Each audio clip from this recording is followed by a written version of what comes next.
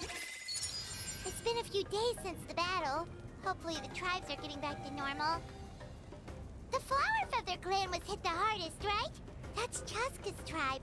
Maybe we should check how everyone's doing. We might be able to help them out.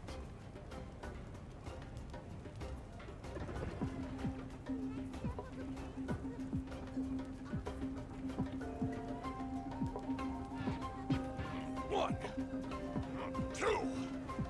Wait, how many beats is this again?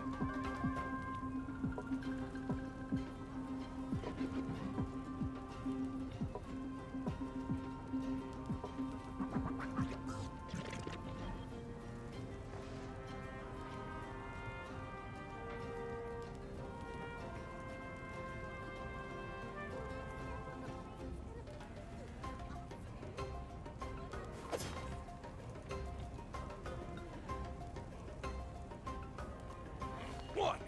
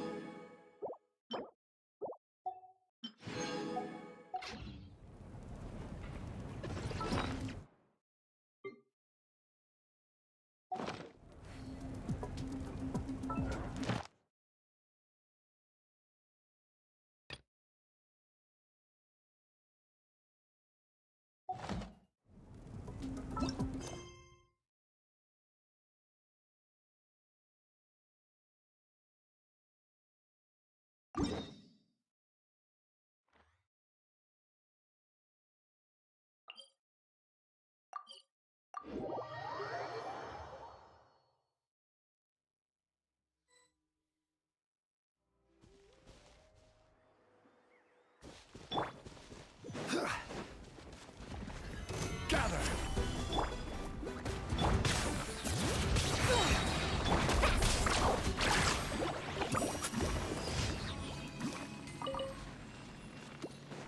Off we go.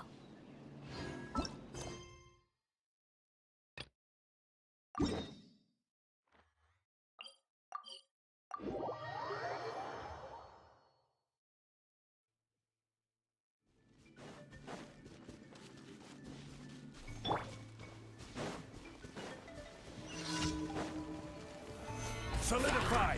Order guide you! Let the mountain's veins boil!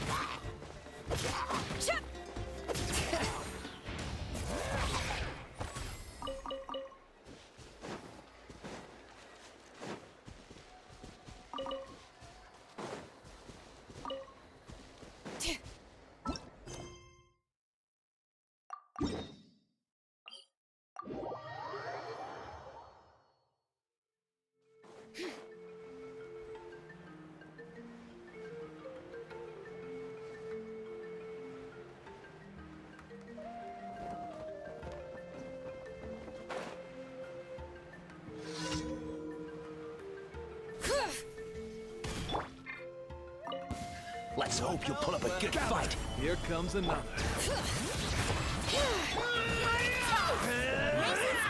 Letting praise names echo!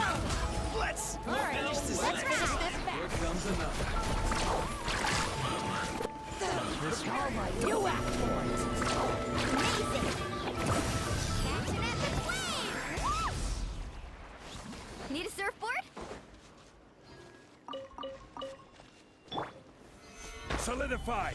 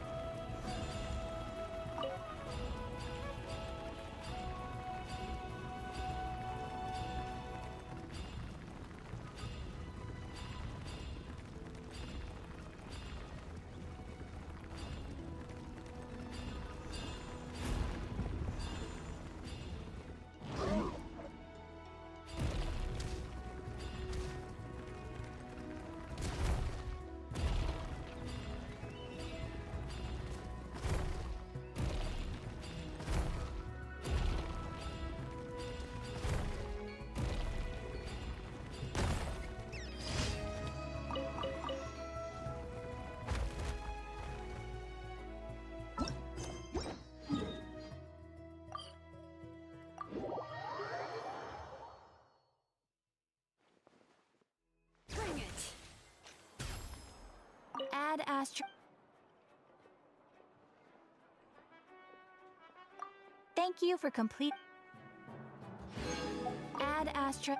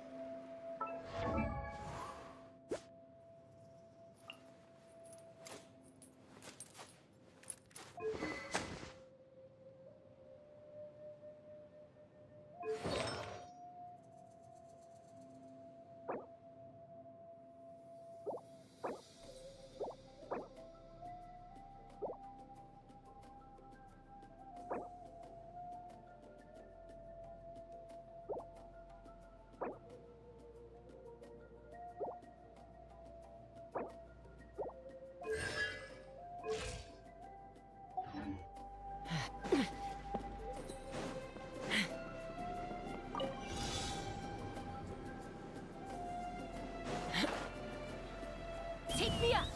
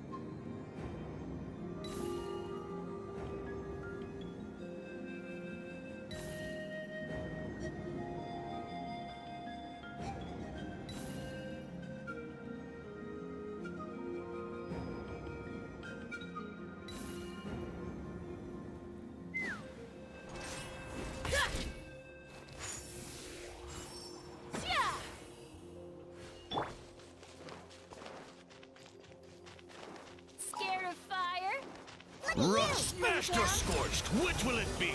Shadow Raven! Boba, get them! Fire in the hole! Let's fly!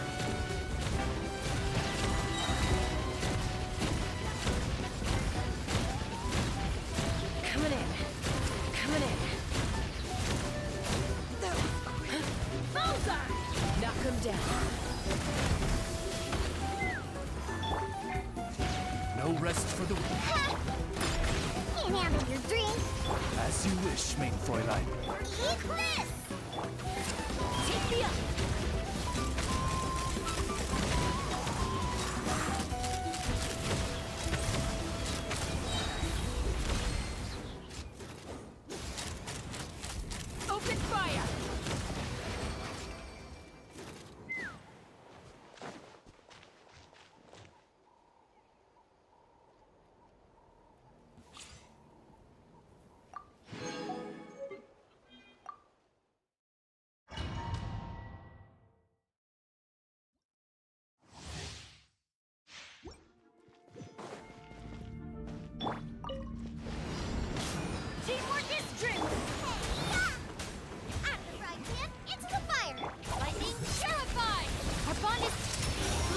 this show on the road. Yeah.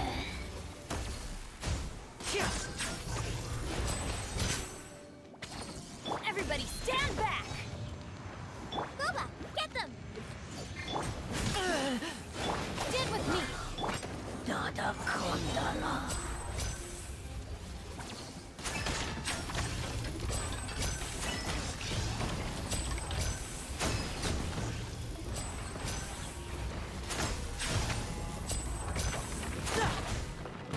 Teamwork is dream! You're toast! Out of the frying pan, into the fire! I'll settle this.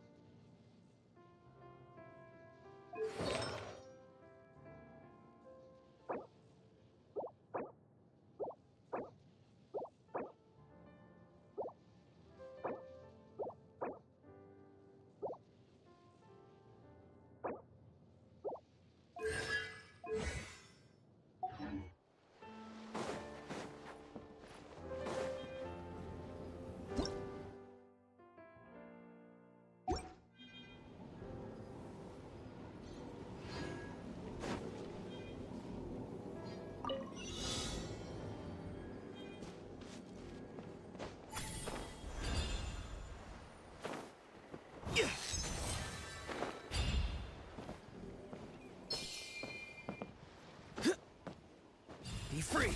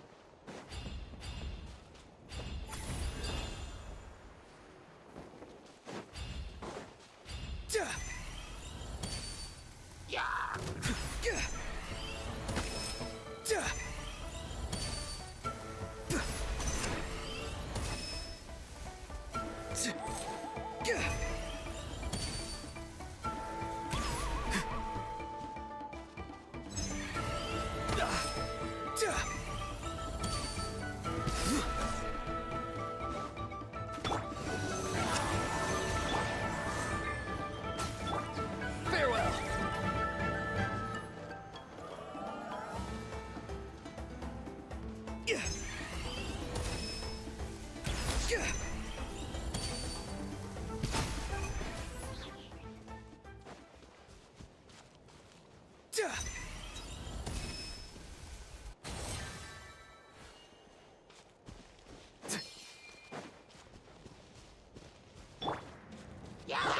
Wings of darkness! Come, sever night from day! Go! You're free now! Not too far now. Enhanced animal module 75. Stand clear. Animal test. Witness the power of Gura! Huh?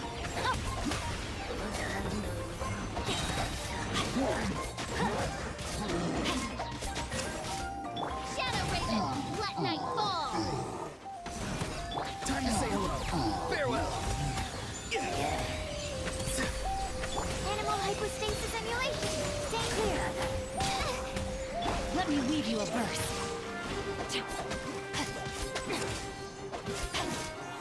Midnight Phantasmagoria! Absorption test. Tell me what you see. Be free. Dada Kondala.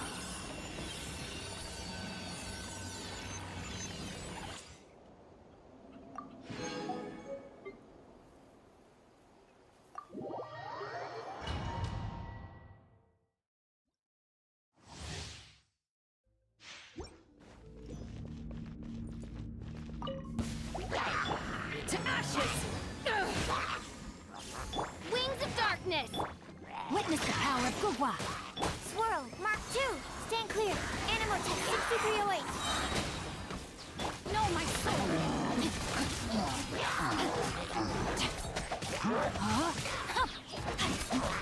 Midnight Phantasmagoria. Brain Cutter. Enhanced Animal Module 75. Stand clear. Power the Python.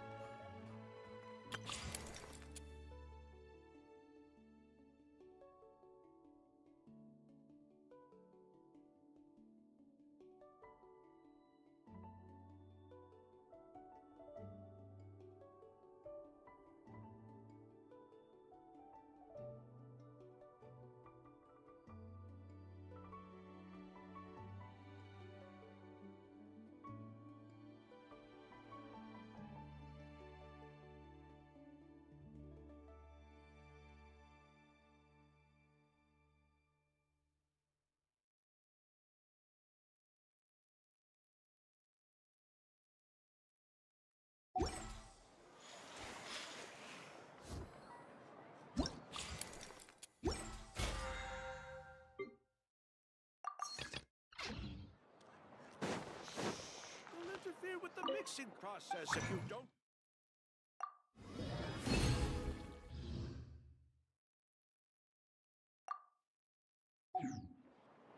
You might want to get a gun.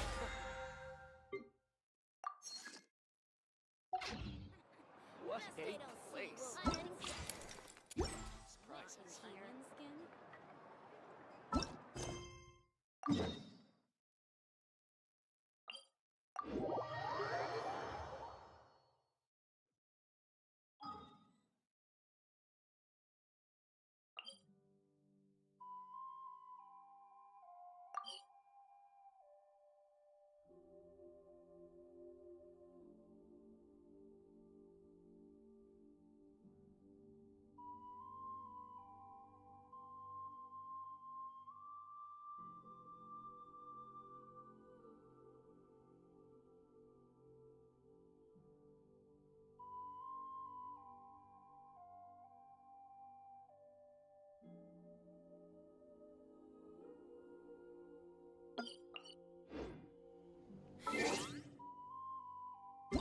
How many commissions?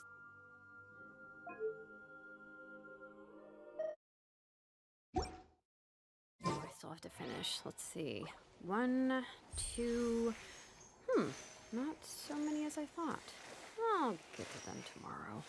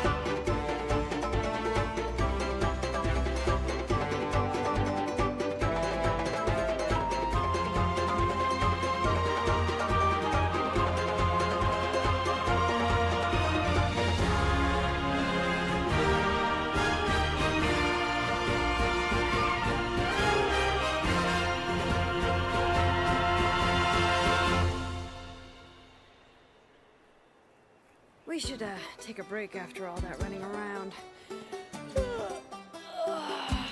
Yeah, let's rest here for a bit.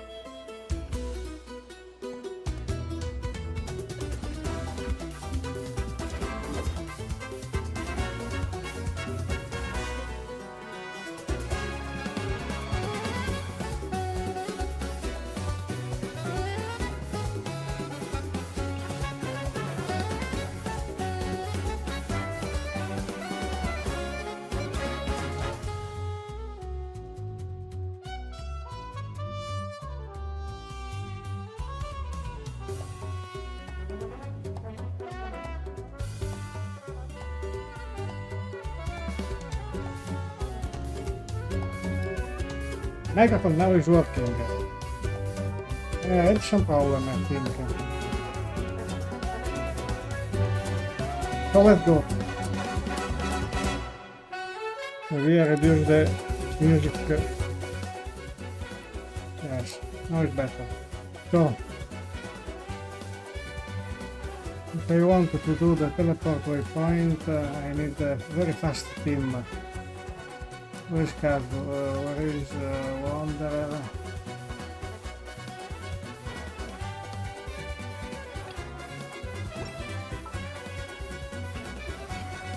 This had better be important.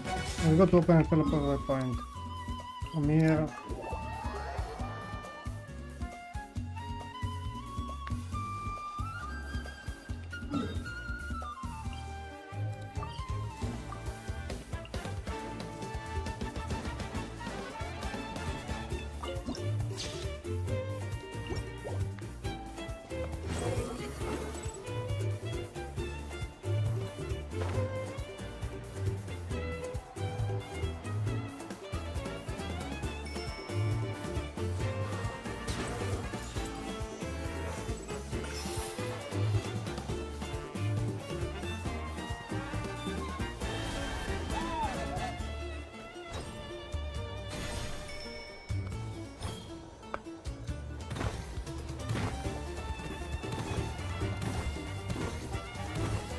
Okay, here there is a puzzle.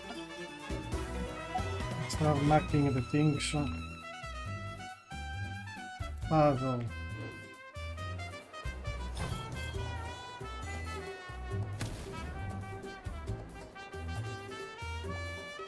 How I can exit from here? Enter a collision.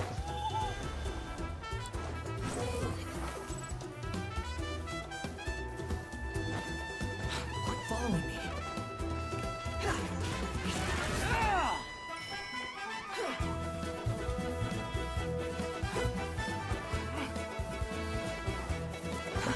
Too slow. What happened? Why happened this? Yeah, puzzle and everything.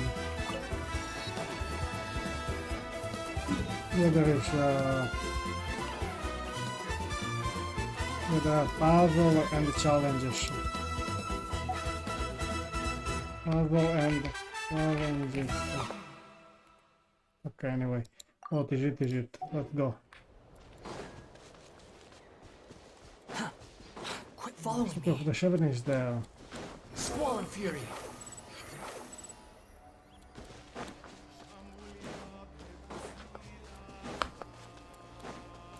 Yeah, there is a lot of stuff here Too slow. to do.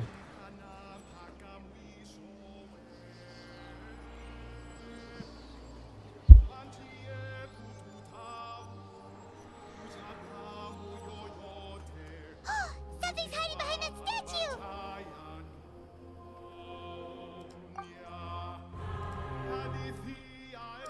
it's a baby Atomisaur!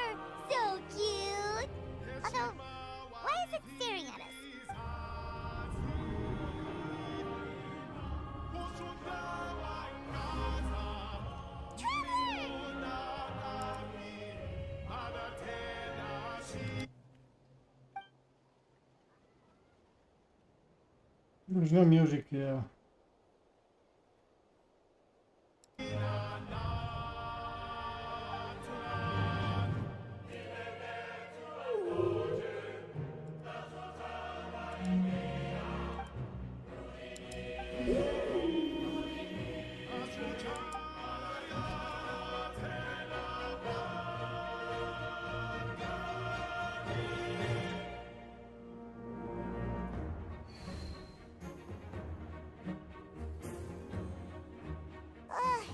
How long was Paimon out?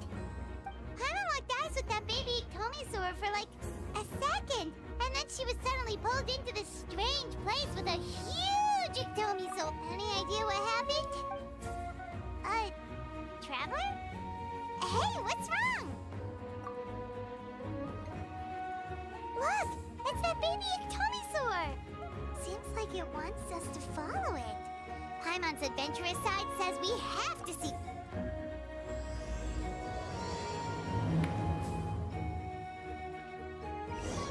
This is another quest.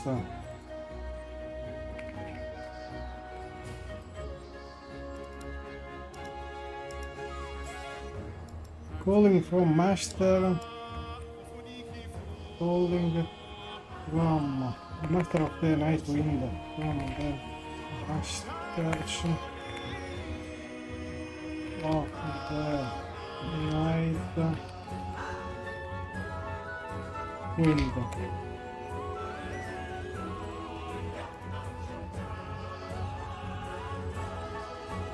Memory.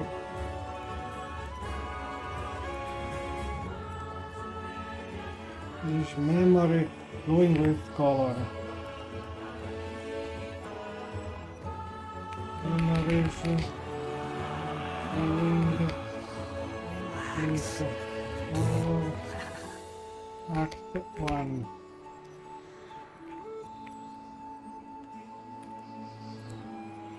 And this is, I guess it is a world quest, a story quest. Story quest.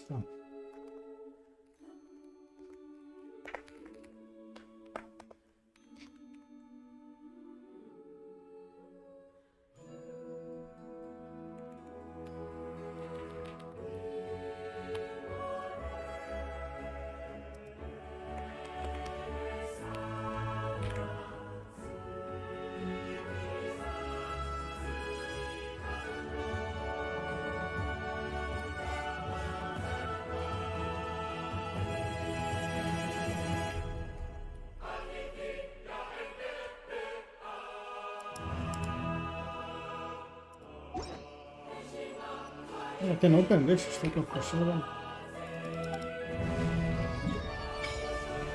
Yes. And then there is even the statue. I have only one. Not necessary.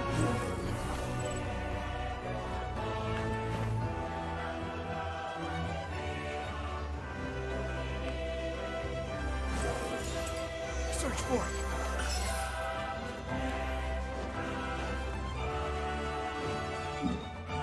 There are the... It's here, it is very far away. Hello Dark, how are you?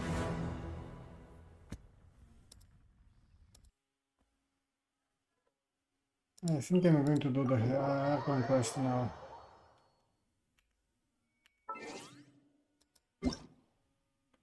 Audio. Good, she looks very good, but I don't know if I'm going to pull her. Because I'm saving for Mavuika. The wind rises. You'll get frostbite. Yeah, so here they are the legend. I don't care the legend. Quit following me.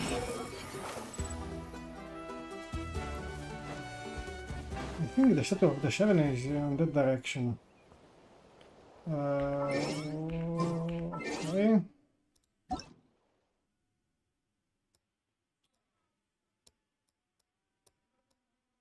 Where are you?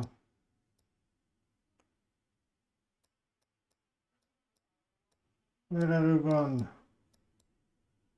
I lost you. Oh my, what? Wait a second.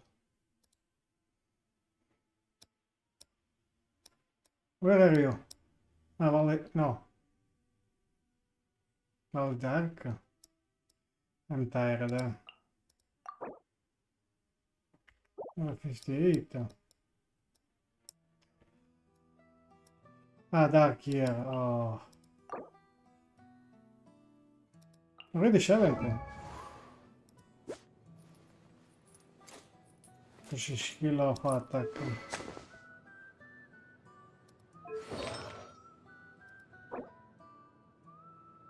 A good artifact. Good artifact. Good artifact. Very good. It's very good. Oh yeah. Oh, it is this one. Don't say no. Squall Fury.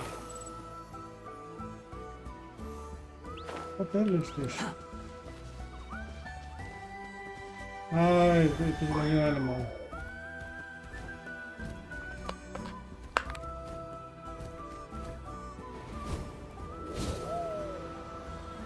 Nice, cool this animal.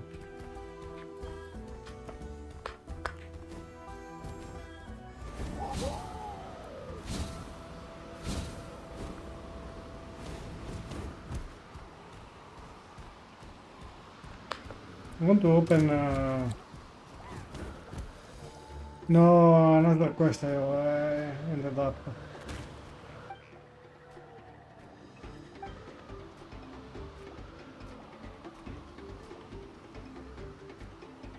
I cannot pull. I would like to get the Chasca to also to get Chasca, but I cannot get her.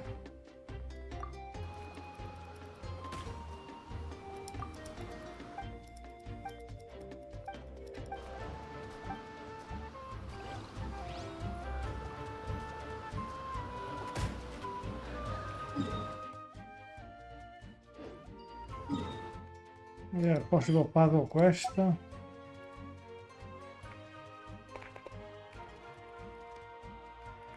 But almost all character from Natlan are very strong.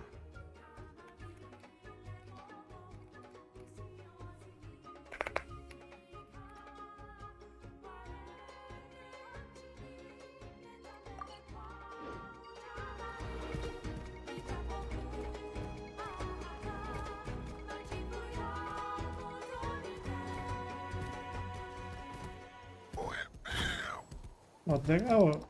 How it got these things?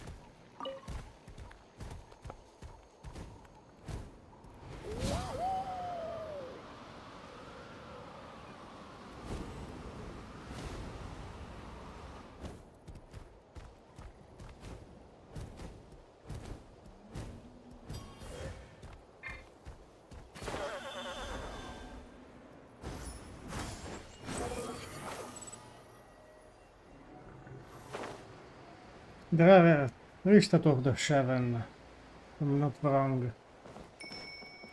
So there is one inside of Follow me. Too slow. there's one inside of a building, I think. So.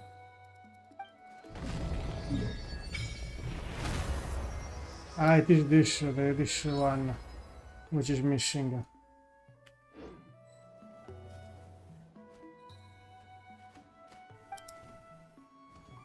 I worship the statue. Ah, there is even another thing, so I forgot. Before going to, I want to do the Archon Quest.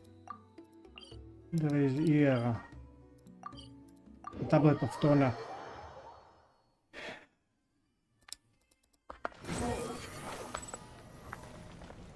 Of toner? No, come on.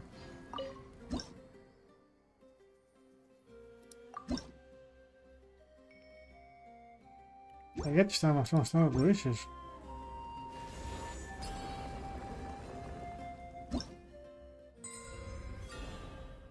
$24.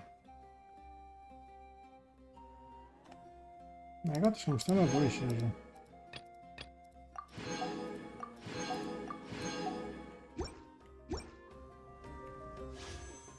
No, I need to shift for Mavuika, so...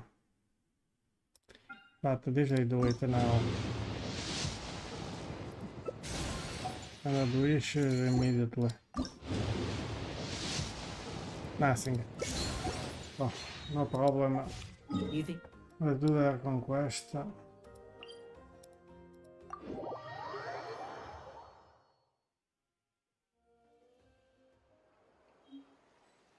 I don't dare Mavuika come. Yes, she's coming. She's coming on 5.3. So I need to save for her. So I want to get her at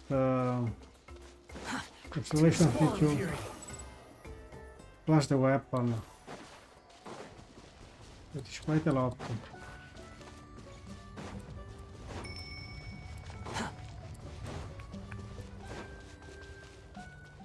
Quit following me. Behold. There's another road quest here. Come on.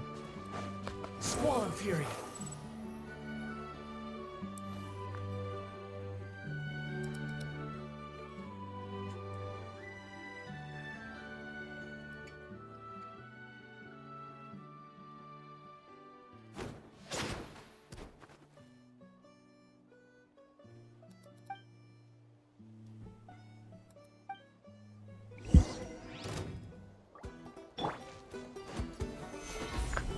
Wait a second, I want to check. What is this?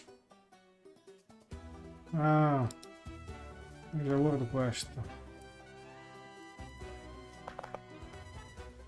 World quest. And the outer steps of the fusion of dragons. And this is Sauro-Vet.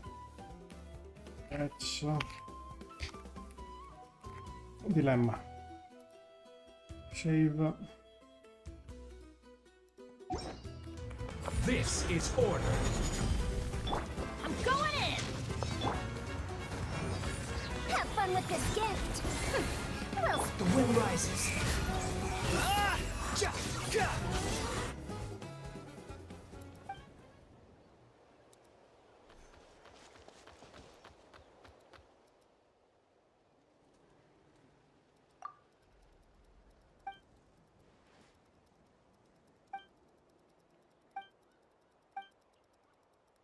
I want to do it later, this one.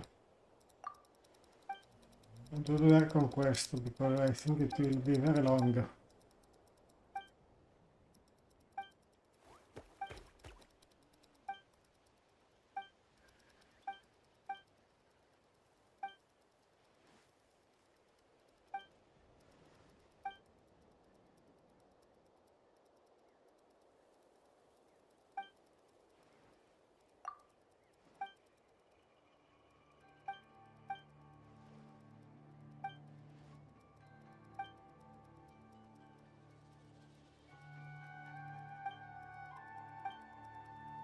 Mascal.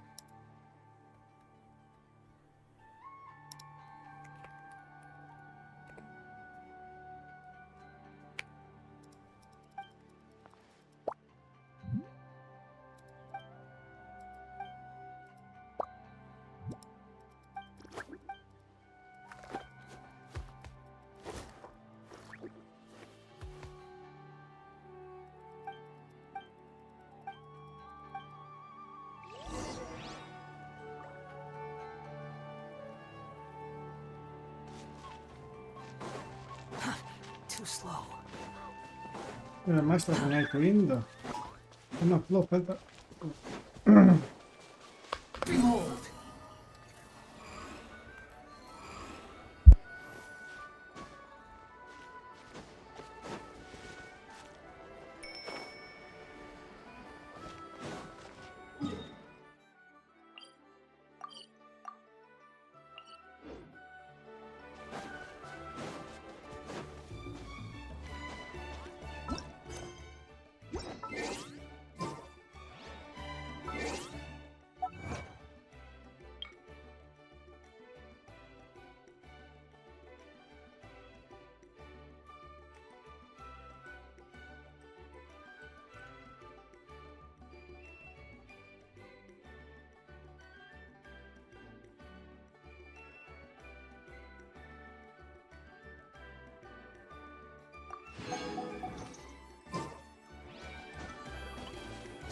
Fury. Wait, isn't that Anson? Wonder what she's doing here. I brought all the stuff over, Coach. What's next? Oh, no voiceover still. Still the same problem. We didn't fix the issue with the All right. actor. I'll start by moving the boxes over. I think we'll take ages to fix I'll the help you. problem. These things can get pretty heavy. Nah, I got this. These muscles aren't just for show, you know. You see that? Perfectly defined. I can lift this stuff up with one hand. Fine, as long as you don't wind up too sore to move tomorrow. I don't want to hear any complaints from you. Just prepare to be amazed. What?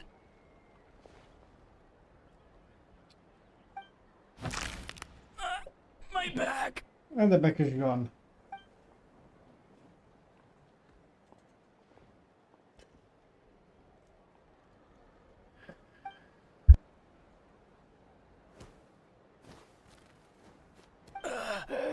I knew I should have trained harder.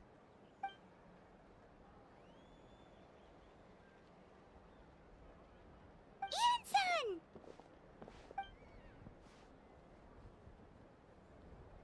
We were just about to ask you the same thing. We didn't expect to run into you in these parts.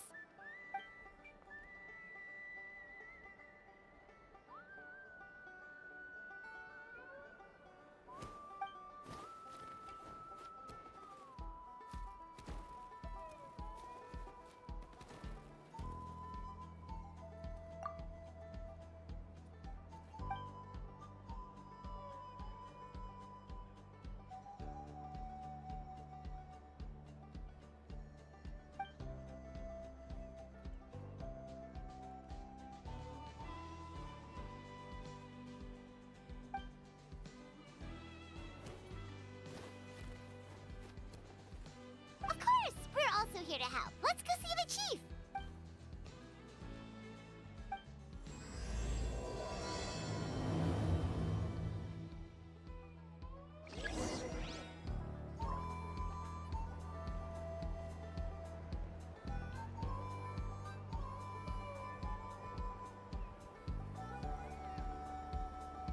There's no such thing as pure Yeah, the freedom music in is this world. very good.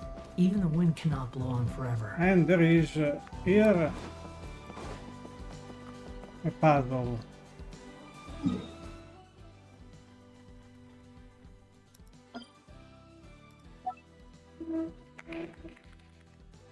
Oh, there are two other tribes.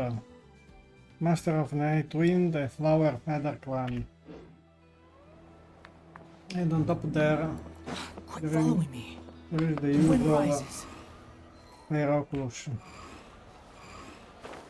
No, this is hard. Squall and fury. Oh, no.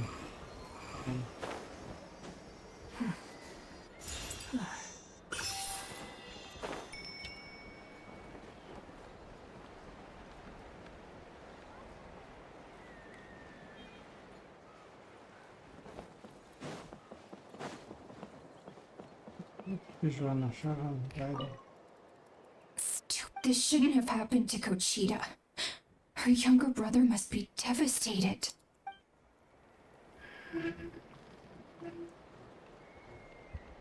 So other characters lose over. This is very fucked up. No.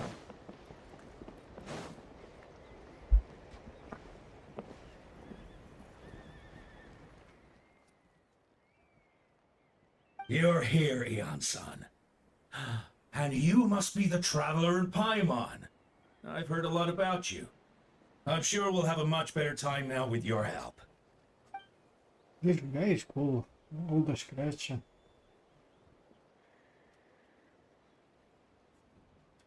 Cold. So cold. Duarte, are you there? I'm drowning, and there's something in the water. He's on the ground, but it almost looks like he's trying to swim.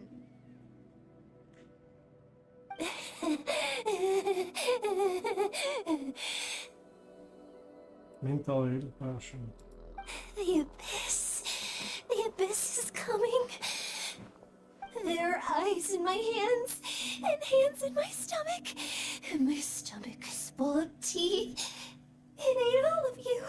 It's coming for me too. But we haven't been eaten. We're right here.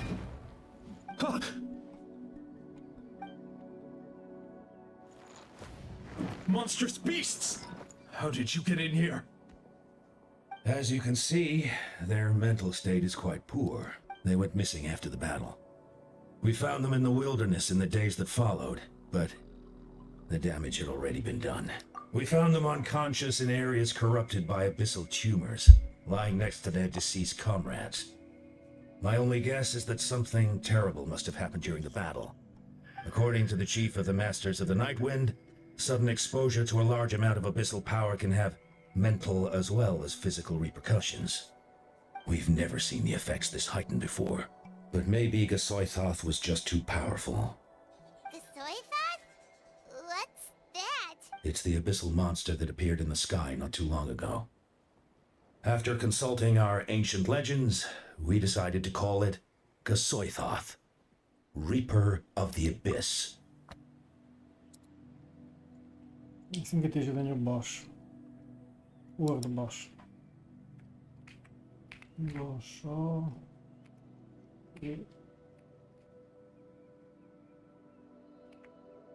Tot.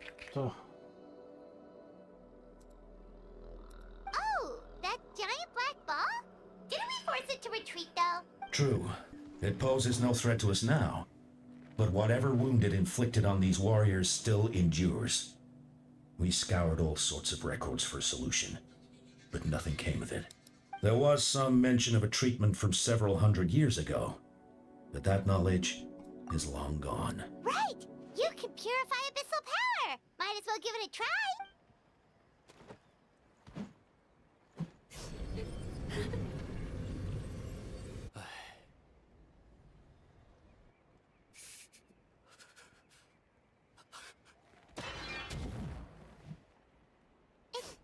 It didn't work? That must mean purifying the abyssal power within them still isn't enough. In any case, thank you for trying. So, what can we do now? You don't tell me my friend is just gonna be like this forever? Come back to me, Gochita! Please, don't leave me like this! We beat Gasoithoth! They survived the battle! Are we really just gonna sit back and watch them lose their minds? What is it, Aeon-san?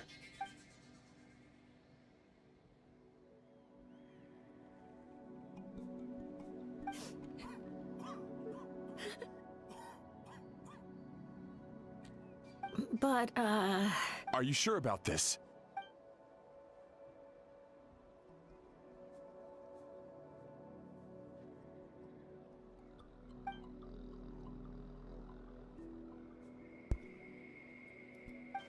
It's just a shame there is no still the voiceover for the English version.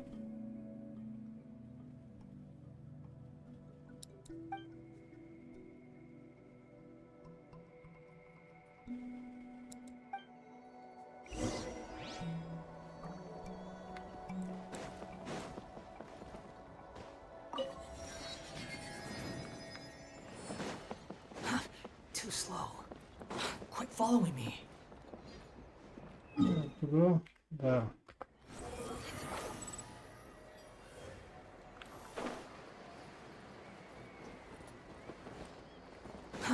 Too slow. There isn't this to do.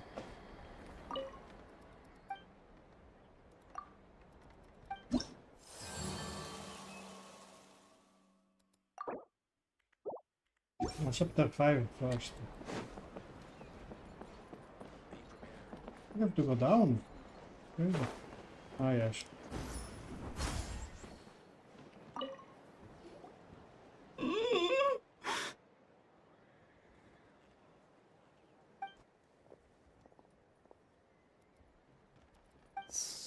dark. So cold. I want to go home.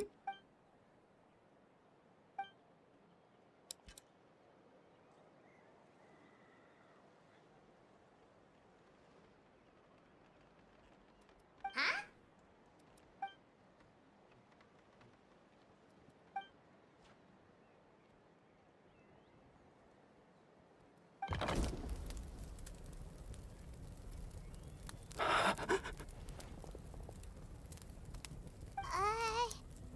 Light.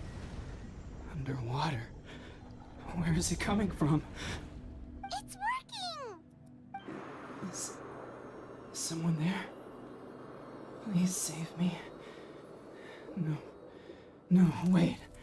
You have to leave this place. The water's too deep. You won't make it.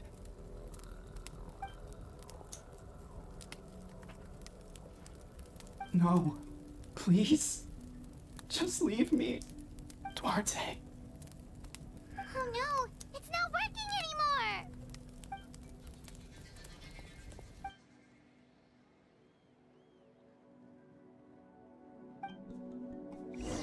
I ask around about Duarte, but... Ah.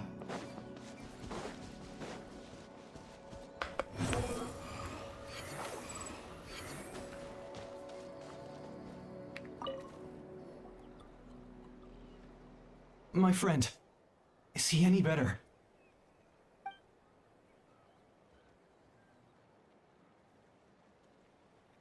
Duarte? Oh yeah, I remember.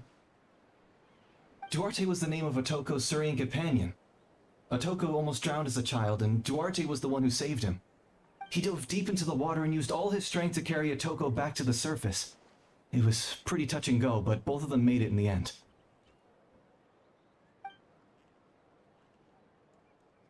Well, you see, Duarte died 4 years ago during an Abyss invasion. He was helping evacuate injured warriors from the front lines, but fell to an ambush.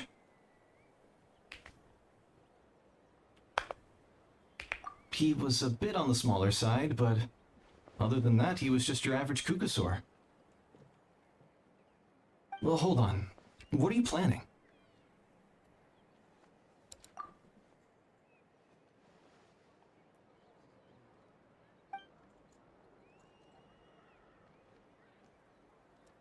No problem. Thank you for looking out for him.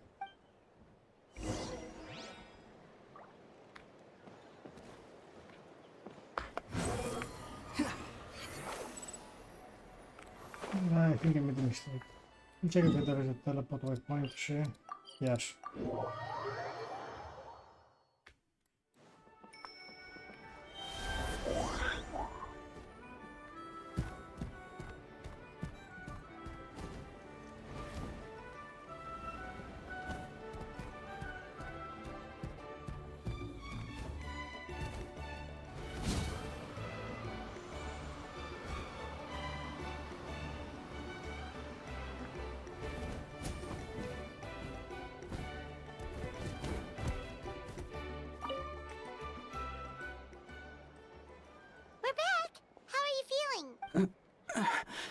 Duarte?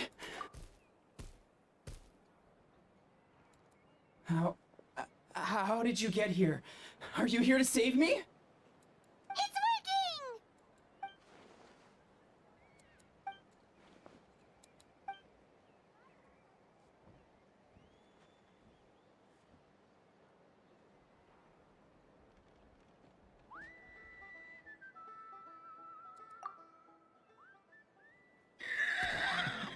You sense it, don't you?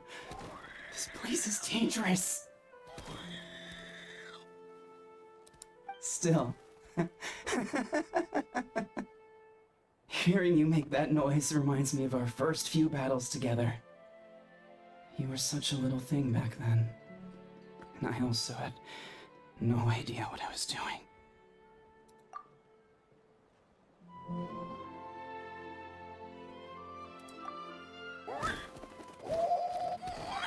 That hurt. Duarte, you have to get out of here. There's something in the water.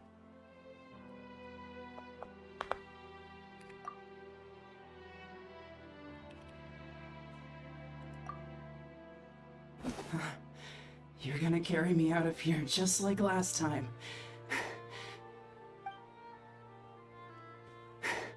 Over a decade later, and you're still trying to save me.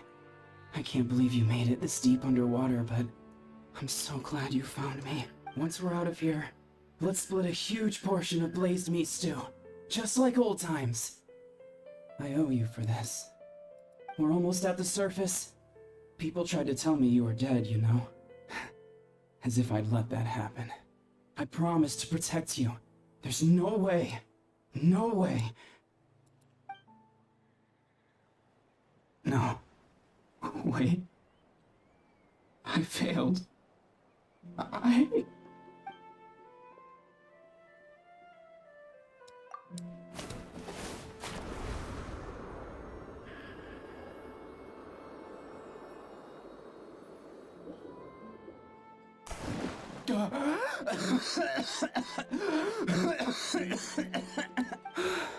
Duarte?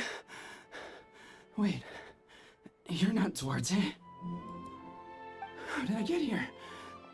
Who are you people? Atoko! He's Kaylee. What's going on? All I remember is the battle against the Abyss, and then I was drowning. And a Saurian that looked like Duarte saved me. How did I get here?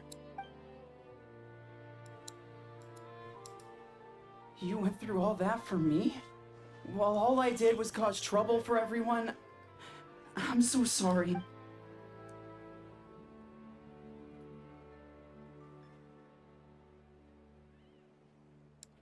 Thank you. I appreciate that.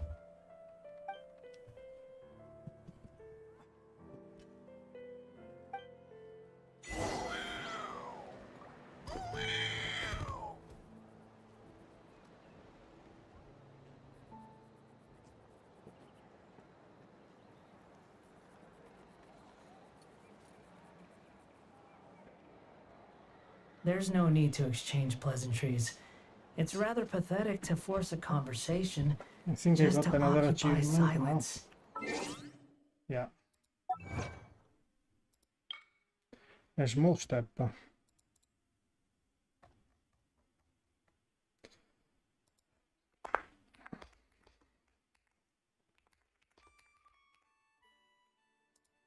Claim.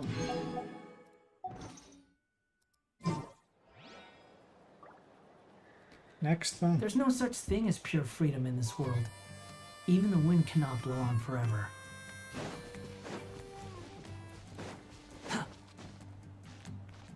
Oh, wait a second, I want to check out on these two guys. The wind rises. Wait, the battle? What happened? Did we beat that giant abyss monster? Hey, don't worry. We won. Thank goodness.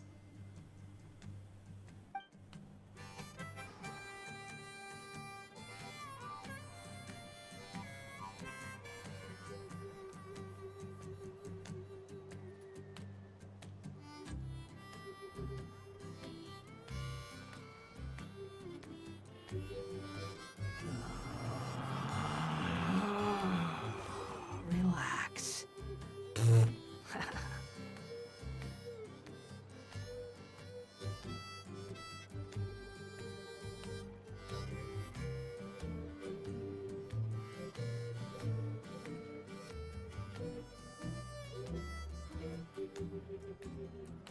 You think I've got a sharp tongue? I just tell it like it is. If someone can't handle it, maybe that's their problem.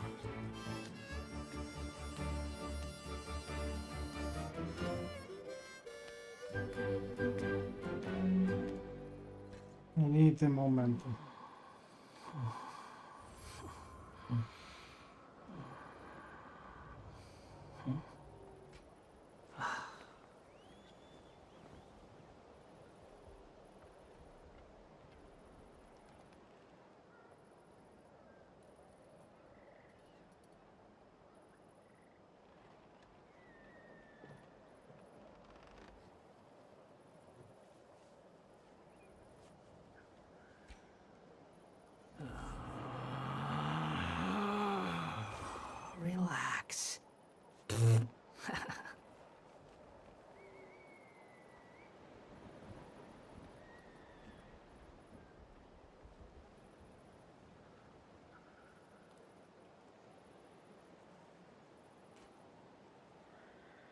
There's no need to Yes. exchange People were pleasantries. doing the It's rather pathetic to force a conversation just to occupy Quest. silence.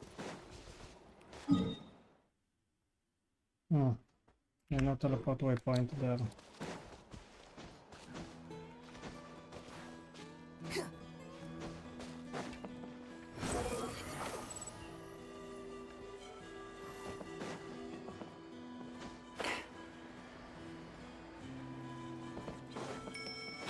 Quick, behold!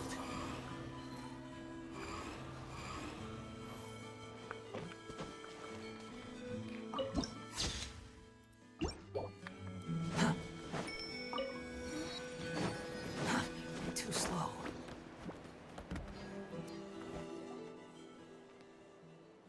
It's coming for me. It's gonna eat me. It's no use. It'll just come back. Nothing can stop it. Nothing can stop the abyss. It will devour everyone.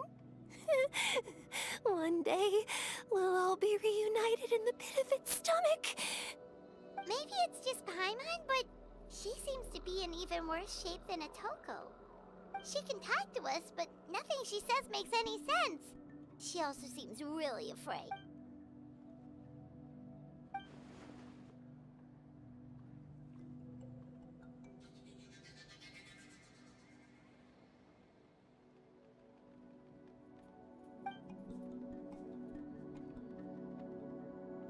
Ion-san, I heard you cured Atoko?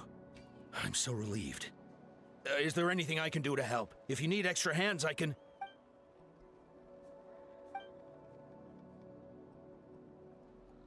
I think you're onto something. The mental distress does seem to be connected to pre-existing fears and anxieties. Kochida doesn't like it when people talk about her past. But the situation is urgent. So, I guess I'll be the bad guy. Ion-san, do you believe there are people in this world destined for battle?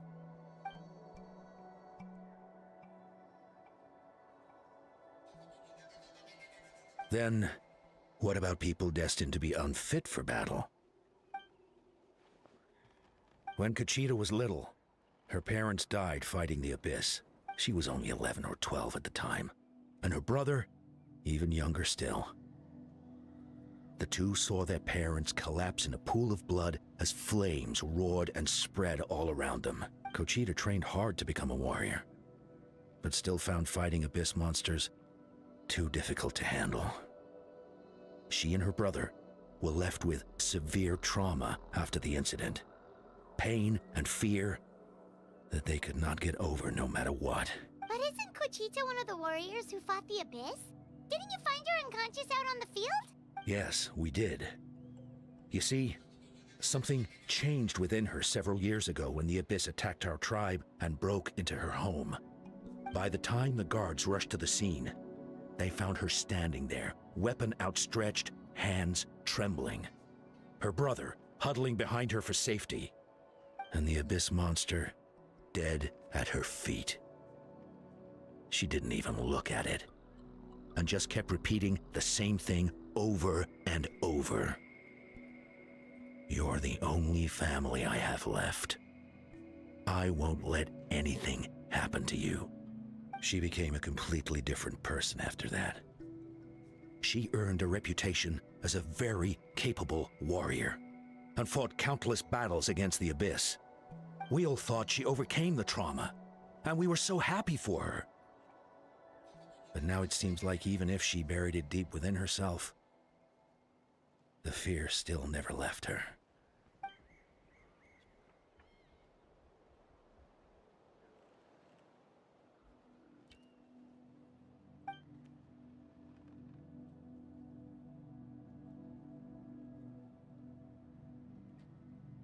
How can we help her?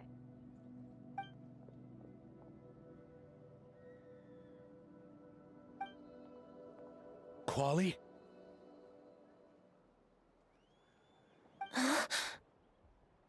Quali, what are you doing with that weapon? Show me the monster that hurt you! I'll make make it pay. I'm going to protect you this time. Calm down, Quali. That monster is already... I can do it. I don't care what it takes. I just want her to get better. She's the only family I have left. Family?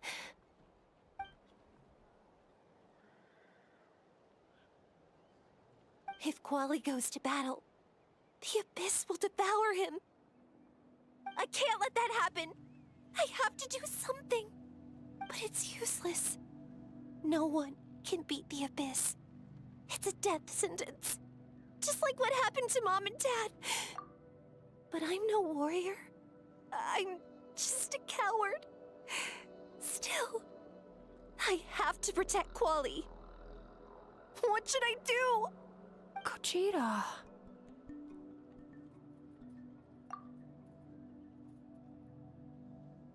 Fight it. One more time?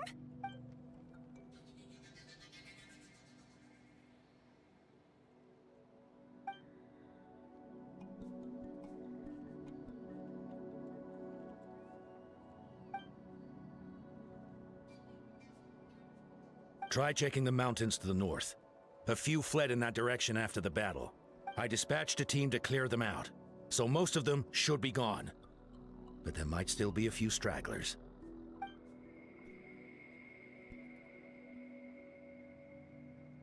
There's no turning back. I have to face it, even if it will devour me whole. I'm coming too. I'm not letting my sister face this alone. Not anymore.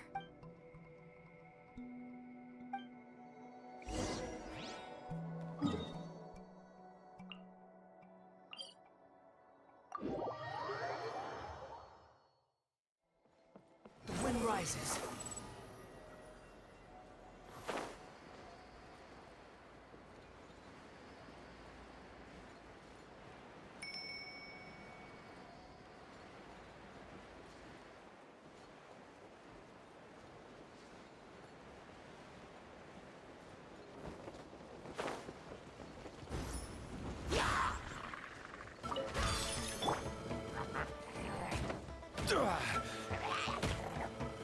Stabilize! Behold!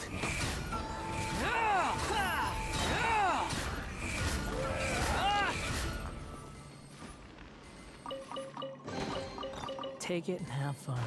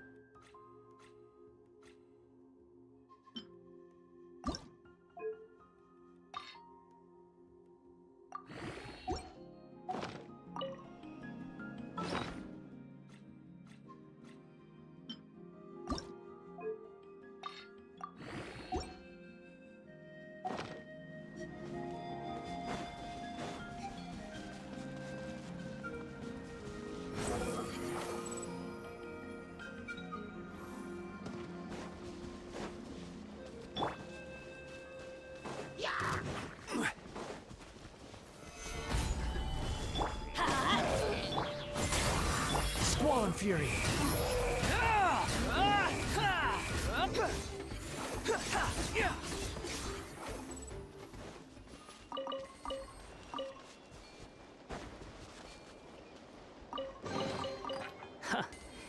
You even want this?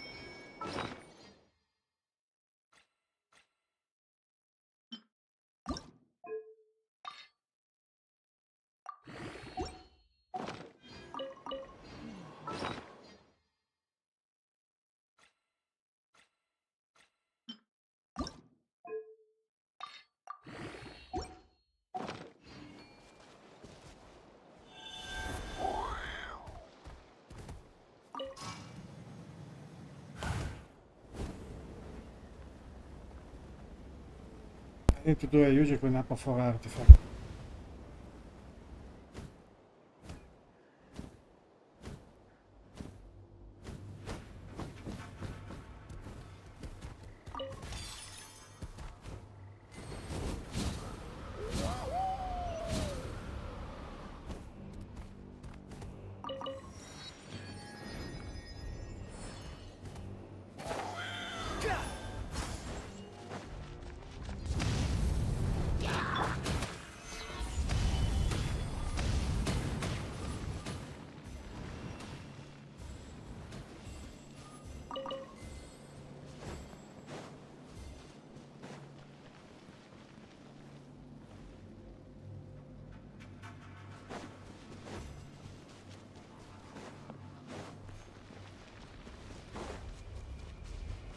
The wind rises.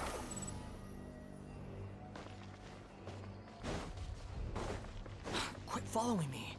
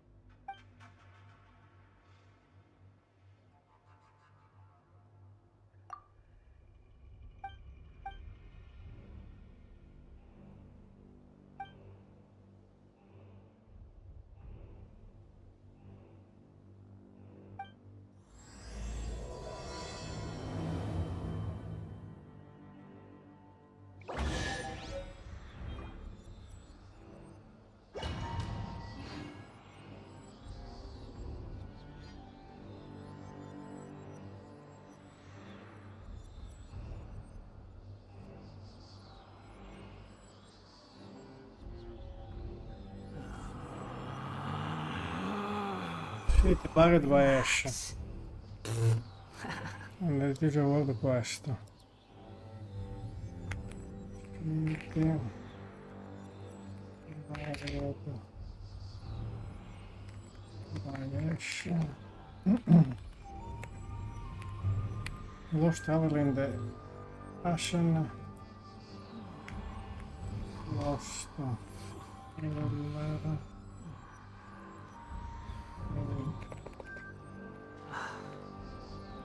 Okay.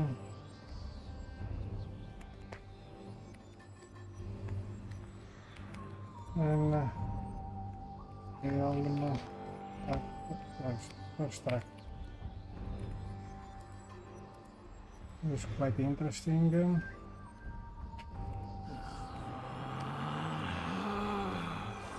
Relax.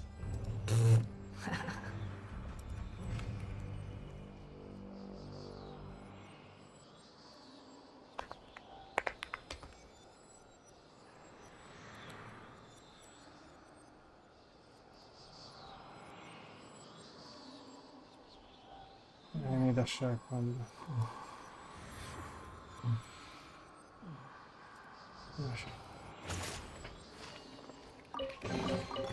Huh. You even want this?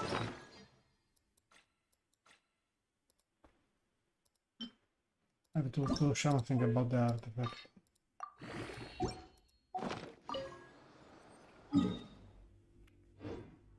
Ho fatto troppo come point.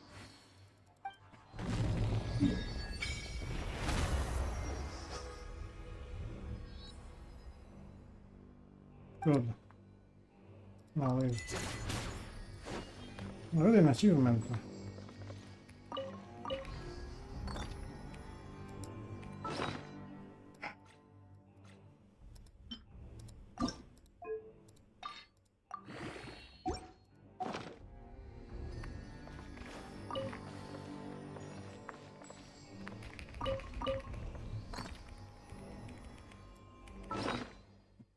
Damn.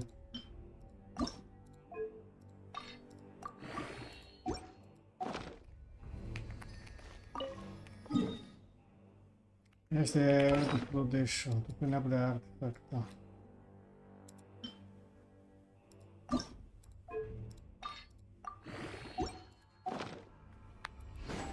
Teleport to a point on. Okay, no, there is another artifact on here. I hope not, yes.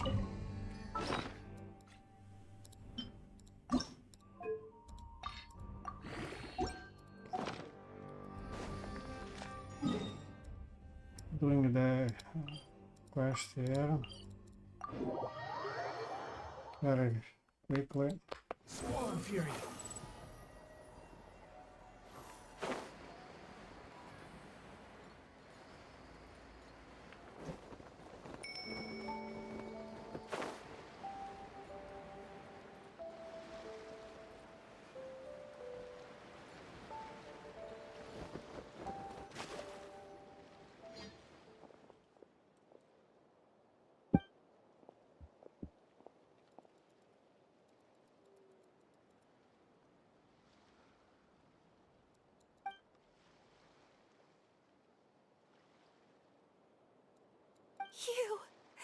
You were the ones who killed them! As a kid, I thought my parents were invincible. They were always so strong and gentle. They seemed like the most powerful people in the world. But I can still see the image of them collapsed at my feet that night.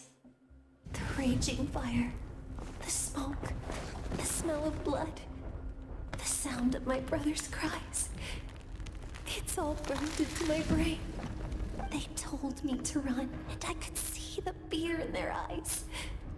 I've been running from my fears ever since. But why didn't my parents run? It must have been because... You can do it! Because of our family. When you have someone to protect, there's no backing down, no matter what.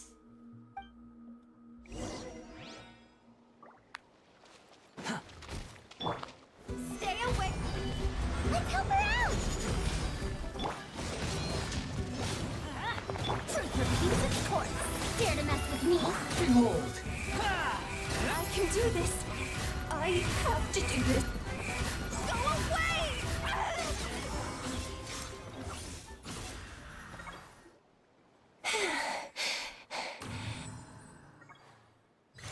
Where are the rest? Where are they hiding?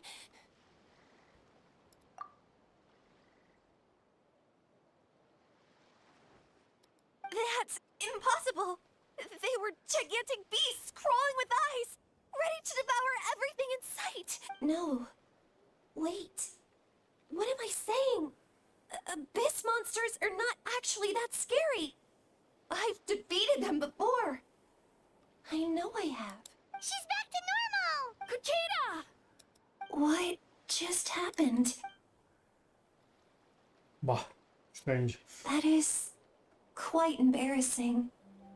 Sorry about that. I've always envied warriors who don't get scared or feel lost.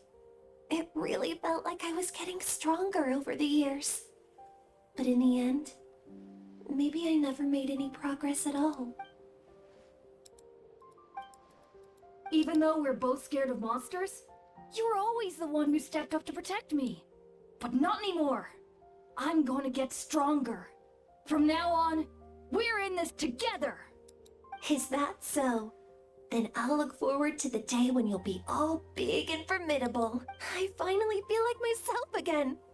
I couldn't have done it without you all. Thank you for everything. I think I'll rest here for a bit. I don't think I can make it back to the tribe just yet. I'll keep you company.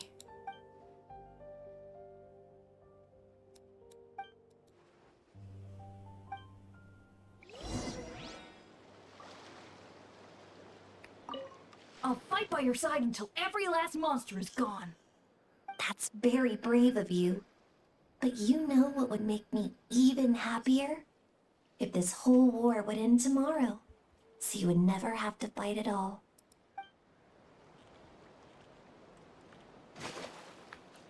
There was something there. Ah, yeah. Swollen Fury.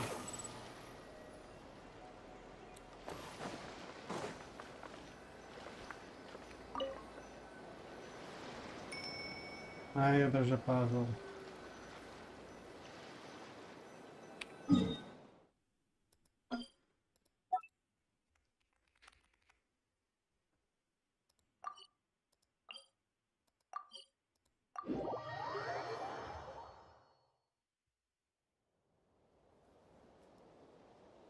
Atoko's all better. Did you hear? Really? Yes, really.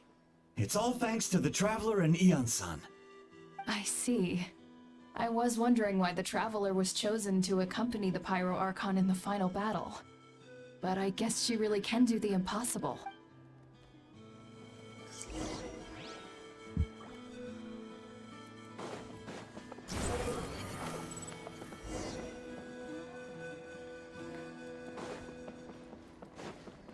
So all those rumors about the Traveler... Kuchita's getting better too.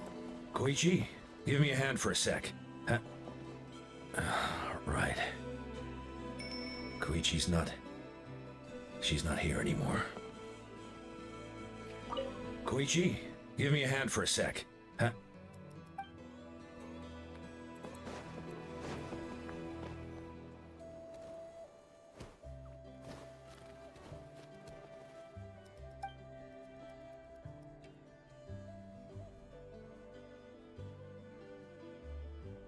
Yeah, honestly, Paimon was at a complete loss when she saw so many sick people on the hot air balloon platform. We only found a solution this time because you kept her cool and took control of the situation. You deserve most of the credit.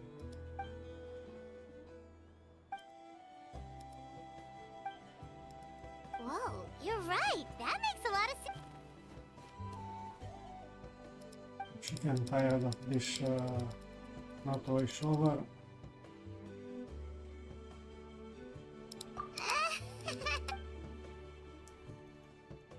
That sounds like something Paimon could do, but would that really change anything?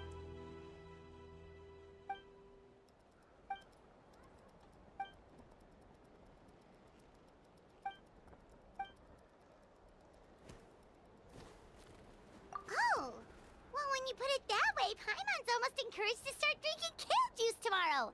No, today. Paimon will start today. You're amazing, Eon-san. You really make Paimon feel like she can do the impossible.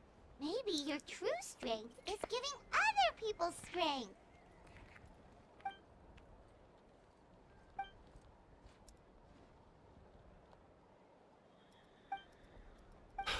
Kian-san! Bad news! Okolan is out of control!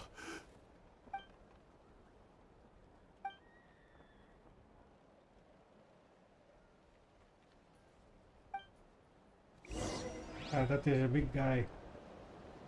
If it was a teleport weapon, yes.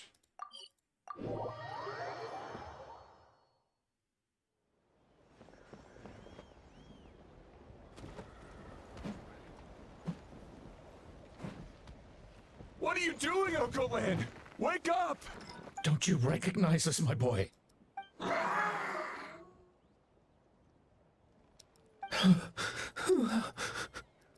The Abyss monsters are everywhere. Everywhere. They've taken over the tribe. No corner is safe. Did we lose the battle? No. It's pointless to think about that now. A warrior only has one job. Fight until the very end. Careful! He's not himself! Okolan!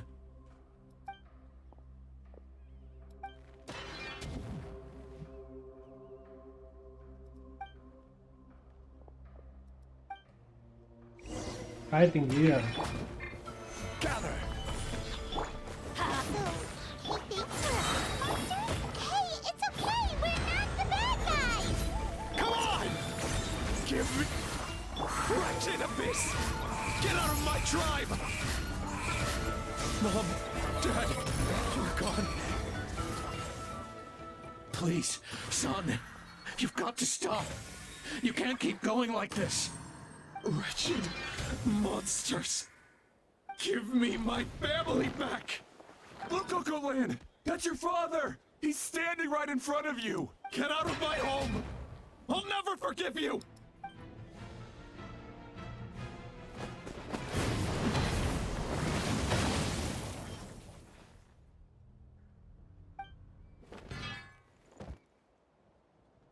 Are you alright, sir? I'm fine. Please, don't hurt my son. He's just trying to protect his home.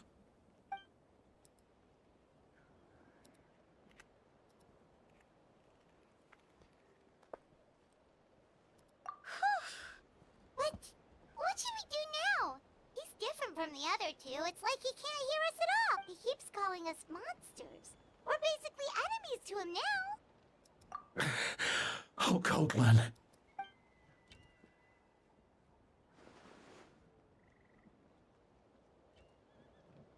Abyssal corrosion syndrome. 500 years later, and it's resurfaced again. Oh! Huh? That voice! Captain. Il Capitano.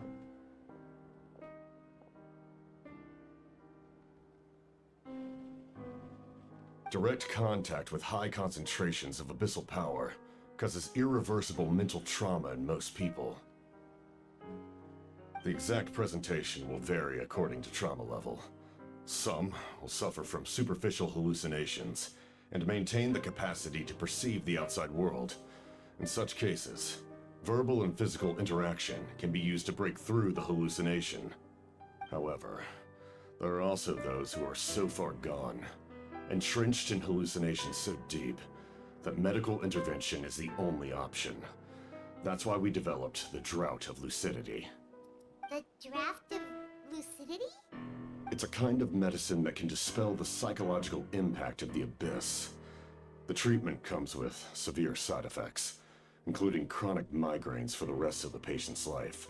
So, it's reserved for the worst cases. This man is a devoted warrior, one not easily swayed from battle. That is precisely why it's so difficult to pull him out of this hallucination. If you trust me to be true to my word, give him this. Wretched monsters! Setting up an ambush! Give me your worst! It's either your end or mine! Hurry! He's awake! Please, give him the draft.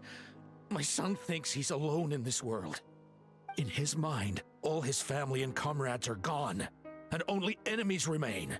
There's nothing more painful for a warrior than losing everything you fought so hard to protect.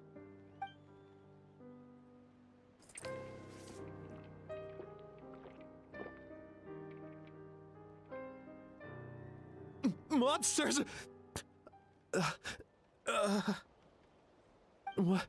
What's going on? Dad? What are you doing here?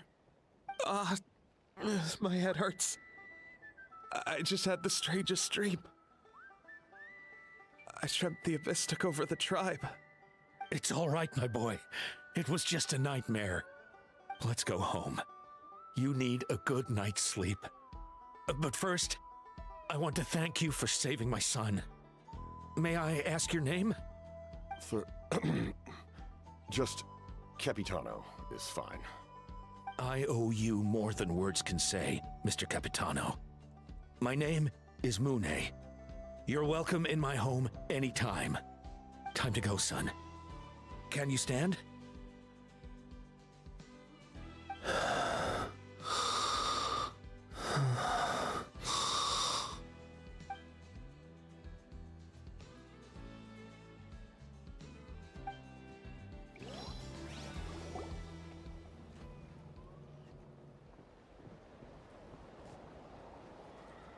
Thank goodness everything turned out all right. Think nothing of it. I agreed to offer you my aid, so this is merely a part of that duty. Besides, I care deeply about this land. Right! When we were with Mavuika, you told us you and your soldiers defended Natlan against the Abyss 500 years ago. That's right. My desire to protect this nation remains unchanged. When my platoon arrived in Natlan 500 years ago, like you, we were true outlanders. But as time passed, I encountered the people of this land and witnessed their desperate struggle against the Abyss. Though many of the warriors were rash and inexperienced, they were steadfast and fearless in battle, willing to do anything to protect their fellow citizens, oftentimes with complete disregard for their own survival. Just as I fought for the glory of Conria, they fought for the survival of their nation. We happened to share a common enemy, so I decided to offer my aid. We fought side by side to the very end. I traveled to many places after that, but I never forgot this land. Even now, my work in Natlan remains unfinished.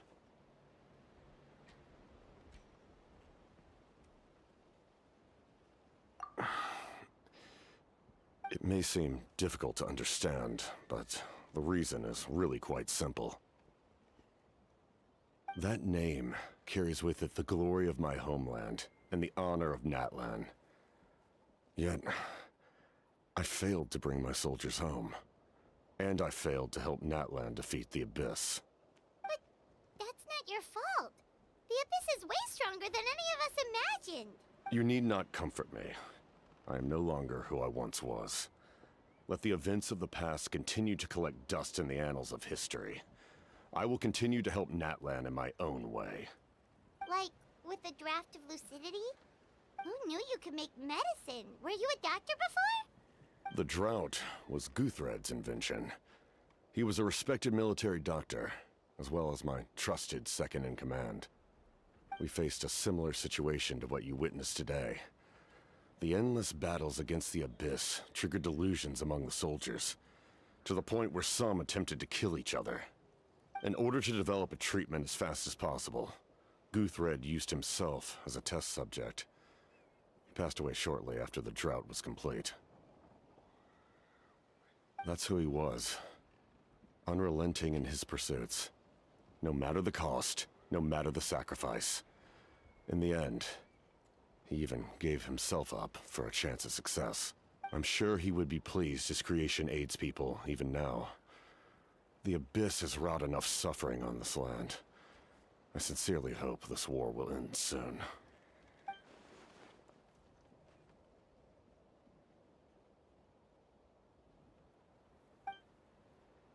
Stop worrying about other people's survival, about their losses and sacrifices. You just need to win. That must be why I've returned. For this moment. Please finish what you set out to do, Commander.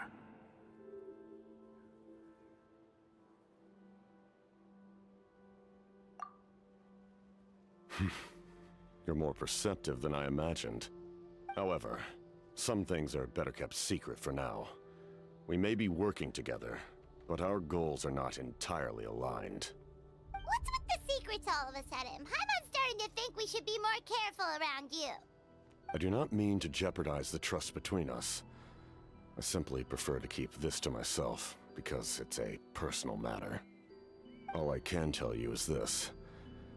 Natlan may have survived the worst of the crisis, but the souls of this land are still not at peace. And that is why my work is not yet done. Well, if it's personal, then we'll just have to trust you. If you have other questions, I'm willing to answer them. Wait, like anything? Hana wants to know how you eat with the mask. Anything you want to ask, Traveler? Natlan must pay the price for Mavuika's use of the Ruler of Death's power. That price is death. And only Mavuika's death can clear the debt. Even now that the war's over and the threat to Natlan is gone, it looks like that death is still set in stone. In the garden cultivated by the gods, flowers and weeds grow side by side. When the weeds compete for nutrients in the soil, the gardener intervenes to inhibit their growth. I'm not one to pass judgment based on my own standard of right and wrong. But it is an undeniable fact that she is responsible for my suffering, as well as that of my people. If that explanation is too difficult to understand, allow me to show you exactly what I mean.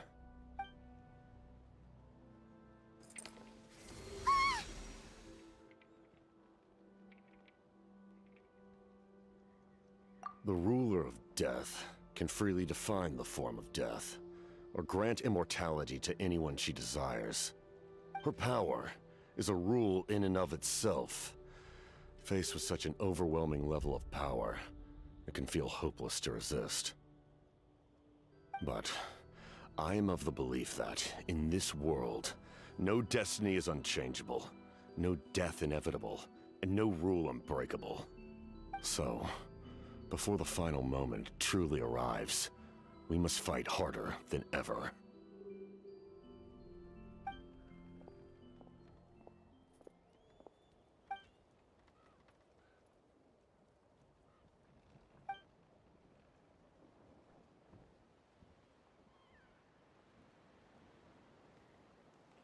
Oh, did something happen?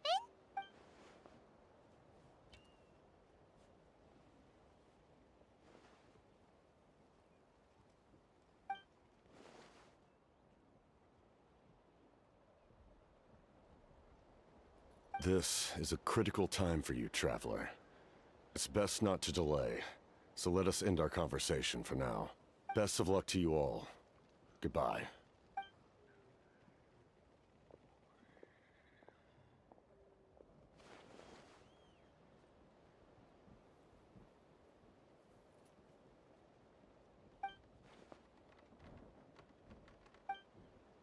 So in the end, the captain still hasn't told us his real goal. He kind of reminds Paimon of someone we met recently. Oh, right, the Lord of the Night! They just seem so tired, you know? Since they've both been alive for many centuries, do you think that's just what happens when you've been alive for too long?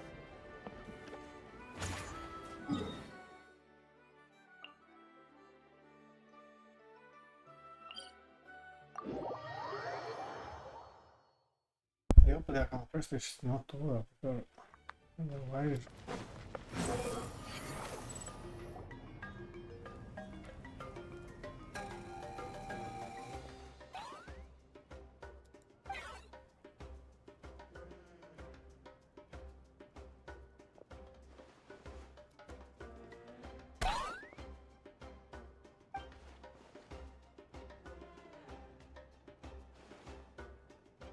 Kanich, Kachina, Mualani?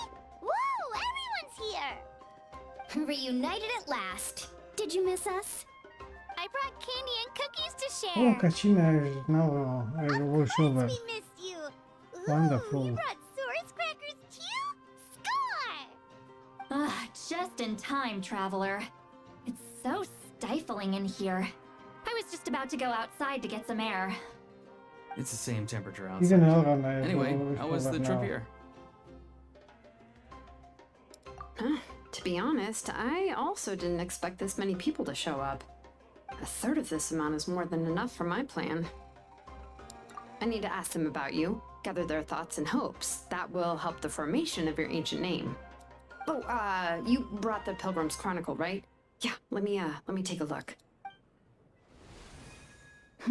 Okay. The progress looks good. We have enough people, so let's get started. Sorry I'm late. Chasca showing up late for something? That's a first. I had to follow a group of monsters further than expected. When I got back, I heard about what you did for my tribe. Thank you.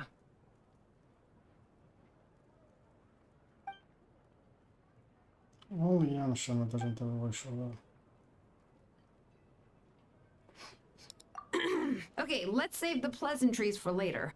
Everyone's here, so let's get started.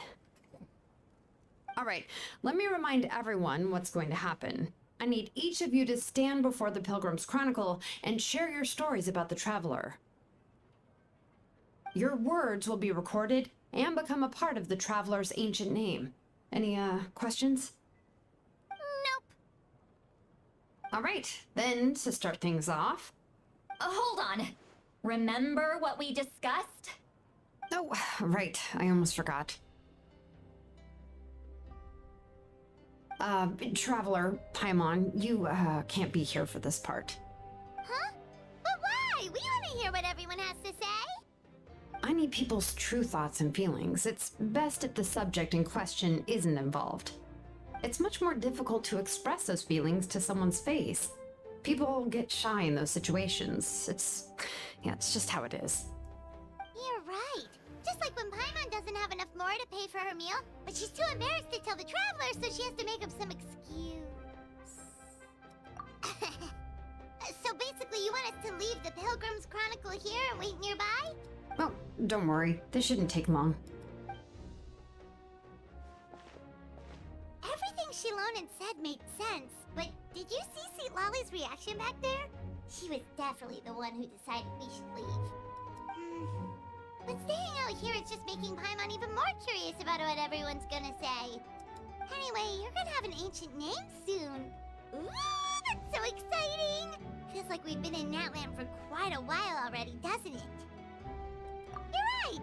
If only Paimon could say a few things about you in there. Well, looks like you're about to have that chance. Shilonen, is everything all set? Almost. We're just missing one last thing. You've been by the Traveler's side the longest, Paimon. We need to hear what you have to say. But Paimon's not from Natland. Oh, it doesn't matter. As a Traveler's companion, your contributions are extremely important. You're the perfect person to finish the story. Sorry, Traveler. I just need to borrow Paimon for a second. It should be quick.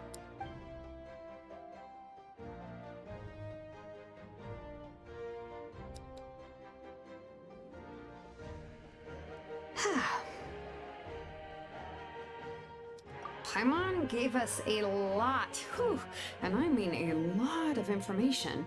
I'm not even sure the Lord of the Night managed to get all of it. Well, we've been to 6 nations already. Here, you can have the Pilgrim's Chronicle back. I'll need it when I forge the name, but you can continue your adventures in the meantime. And when the time comes, I will forge you an ancient name unlike anything that's come before, so that you, Mavuika, and Natlan as a whole can finally put an end to this endless war. It is already over. What is shed?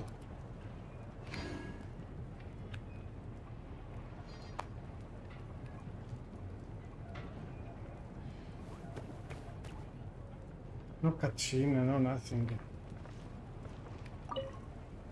I'll need the Pilgrim's Chronicle back when I'm ready to forge the name. If there are still adventures you want to record, better finish them before then. I hope everything will go well. I swear, even I'm starting to feel nervous now.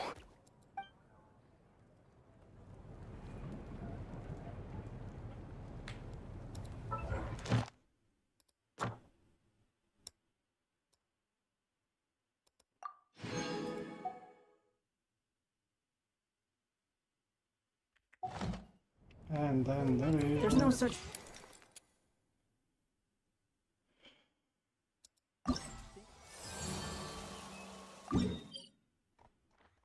This.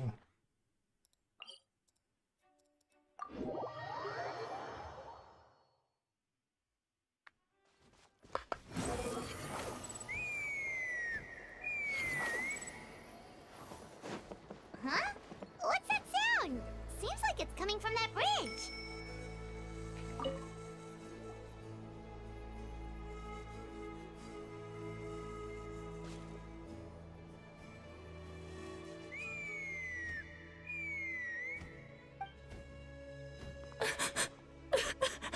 Oh no! Why is she crying? Should we go check on her? You know, just in case she's thinking of doing something stupid. I'd leave her be. The warriors of the Flower Feather clan are a proud bunch who never show their vulnerability in public, even if they've gone wingless. Oh, Chasca? Good to see you again, Traveler and Paimon. Before we carry on, let's get a little further away before Koyer notices us.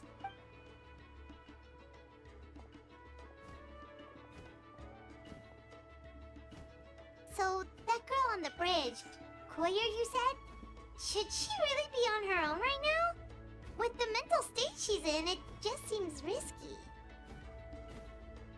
Don't worry. That's exactly why I'm here. Elder Alpa sent me to keep an eye on her. If she does attempt the unthinkable, I'll swoop in and catch her. I doubt it'll come to that, though. She's a fighter. A warrior, in fact. One who aimed for the sky. However despondent she might feel now, I'm confident she'll get through it. Well, in the Flower Feather clan, there's an elite flying squad made up of Kukasaur riders, but it's an extremely selective squad. To become a rider, you need to undergo a trial, where you not only demonstrate mastery of the relevant skills, but also win the approval of the Kukasaurs.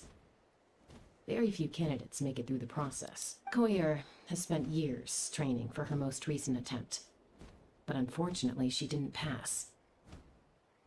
So it's not hard to see why she's so upset.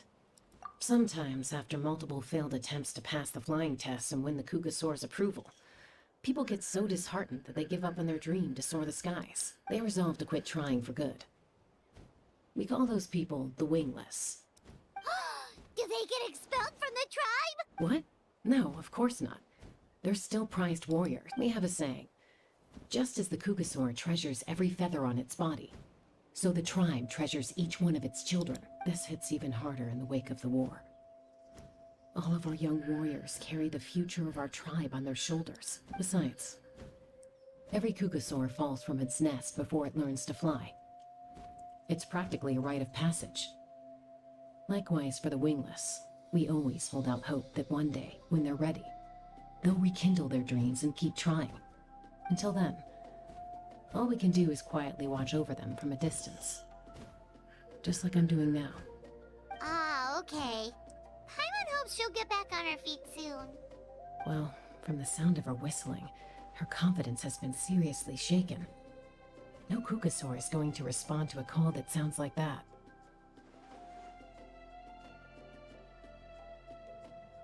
Yeah.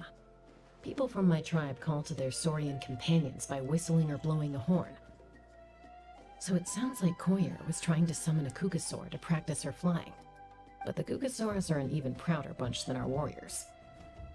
They would never respond to a lackluster whistle like that. First she failed the trial, and now she's struggling to even summon a Kukasaur. That's only gonna hurt her confidence further. And getting trapped in that vicious circle is the kind of thing that'll make people go wingless. Surely there must be something we can do to help. That's very kind of you. Koyer's flying skills are up to par, but mentally she's stuck in a rut. If she wants to return to the sky, she has to overcome that for herself. I'm going to lay low nearby, just in case she takes a turn for the worse. Let me give you a tour around the tribe once this is all over.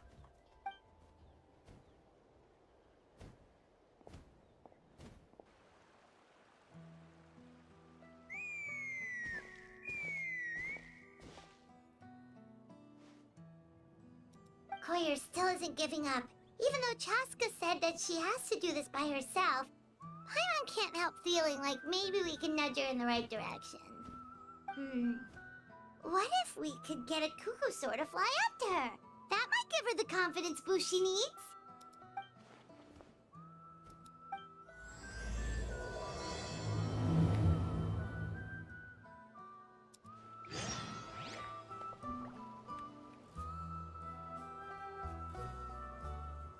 The Wingless One of Tlalocan.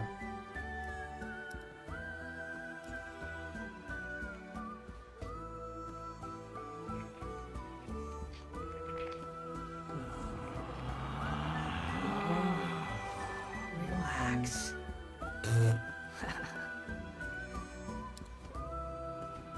I need a second.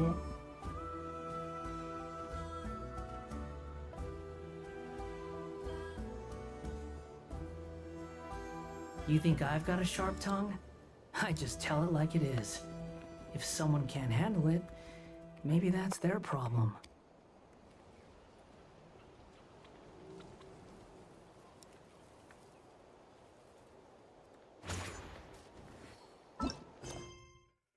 What the hell?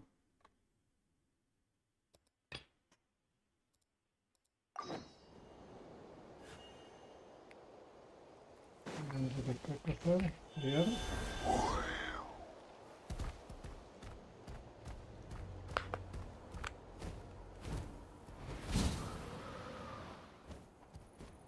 It's a Cuckoosaur. Oh my gosh. Is this really happening? I did it. I summoned one.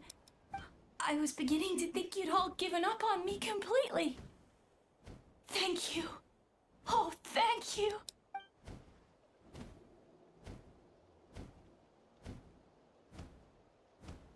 Excuse me? Would you mind if we did some flying practice together? Right now? I think I know where I went wrong in the test now. I need to maintain a higher speed on my turns. So, I just gotta practice my bell tail slides and split S maneuvers.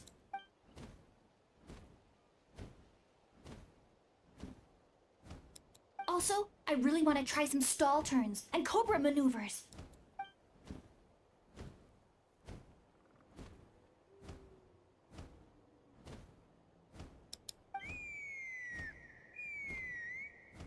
Huh? That sounded like a whistle.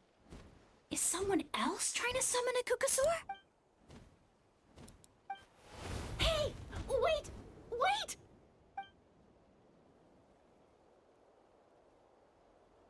Do you think Koyer's feeling better now? Let's go back to that bridge and check. Another achievement. Ah, it was the world quest. Let's do the Archon Quest. There is more Archon Quest.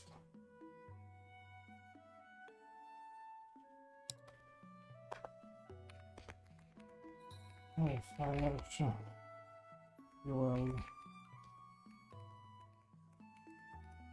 Flame.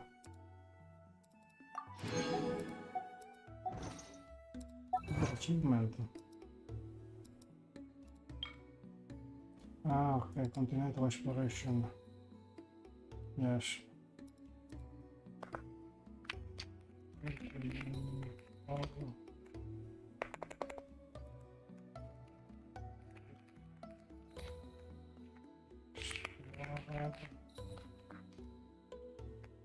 Pyre. Winngs. Second. Save claim.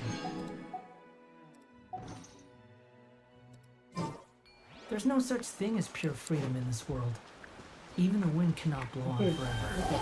Do this and then go away. No, there's nothing here.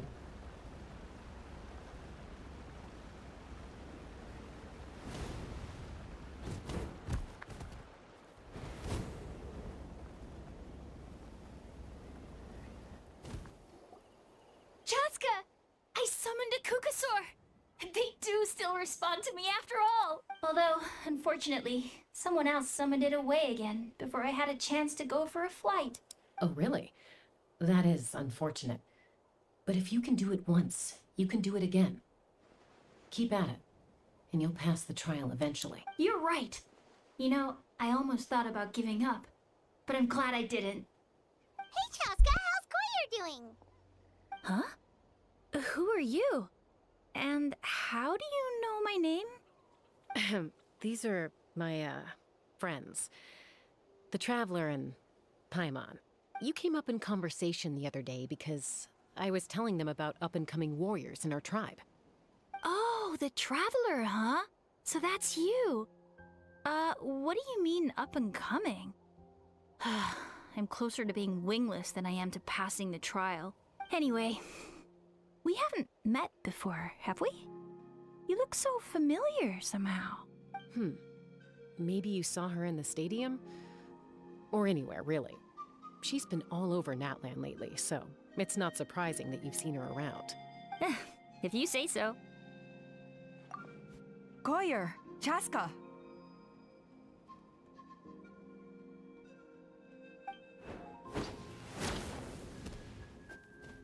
Here you are.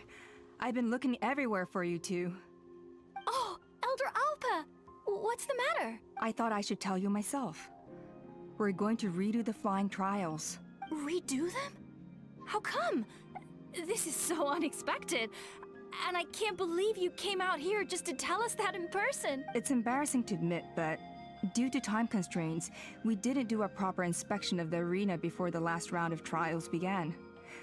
Then we started to notice many candidates performing worse than expected, so we redid the inspection afterwards and found a number of issues which likely impacted candidate performance. This was entirely our mistake, and I apologize unreservedly.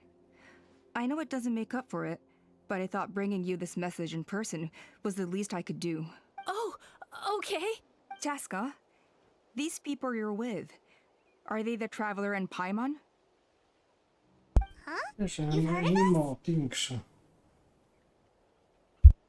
I have indeed.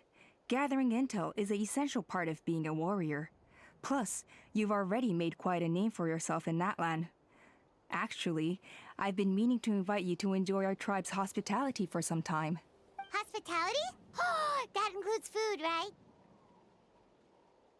Of course it does. If you let us host you, you'll be treated quite lavishly. Mighty warriors are highly revered in our tribe. Besides, we still owe you for your help during the war. Without you, we would have suffered far worse at the hands of the Abyss. So I like the chance to show you our gratitude on behalf of the whole tribe. Mighty warriors, plural? So Paimon counts too? Paimon's starting to like you a lot. That should go without saying. Your flying skills are the envy of our tribe. The Flower Feather clan seems like a really nice bunch of people. We definitely need to take her up on this offer.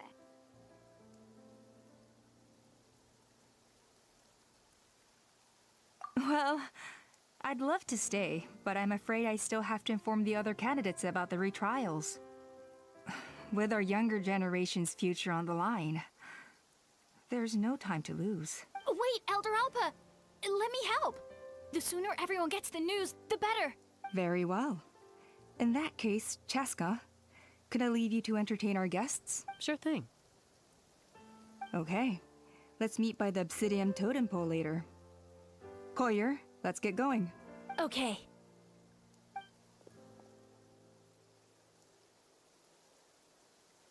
Alright, they're out of earshot.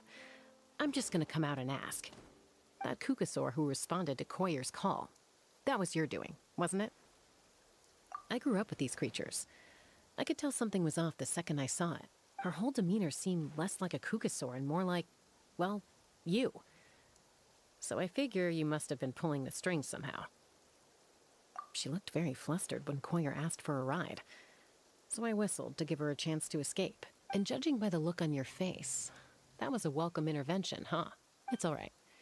If you'd rather your hidden talents remain hidden, I respect that. I won't press you for answers, and I'll keep my speculations to myself. You're the kind of person I'd still trust even if you had superpowers. I know you'd use them for good.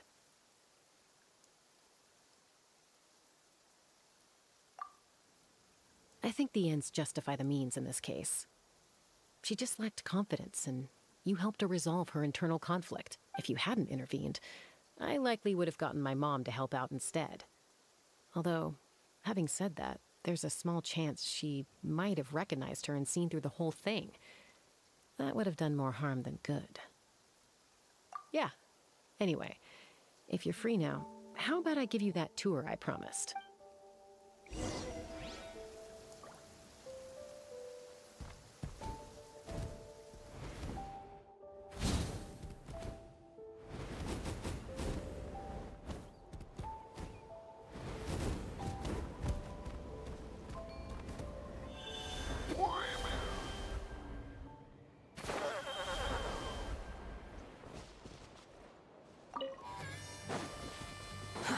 Too slow.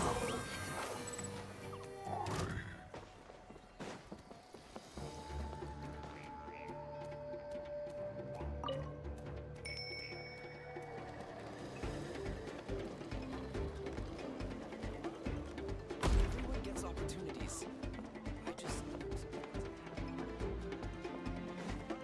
The wind rises.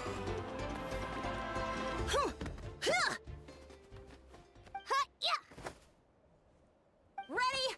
I'm gonna get you! Uh-oh. Are they fighting? Should we try and break them up? They're fine. Just doing their daily combat training. Combat training? A little young for that, aren't they? Not to us.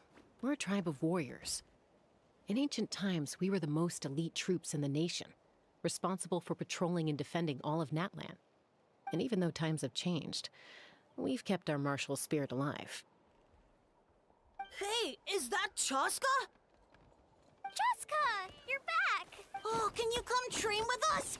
Now's not a good time, I'm afraid. I'm showing the Traveler and Paimon around. Maybe next time. The Traveler and Paimon? Wait, you mean that legendary warrior and legendary flying expert? Legendary? Yep, that's us, alright. Awesome. It's so cool that you can fly without having to ride a cuckoo-saur. Even Chasca could only do that for short distances. Miss Traveler, can you teach me some cool sword tricks? Oh, Miss Traveler! My family's shop makes the best volcano cake! You gotta try it! Let's behave ourselves, everyone. These people are here as our guests. They're going to meet Elder Alpa in a few minutes anyway. Kotini, instead of being jealous of other people's talents, why not work on developing your own? Kapak, there's no point in trying any cool sword tricks until you've mastered the basics. Have you done all your sword drills today? And Yatlan, easy does it, okay? Not every conversation has to turn into you plugging the family business. Okay.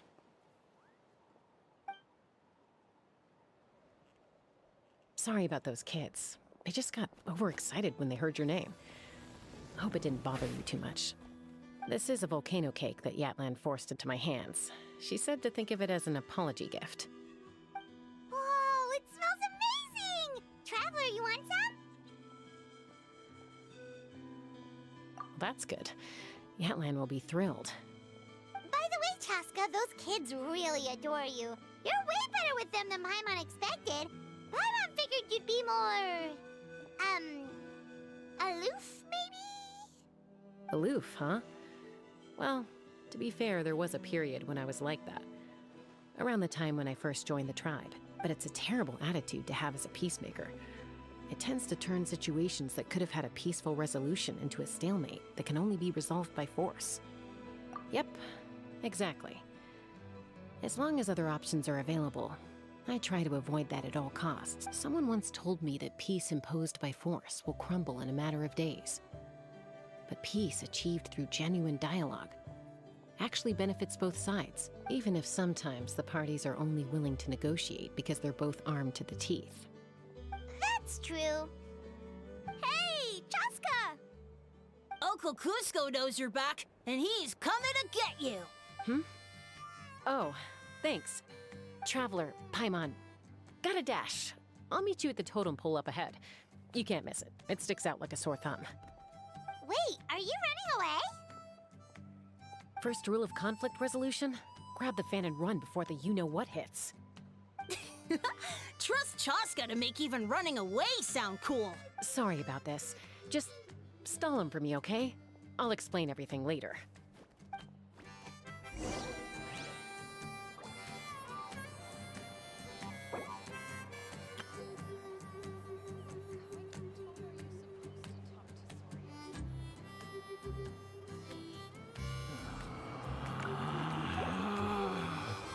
Relax.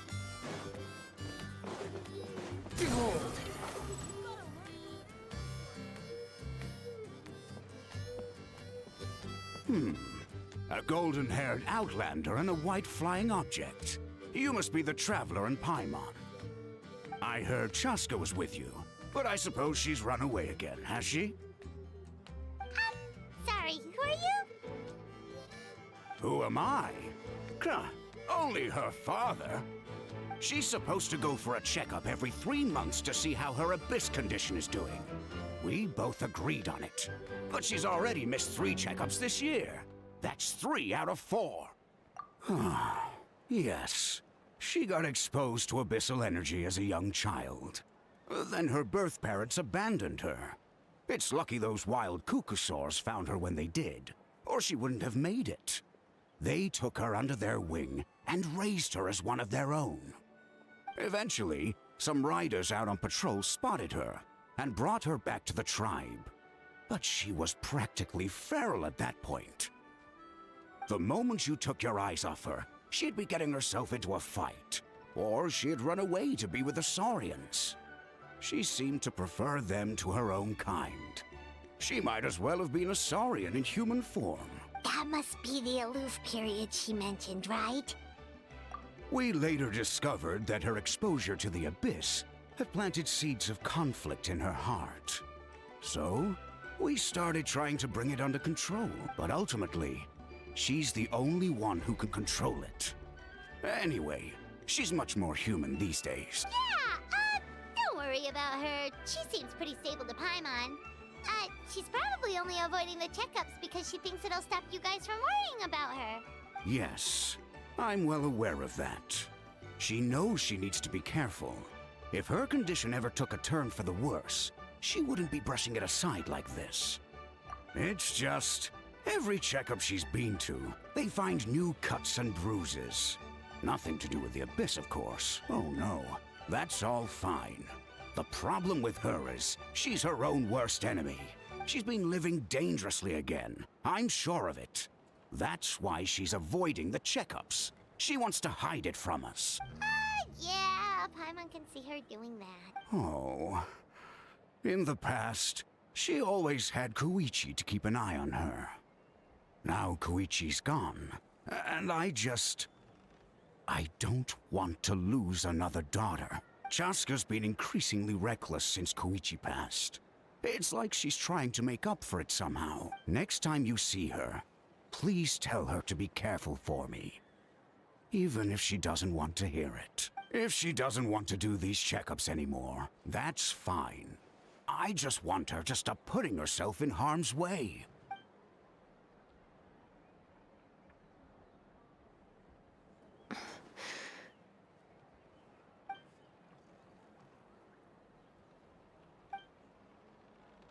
Whoa, where did the time go? We should be back up with Chasca before it gets any later. To get to the totem pole, we need to head north, right? I'm sorry. I didn't mean to keep you so long. I don't get to talk about my daughters much. Once I got going, I, lost track of time. I should be getting back to work now. So, oh, Chasca. Help me talk some sense into her, won't you?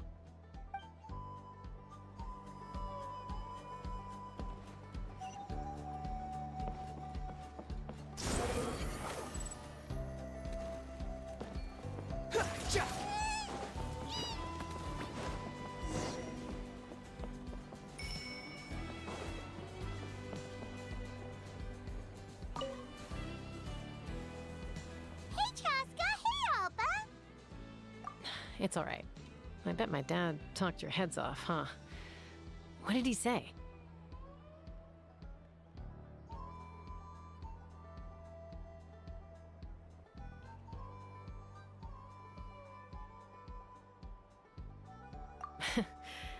I was sometimes a little impulsive back then. Ha! That's putting it mildly. The memories. It feels like it was only yesterday when we brought you back and had Cusco and his family take you in. Back then, no one imagined this feral child would grow up to be the strongest warrior of the Flower Feather clan. Huh? You were the one that brought Chasca back to the tribe? That's right. Elder Alpa was already a veteran rider by then. She spotted me while patrolling from the skies and tracked down my Kukasaur mom. Mom agreed it was time I tried to re-enter human society. But I didn't know the first thing about being civilized. I clashed with everyone who had to deal with me. And look at you now. Renowned throughout the land as a peacemaker.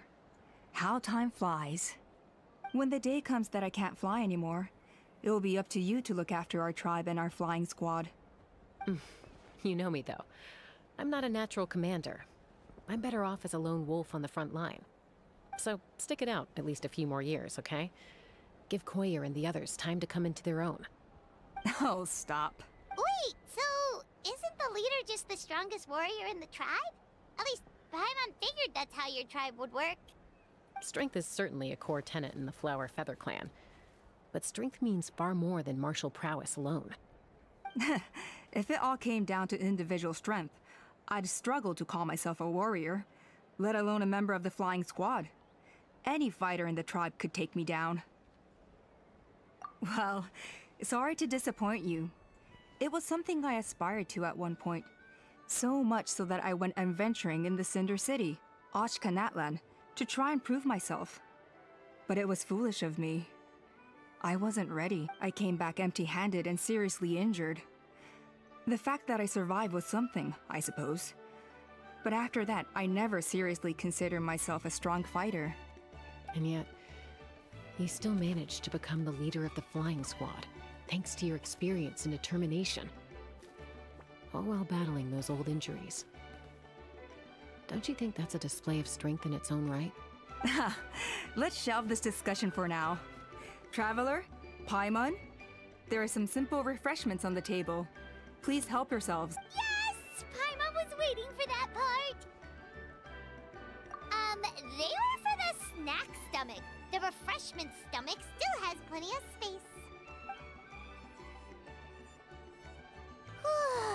Paimon is so full. Well, if you're enjoying our hospitality, feel free to stay with us as long as you like. Elder Alpa? Something's come up. What happened? Is it serious? Shall I deal with it? It's... Some merchants showed up, not from our tribe. They said they're here to discuss some potential collaboration with us. Why now? This is terrible timing. There are a few wingless that we haven't managed to reach yet, and we still haven't inspected the retrial arena. Let me handle the other errands while you meet with the merchants. You shouldn't be trying to do everything at your age. You should help too. Seems only fair after all that food we ate.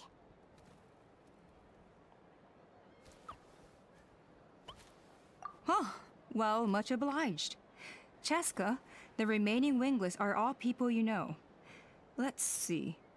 Pishika now manages the floating target balloons. Waska's probably still addicted to eyes on the feathered prize, and Junon spends her days up on the flying platform, staring at the Cinder City.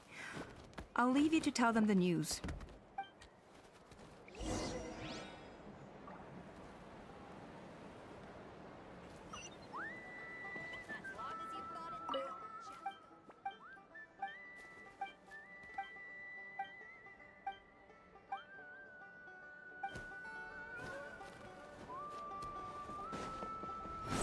Upon the gale.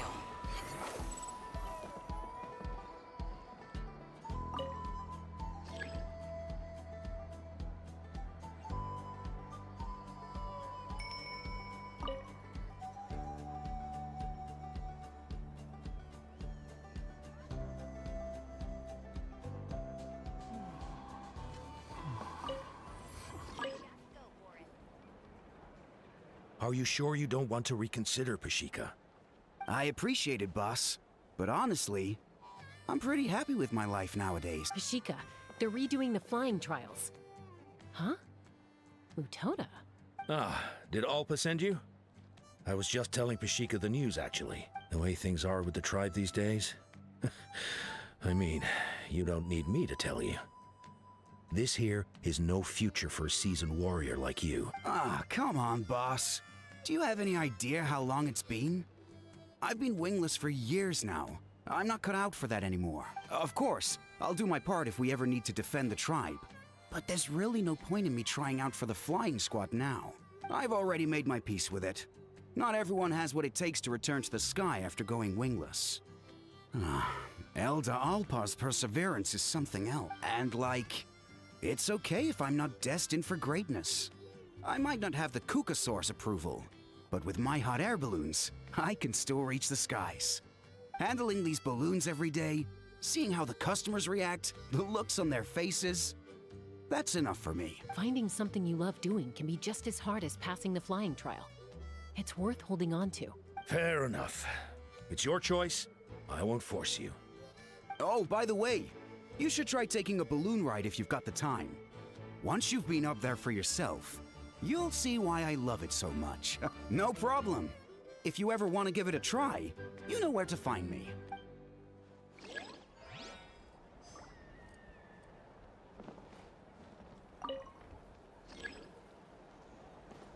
Quit following me. Too slow. Squall Fury!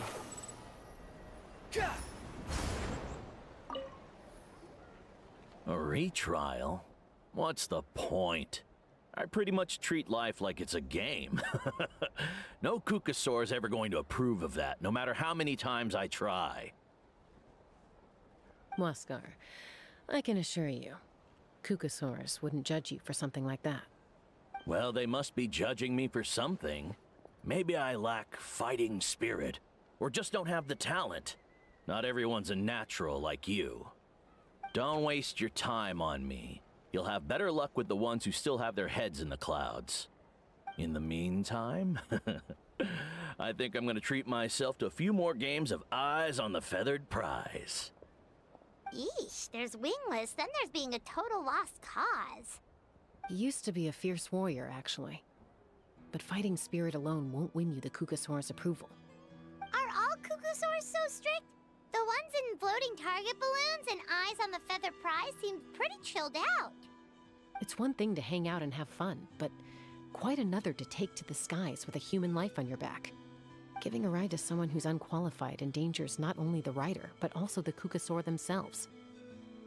If the rider makes a mistake, they both suffer the consequences. So we have a mutual understanding with the Kukasaurs. If someone isn't up to standard, we have to reject them. Even if it means breaking their hearts.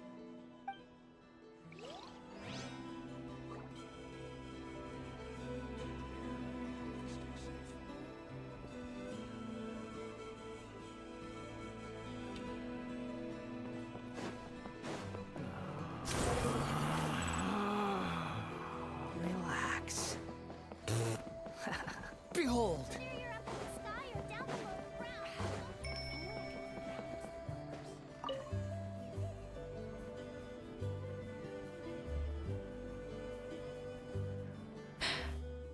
Hey, Junan. Gazing out at Ochkanatlan again? Chasca? What are you doing here? Is something up? The flying squad is hosting retrials again soon. Want to give it another try? Maybe you're forgetting the definition of wingless. I've failed so many times already that I've decided to call it quits for good. I'm done. Elder Alpa always goes out of her way to come and tell me when a new trial is coming up, and it's nice of her to think of me. But nothing's gonna change. I'm not going to suddenly pass just because they're holding another trial. They're making some big changes to the arena this time, so the flying experience should be smoother than before. Koyer's gonna try again. No, forget it. If I was genuinely good enough to make the squad, the location shouldn't affect my chance. A true rider can fly confidently whatever the conditions. like you and Elder Alpa. Shunan! They're redoing the... Huh? Chasca and the Traveler. You're already here. I guess they told you already then. Come on, let's go train together.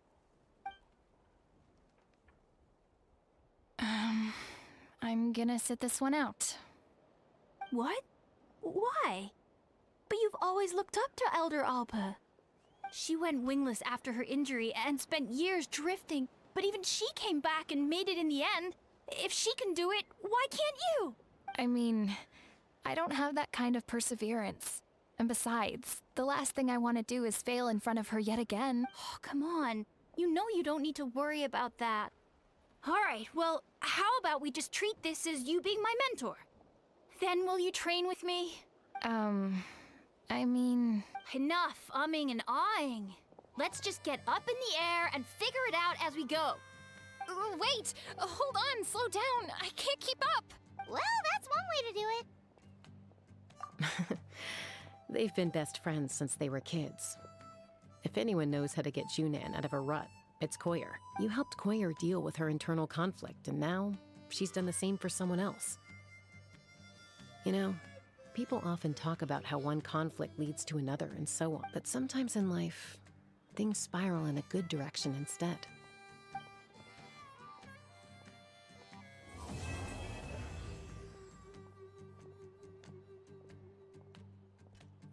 We've notified all the wingless on the list now, right?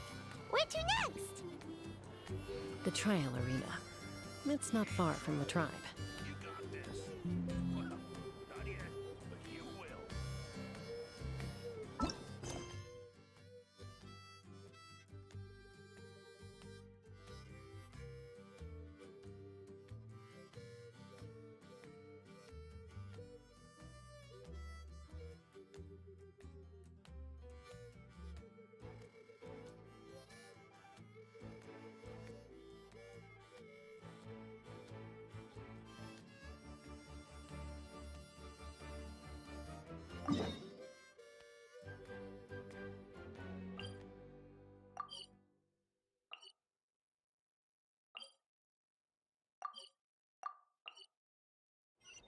There's no need to exchange. Squall Fury!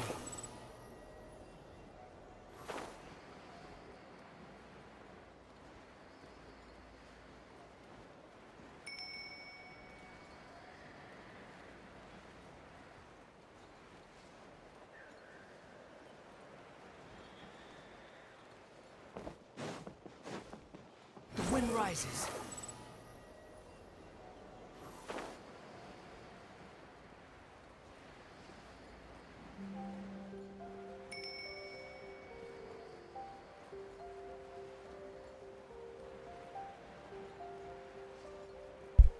I don't think I can reach that chest.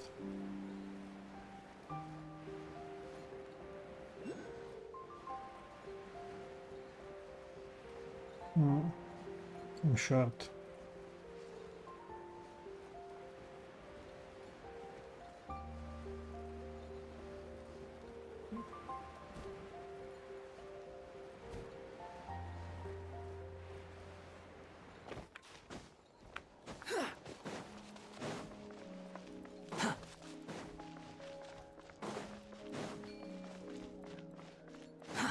Too slow.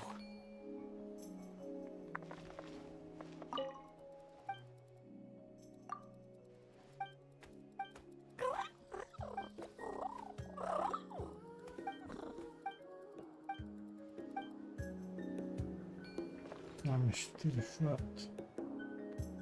Even on top.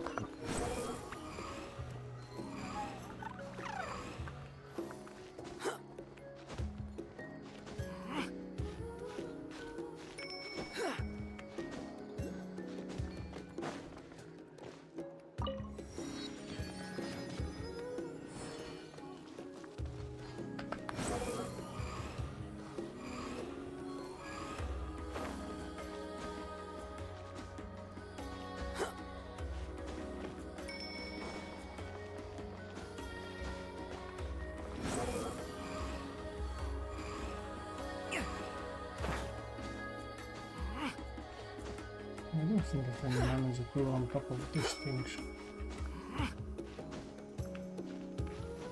Okay. Okay. Where's the things?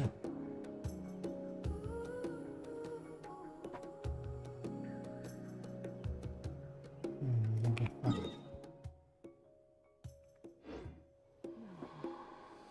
Oh, there. Behold!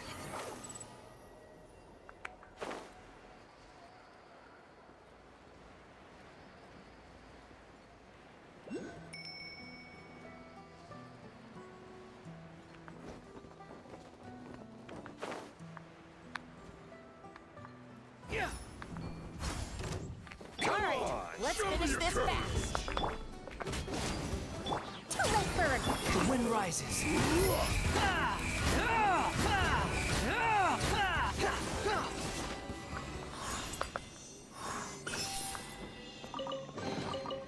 Unnecessary.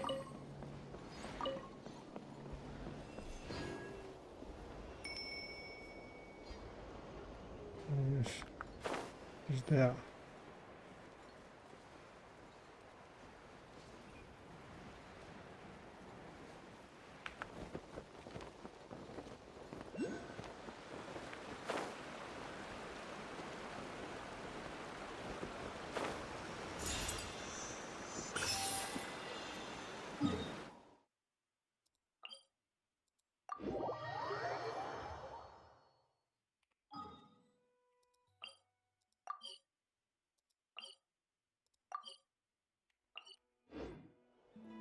It should be around here.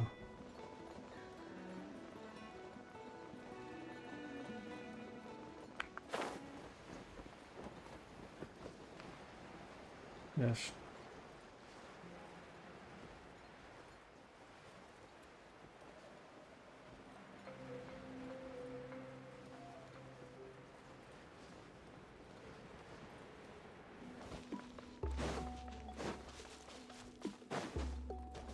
Quit following me.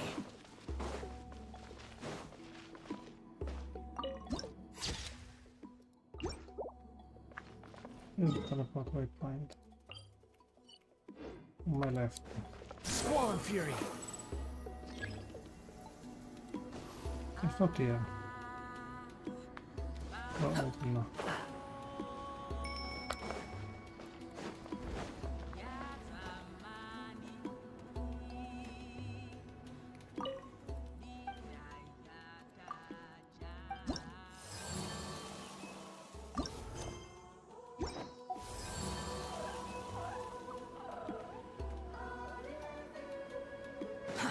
Too slow.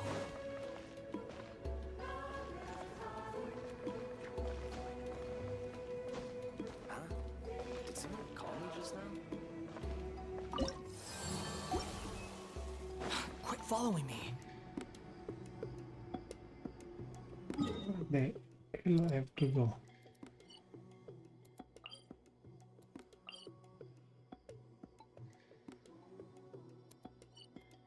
I don't know.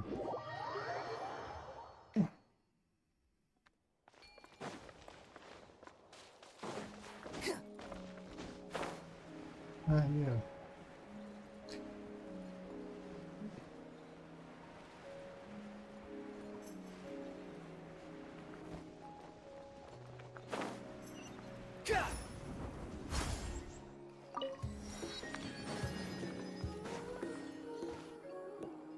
Wonder if we're allowed in here.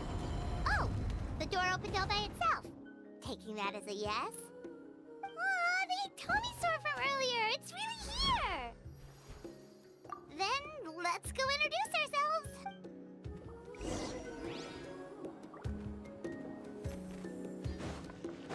The wind rises. Hello there.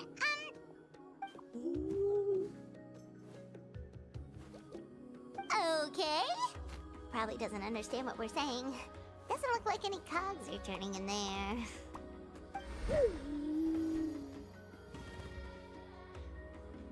Whoops! Sorry! No offense intended! You there! You dare disrespect our elder?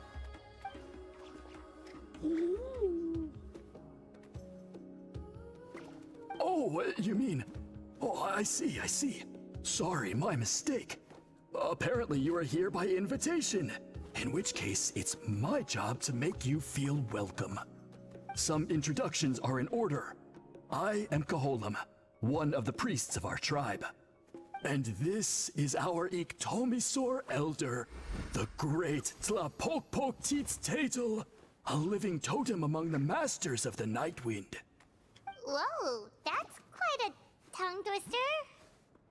In truth, we usually go with Elder Tlapo for short. You're welcome to do the same. Ah, I assume you're referring to our Elder's special ability. Elder Tlapo has been alive for many centuries and harbors secrets that even we priests are at a loss to explain.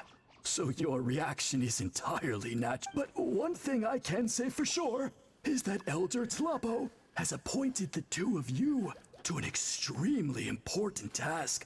For this reason, I would like to ask you to undergo a test. What sort of task? And what kind of task? If it's all right with you, I'll take you to see our chief. He's in a much better position to answer your questions. Okay, sure. Very well. Then please follow me. You can use this scroll to go directly to the obsidian altar, where the chief is. Don't worry, it's just one of the many mystical abilities of our tribe.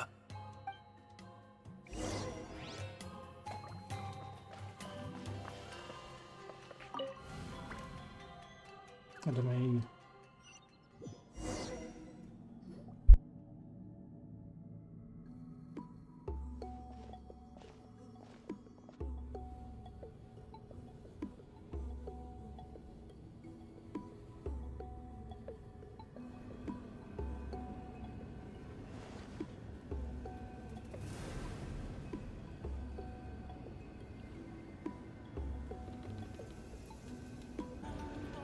Whoa, what was that just now? One of the routine duties of a priest. We attempt to contact the spirits of our ancestors to seek epiphanies and revelations. The chief is just over there. Please wait here while I have a word with him. Well, the Masters of the Nightwind are definitely living up to their reputation as the mysterious ones.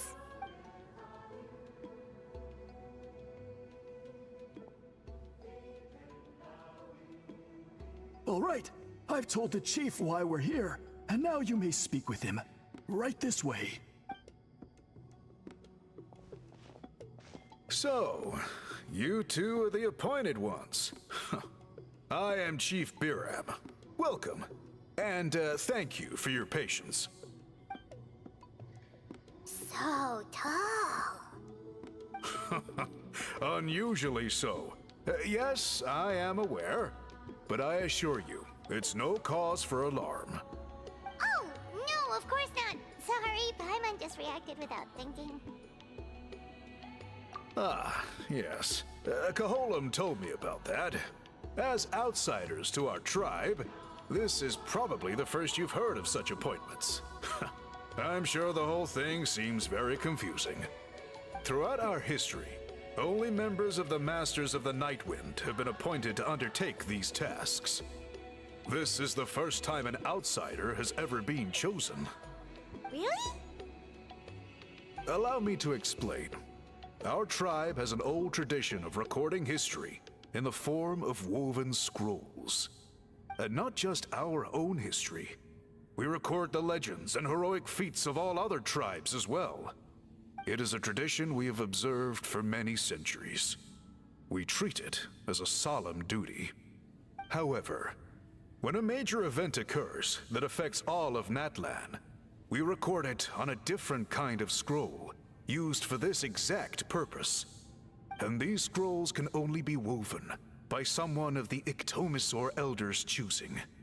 When the Iktomisor Elder senses a major change in the ley lines, it will issue a formal declaration to appoint a creator for this scroll. Whoa, so you mean... Elder Tlapo sensed a ley line change quite some time ago. but had not yet designated the Scroll Weavers until you arrived. Okay, but just so you're aware, we don't know the first thing about weaving scrolls. As a matter of fact, that does not surprise me at all. How come? In the 200 years that Elder Tlalocan has held this position, none of the Appointed Ones have ever been experienced scroll weavers. Does that mean 200 years of major historical events have gone unrecorded? No.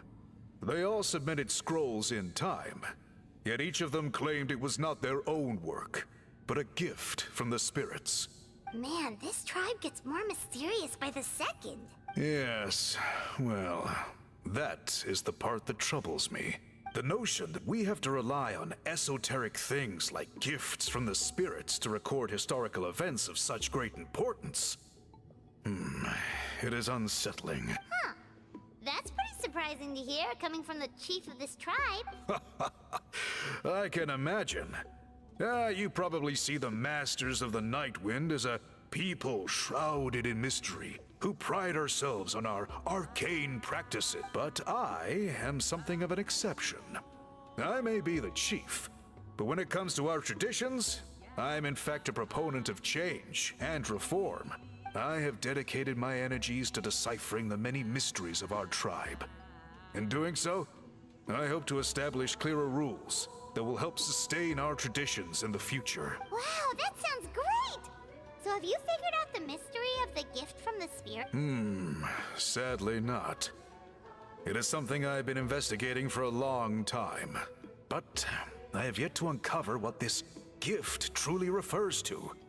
Only a small handful of events over the years have been recorded on these special scrolls, with decades between each one. And by the time the next scroll weaver is appointed, my time as chief will be long gone. I will not be in a position to investigate as thoroughly. So... While I haven't gotten to the bottom of the matter, I have made some progress. But the only way I can develop my theories further is with the cooperation of the Appointed Ones. Precisely. It's nothing to be worried about. Simply a means of validating my current hypothesis. It shouldn't take you long, nor will it put you in any danger. I can explain everything in detail when we get to the site of the test. But first, please wait a moment while I change out of the soul-shielding cloak.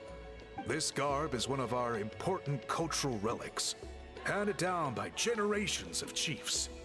It is only to be worn when conducting certain ceremonies. Oh! Please, follow me.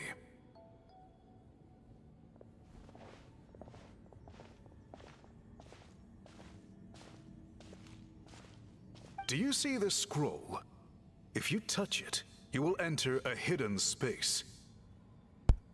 Very huge. Today's test is, quite simply, to find a way to escape that space. That's it? I assure you, it's not as easy as it sounds. If you cannot find your own way out, I will of course intervene to bring you back here. But then, we will be no closer to solving this mystery. Good. Simply touch the scroll to begin the test.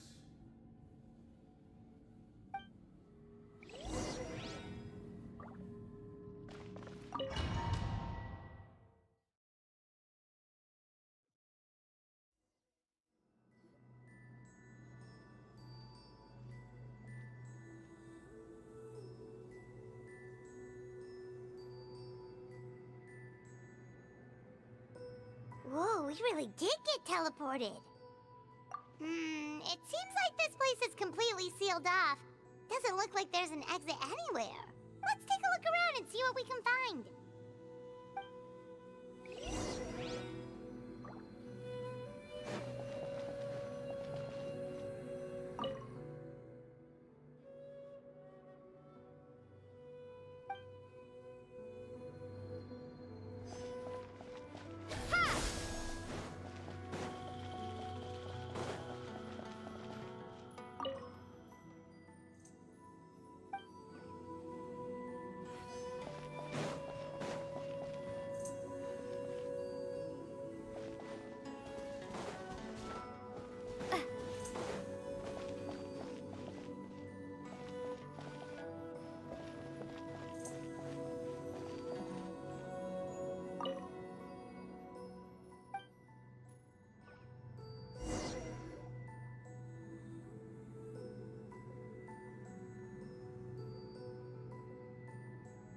so many woven scrolls here?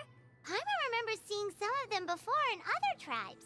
This one really stands out from the rest. For starters, it's the biggest of them all. Wonder what story it tells. Yeah, you're right. Over there, something just flashed. Traveler, did you catch that? Oh, right. Paimon's with you.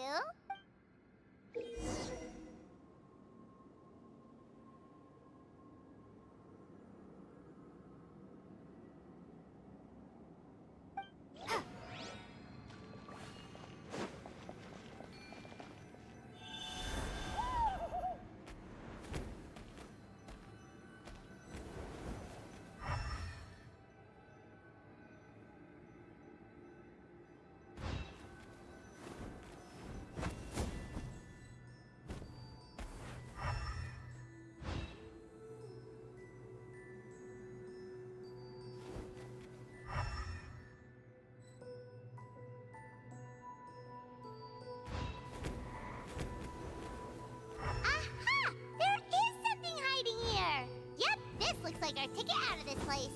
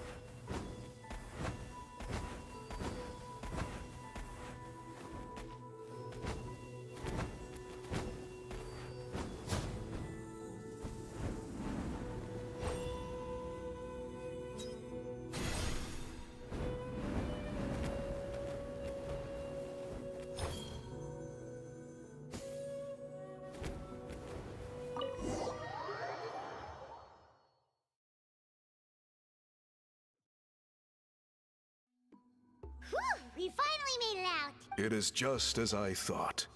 You are indeed capable of undertaking this mission. Yes. You saw many distinctive-looking scrolls there, didn't you? Sure did. This specific kind of scroll was left to us by our ancestors. Upon investigation, I discovered what sets it apart is the use of a color not featured in ordinary It is a most mysterious color that most people cannot even detect. I myself had to employ special techniques to confirm its existence. Yet there are those who are born with a natural ability to perceive it. And that is why I wanted to test you. You mean... That space you just entered was an exhibition room for storing this variety of woven scroll. Centuries ago, a great shaman by the name of Witzilin put in place a security measure so that anyone who entered the room without permission will become trapped inside. It exists to this day. And although I have not managed to decipher how it works, I have at least found out how to turn it on and off. Once someone is trapped inside, it is all but impossible for them to escape without outside help, unless they share the great shaman's ability to perceive that strange color.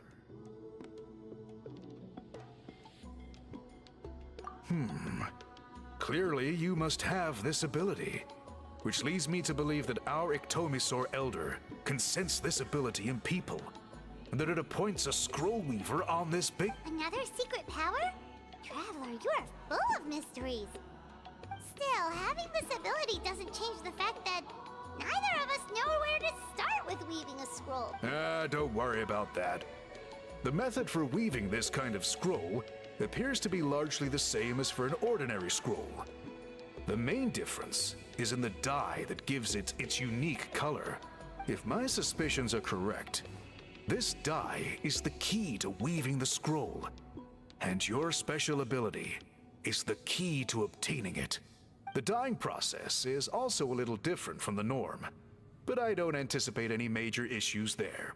As long as you two can source the dye itself, I can assist with the application. Cool! We'll follow your lead!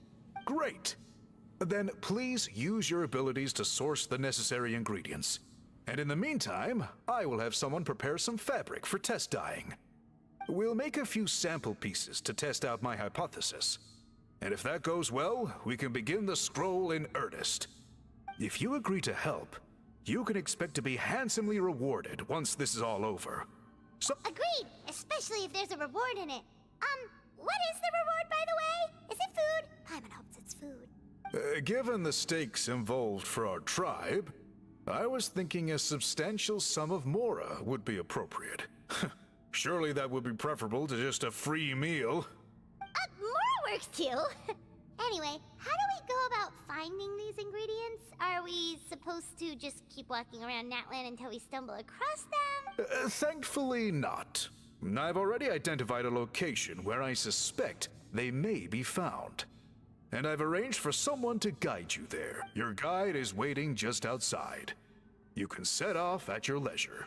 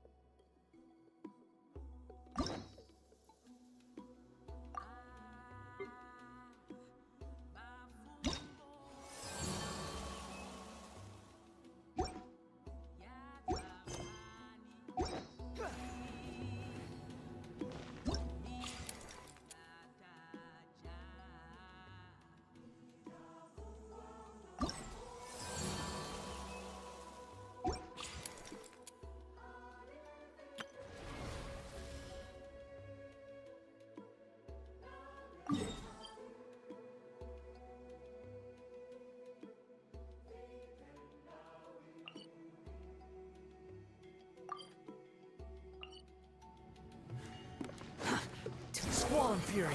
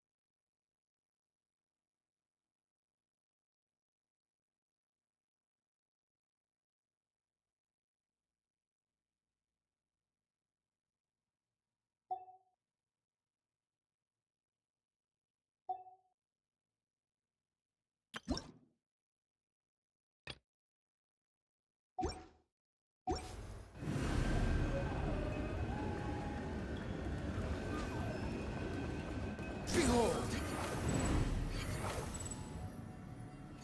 Upon the gale. Quit following me. Huh.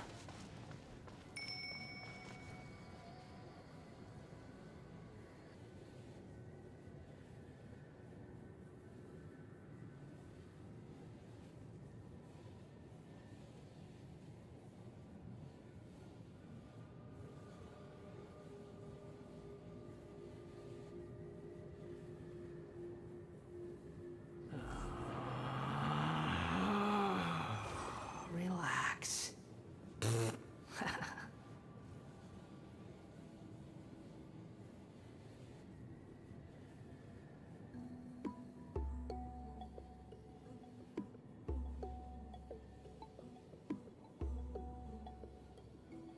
You think I've got a sharp tongue?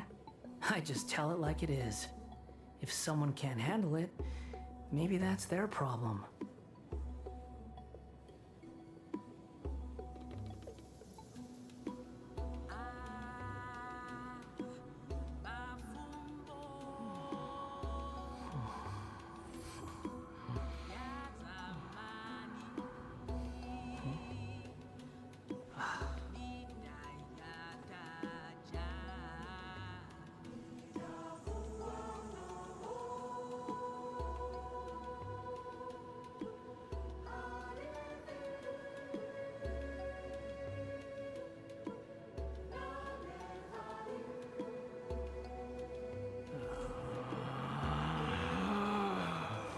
Relax.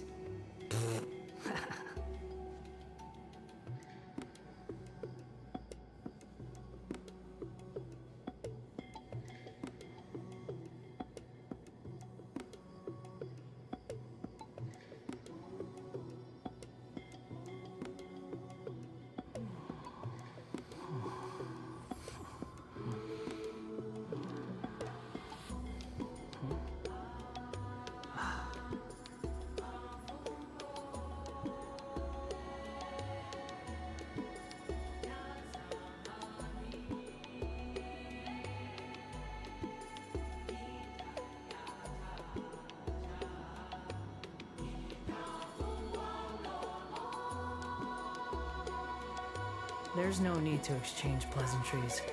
It's rather pathetic to force a conversation just to occupy silence. Quit following me.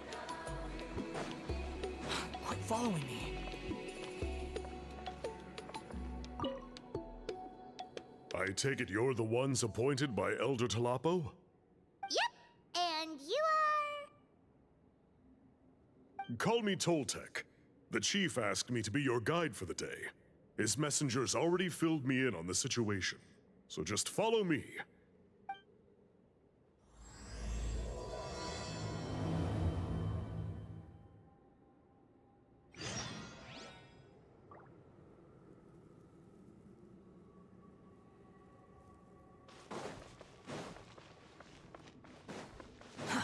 Too slow.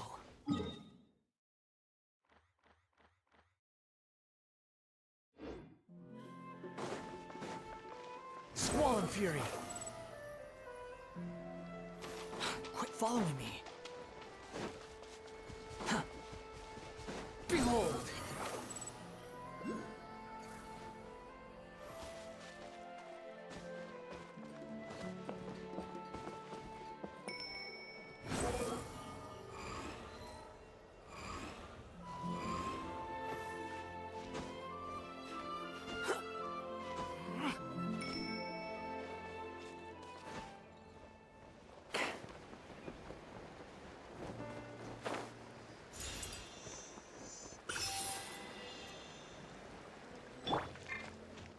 Let's hope you let's prefer finish to this fight. fast.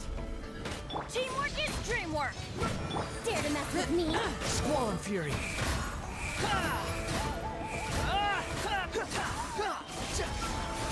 Let's finish this next time. Unnecessary.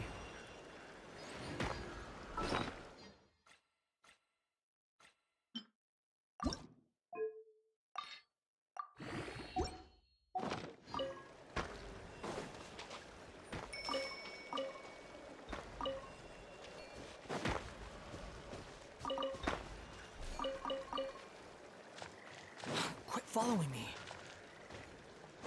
The wind rises.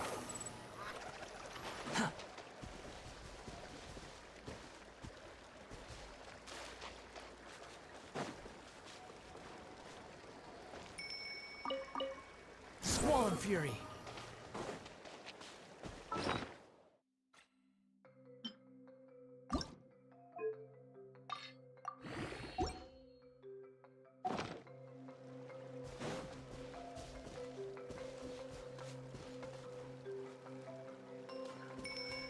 Behold! Too slow.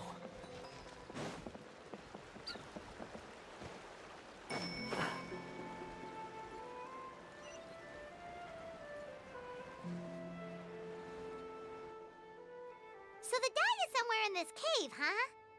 This is as far as I can take you. Only the appointed ones may proceed from here. Why's that? Kind of a long story. Apparently, there's a certain fruit that grows in this cave, the juice of which can be processed to make an excellent dye. Many years ago, our ancestors set out to make a series of ambitious works of graffiti art. They selected this cave to make them in, presumably due to the availability of the dye. However, they didn't want anyone to see their work before it was completed, and so they sealed off the entrance to control access. To bypass the seal, you have to have mastered the art of color perception, or something like that. Oh, right. The strange thing is, our ancestors never removed the seal, even after they finished the graffiti art. Since it was sealed off, the only person who's been inside is the great shaman, Huitzilin, and that was 300 years ago. According to her, the artwork tells the story of a hero by the name of Kuntur. But I digress. Sorry, I'm a big fan of graffiti artwork. Once I get talking, I can go on for hours. So you're sure you don't want to come with us? I'll pass. I tried to get in once, but the seal blocked my way. I tried getting my Iktomi to clear it with its powers, but even that didn't work. I guess it's supposed to be a test left there by our ancestors. If you don't pass the test, you're not worthy of viewing their works of art. Aww. Don't worry about me, though. I wouldn't be joining you this time even if I was able to get it. Unlike our chief, I don't have the guts to challenge our traditions. This task is specifically appointed to someone by the Iktomi-Sor Elder. Who knows what bad things might happen if I got involved? Fair enough. All right, we'll try not to take too long.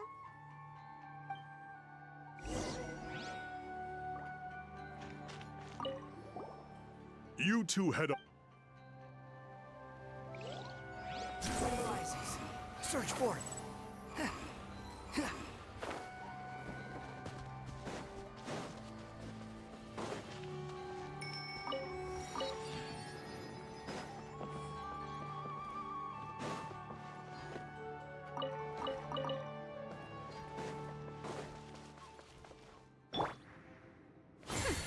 We'll see about that.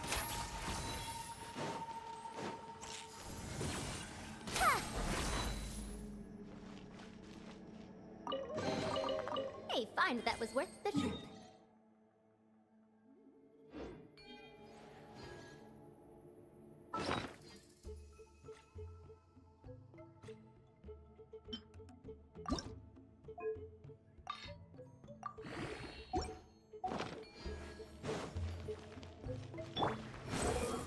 Looks like there's no way past.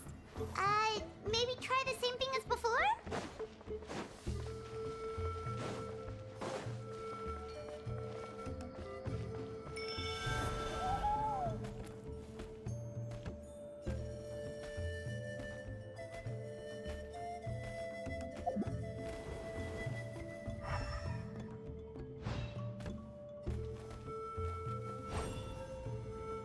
Hey, it worked! Let's head in and take a look.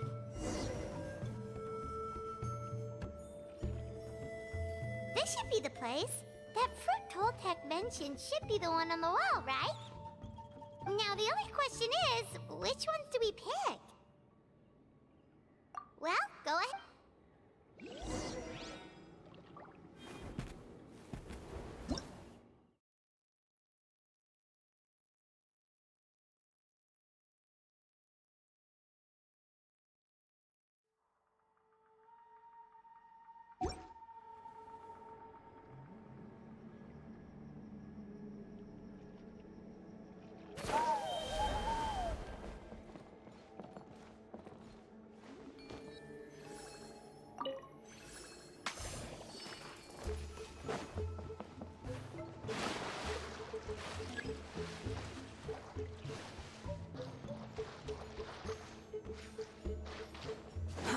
Too slow.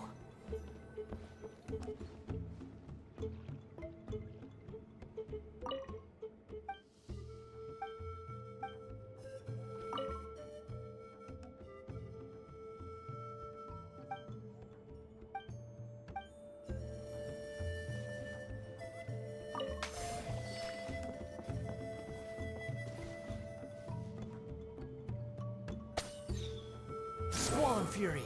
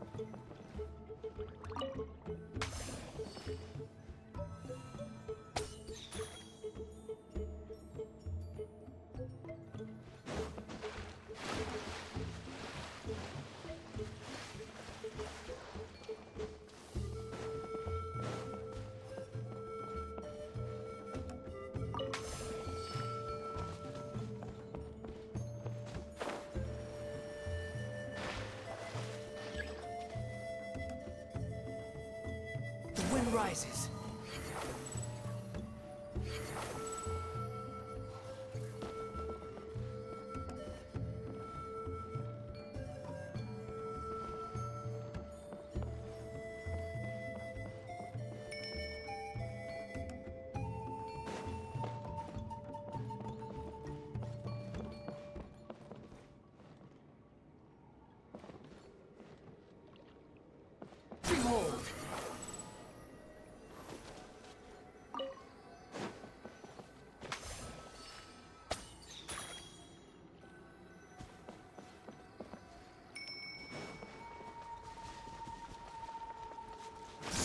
Fury!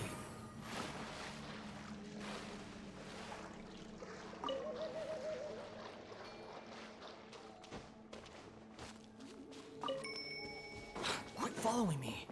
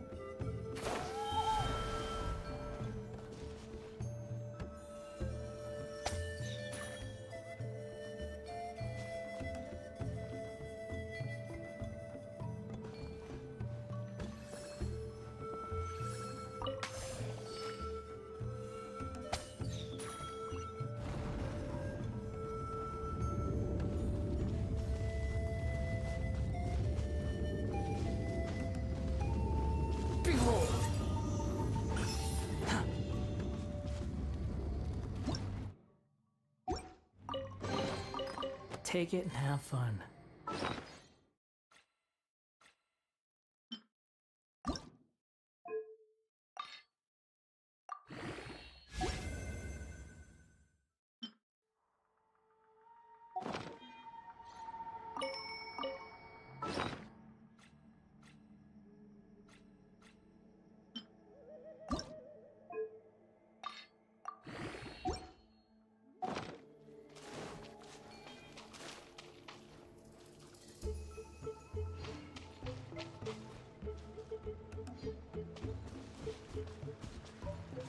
Squall Fury!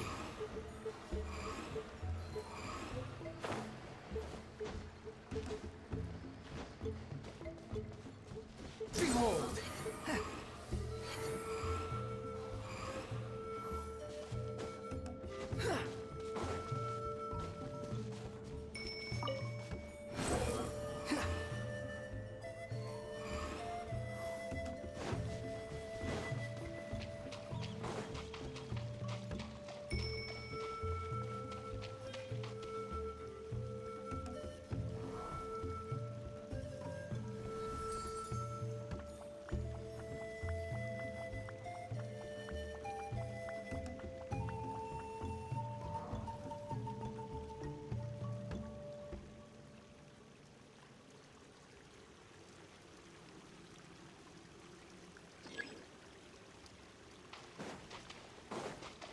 Squall Fury!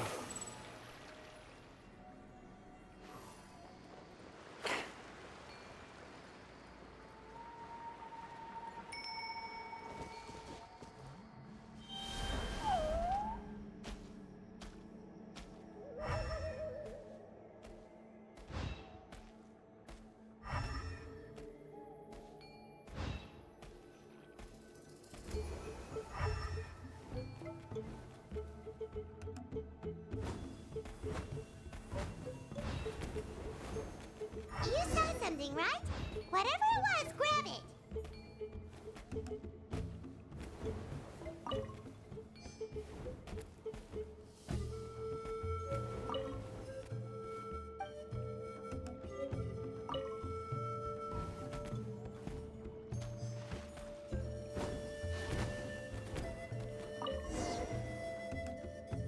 These guys' ancestors made some real works of art here.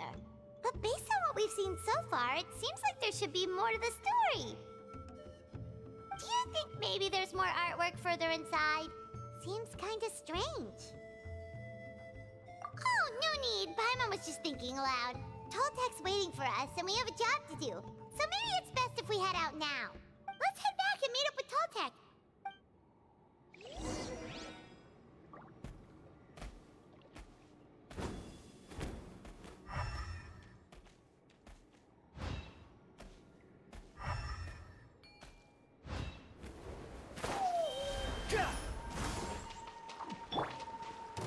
Gather! Let's light it up! The wind rises.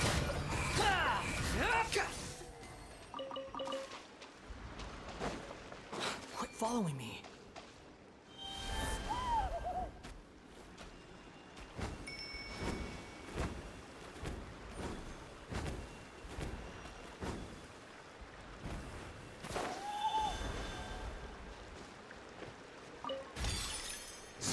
fury.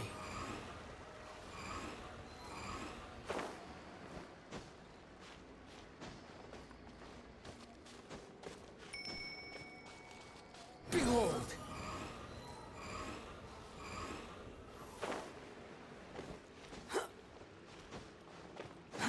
Too slow. Upon the gale.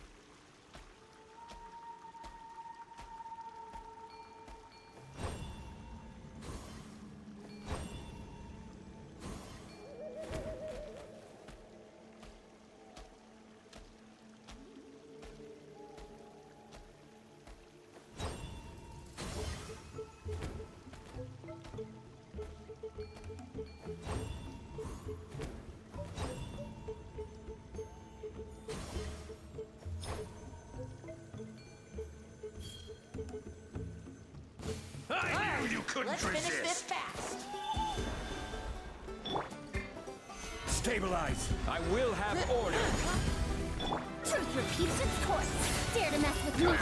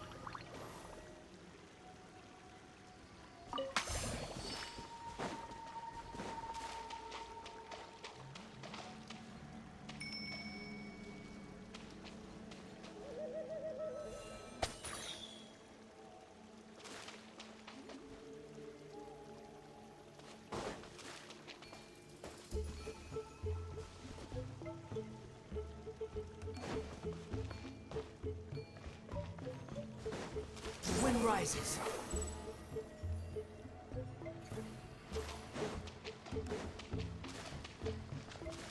Quit following me.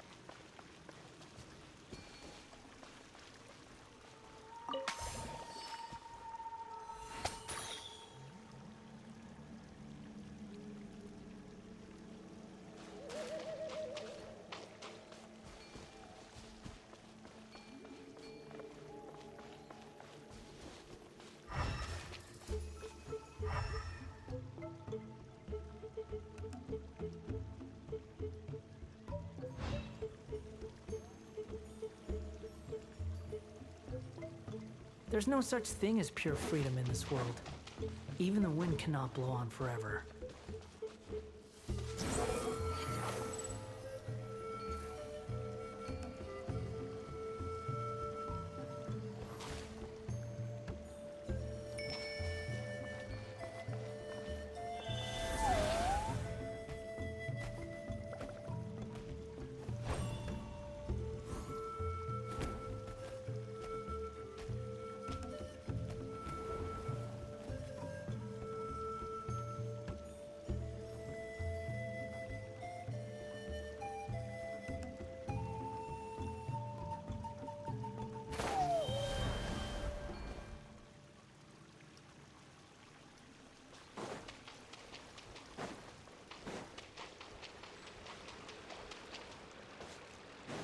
Behold!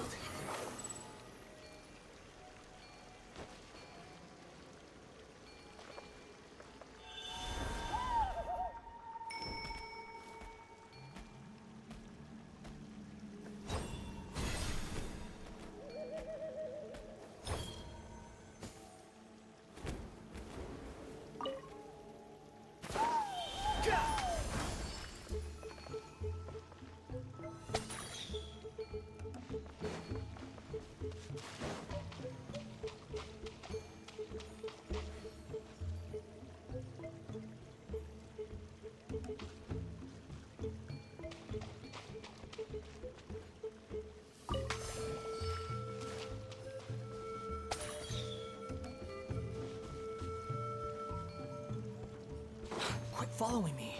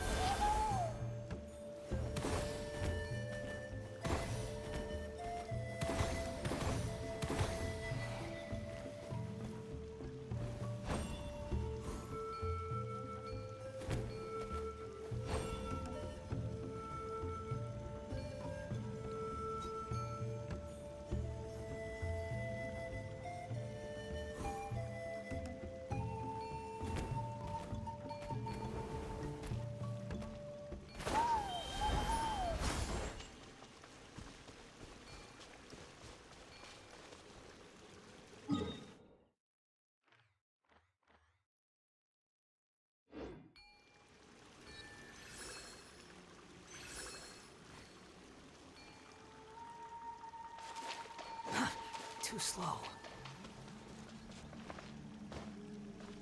The wind rises.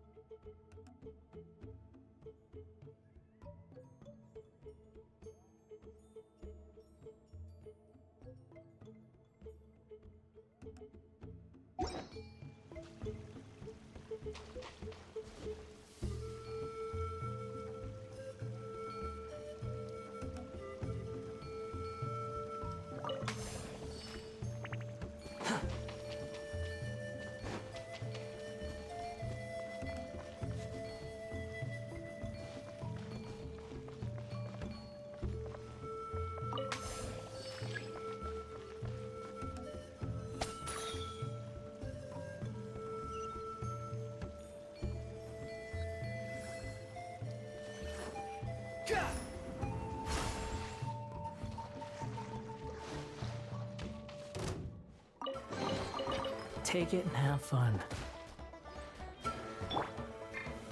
Solidify! Too late for regret! Squall and fury!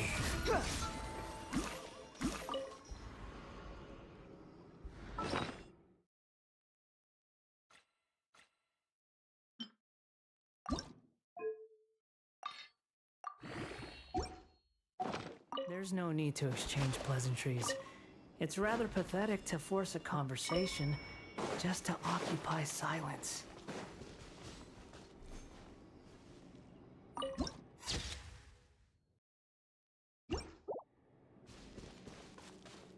Quit following me.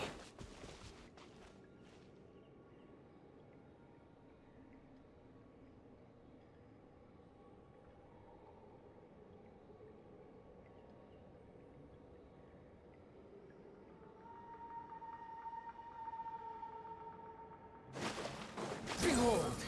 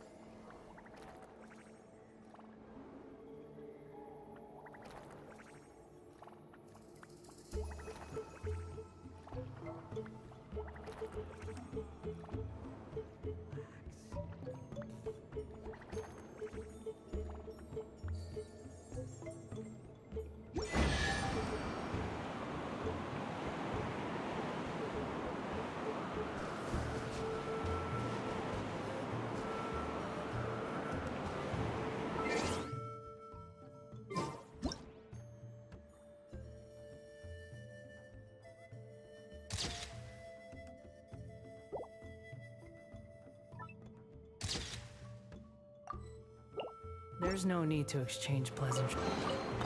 Take it and have fun.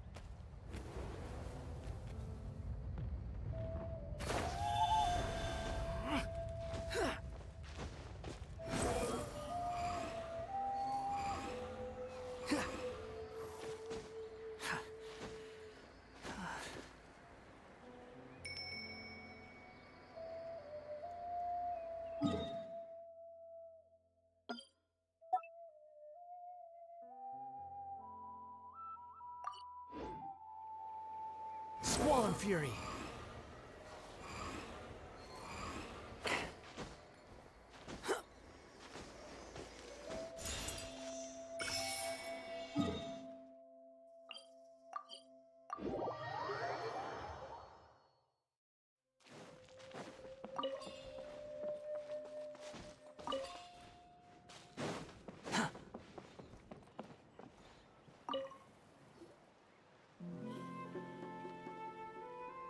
We're back, and we found the ingredients for the dye!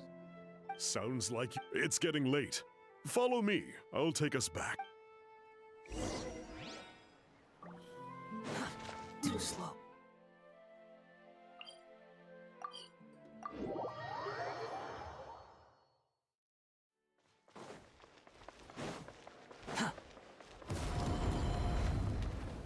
Quit following me.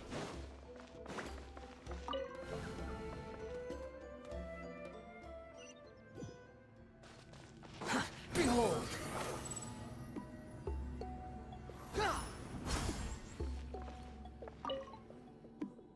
Toltec has updated me on your progress. Well done. I appreciate your efforts. Sure thing. Here's the stuff for the dye.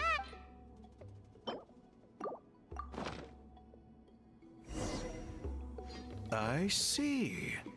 Yes. This is certainly a very different substance from typical dyes. Okay, now let's try our hand at making some samples. The fabric is ready for testing. Got it. Please come with me.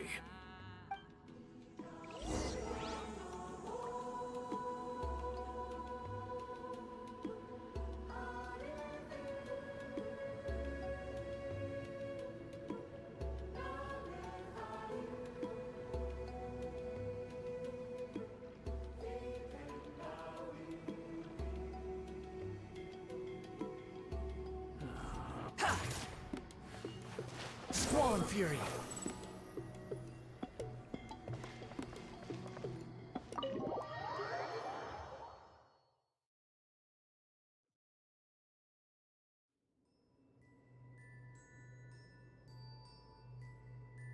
Take a look at this. It's a woven scroll made by one of our ancestors. This is the kind of thing we're trying to make. Ooh. The person depicted is the legendary shaman, Huitzilin. She lived 200 years ago and was once appointed by the Iktomisor Elder, like yourselves. She was especially skilled in the art of color manipulation, and of course completed her task with flying colors. This scroll is a record of her deeds, and was most likely the work of her own hand. The quality is simply breathtaking, even compared to other scrolls of this variety. Sadly, since she passed away, all of our Iktomisor Elder's subsequent appointees have had to rely on the gift from the spirits to complete their work. That's a good way of putting it. My only quibble with your phrasing would be, it's not just me, but us. Now Paimon's getting excited.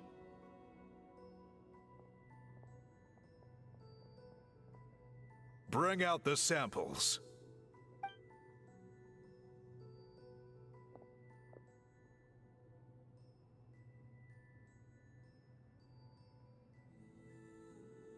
Now, as I mentioned, the dyeing process is a little complicated, but I am confident you will manage. Just make sure to follow my instructions carefully. The pattern has already been sketched out on the sample, so you just need to dye each block with the correct color. But you'll need to wait for the dye to fully soak in between each step to make sure the colors don't run.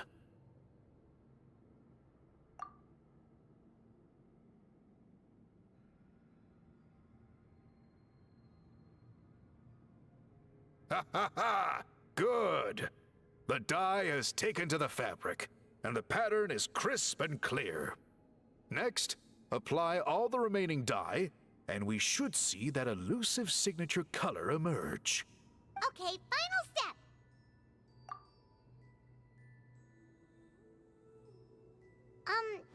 Did it work? Paimon doesn't see it. Oh, that color isn't showing up. Oh, the dyeing has failed. No, your technique was flawless. You did everything exactly as instructed. It would have made no difference if I'd done it myself. Then what went wrong? It could be the weaving technique, or maybe the dye has to be applied in a different way. Oh, whatever the case. It looks like I have failed to get to the bottom of this mystery. Sorry, Paimon wishes we could do more to help. I am the one who should be apologizing. I made you do so much work, and it was for nothing. I will, of course, honor my commitment to compensate you for your trouble, but I do hope you won't give up on this task. I plan to keep investigating, and will be sure to keep you updated with any progress. Don't worry, we're not quitters. Paimon does have a question, though.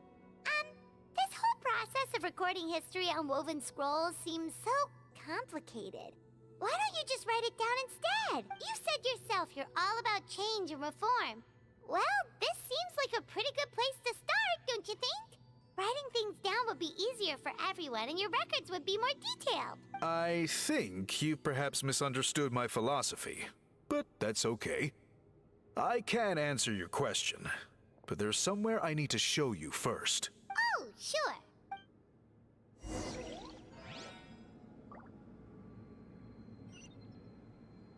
Behold!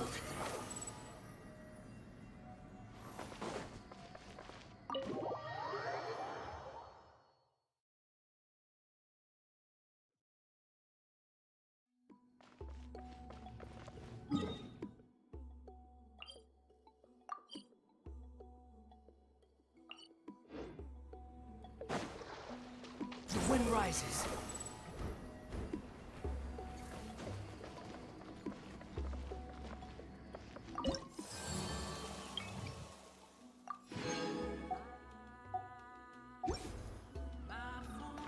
Quit following me.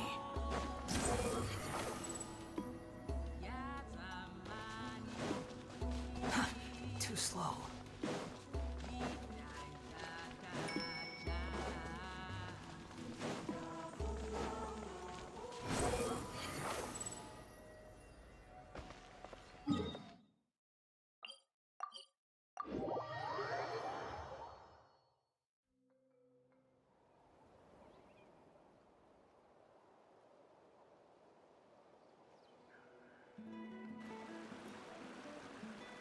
Cool. Look at this view. What do you think? It's gorgeous! Now, try looking a little further. Whoa, that graffiti!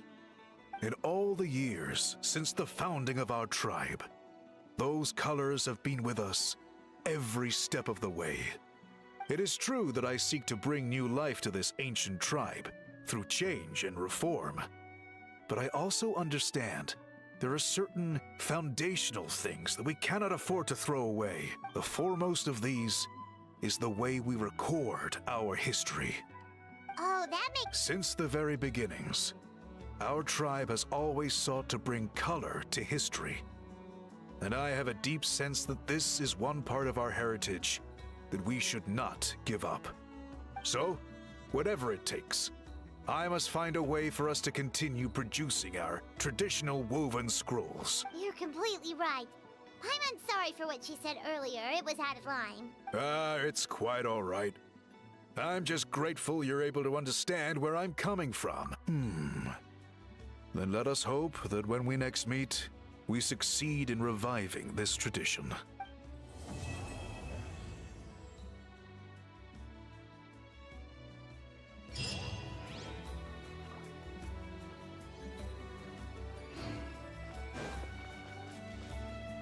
Quit following me.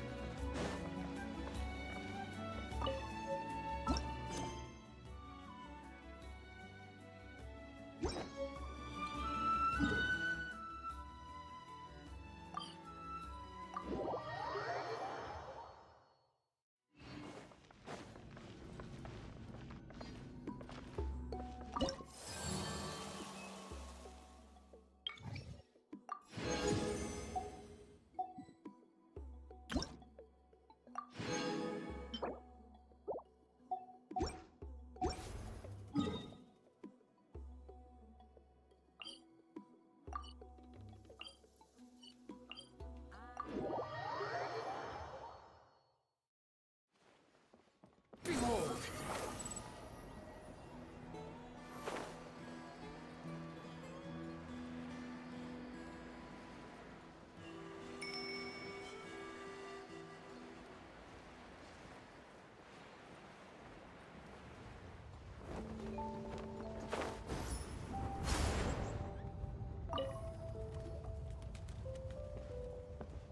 Oh, hey there, Chasca. Did Elder Alpa send you? Yeah, she's got other things on her plate right now. How are things looking here? Well, the inspection revealed numerous blockages all over the trial arena. It looks like they're the result of ley line disorders caused by a repeat abyss invasion. Theoretically, we just need to clear those obstacles, and the arena will fill up with gaseous phlogiston again.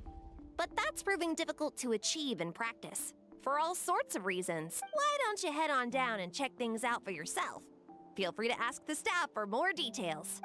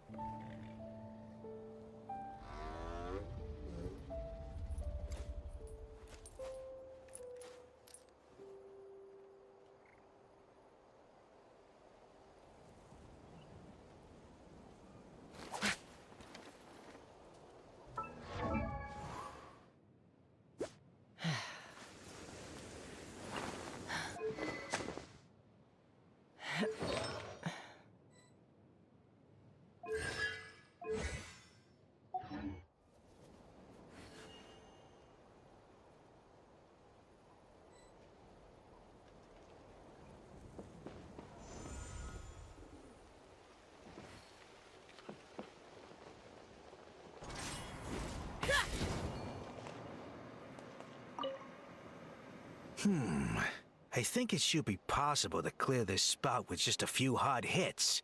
But there are signs of strange life in here. Meddling with it might be dangerous.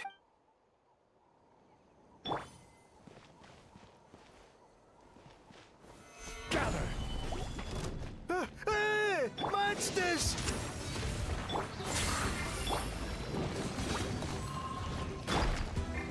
Let's fly! Open fire! Bullseye! Open fire! Bullseye! Bullseye! Open fire!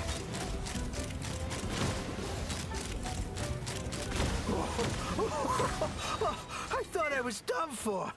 Oh, this spout should be good now. Thank you very much.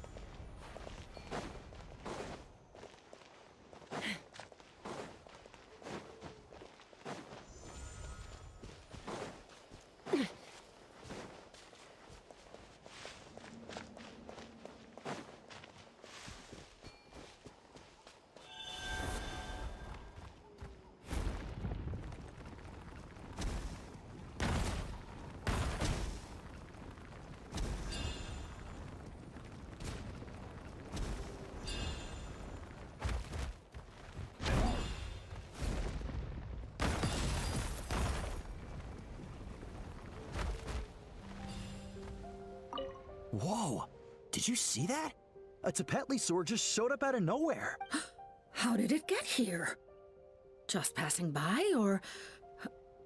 Huh. Well, not gonna argue with a good thing. The spout's clear. That's all that matters.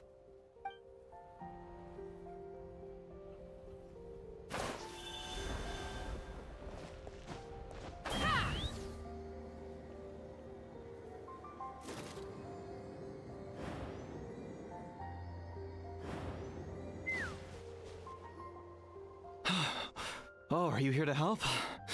Thank goodness. There's no way I could do all this by myself. So the blockage here has to be cleared using a special bomb. But carrying explosives up that steep slope would be a recipe for disaster. If I dropped it or slipped and fell, I'd be blown to bits in an instant. So, my plan was to transport the bomb to the other side, then send it over in a hot air balloon. All I need now is for someone else to strike the balloon at the right moment, dropping the payload right on top of the spout, and problem solved. What do you think? Simple enough, right? Huh? Oh, that one. No, I've got no idea who that belongs to. Or how they got it up so high.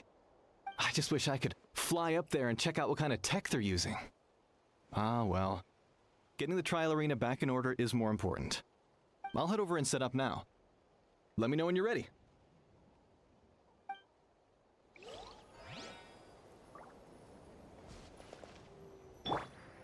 All right! Get ready! All right! Get ready!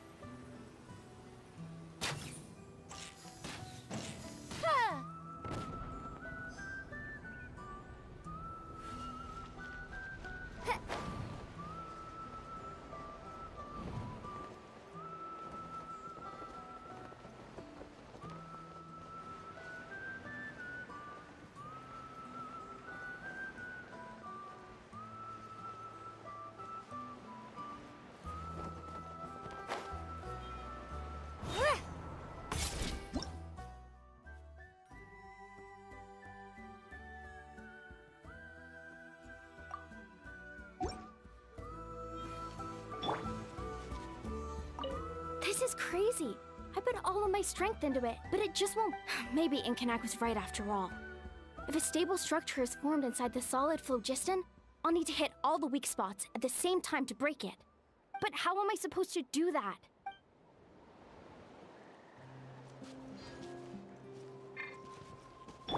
Let's fly. Gaseous phlogiston is being replenished. Looks like all the spouts have been unblocked. Let's head back up.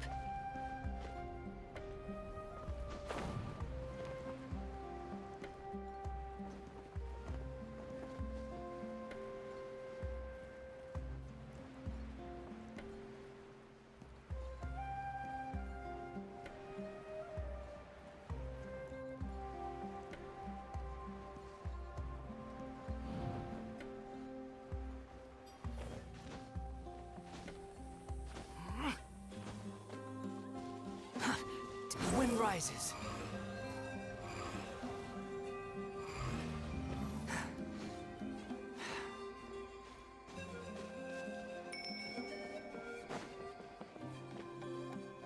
Wow, you took care of everything in no time at all. Incredible! Now we just have to wait until the gaseous phlogiston is fully replenished. Then we can kick off the retrial. Actually, Inkanak, I'd like to do a test flight first, just to make sure we're not missing anything. Could you arrange that for me? Huh? But you only just finished getting the arena ready. There could still be other hazards we're unaware of. All the more reason to have me test it out. Think of it as another inspection. I guess you're right. With your flying skills, you won't be in any serious danger. The conditions in this area seem a little unstable, but a test flight is the only way to catch any lingering issues. All right, I'll get things set up for you. Just let me know when you're ready.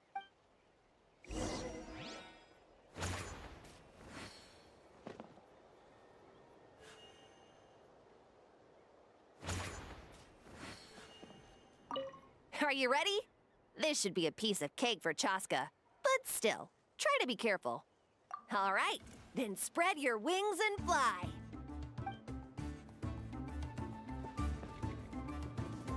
Ha!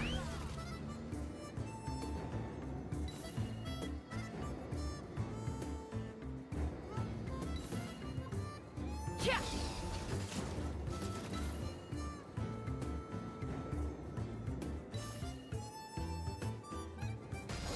Yeah!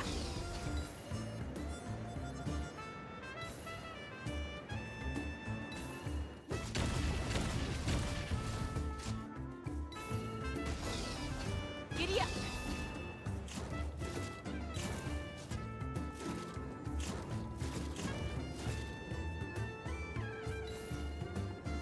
Yeah!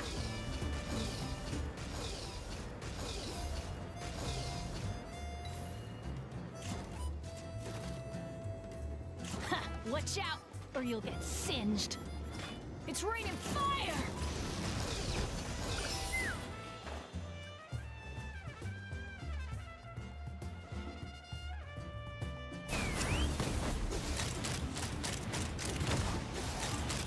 Bullseye!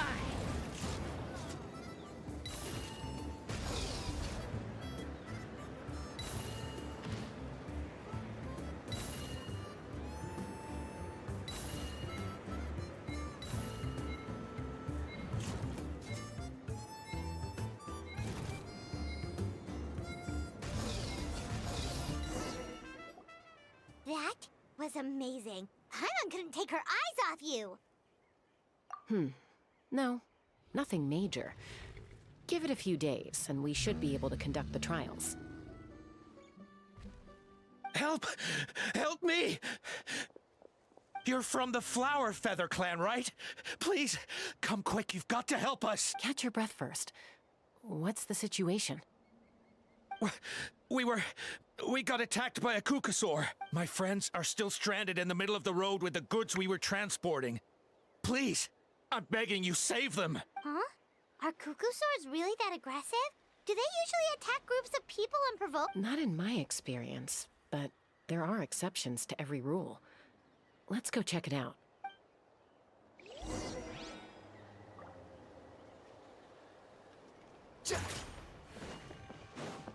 Behold! Ouch! I've never seen such an aggressive Kukusaur.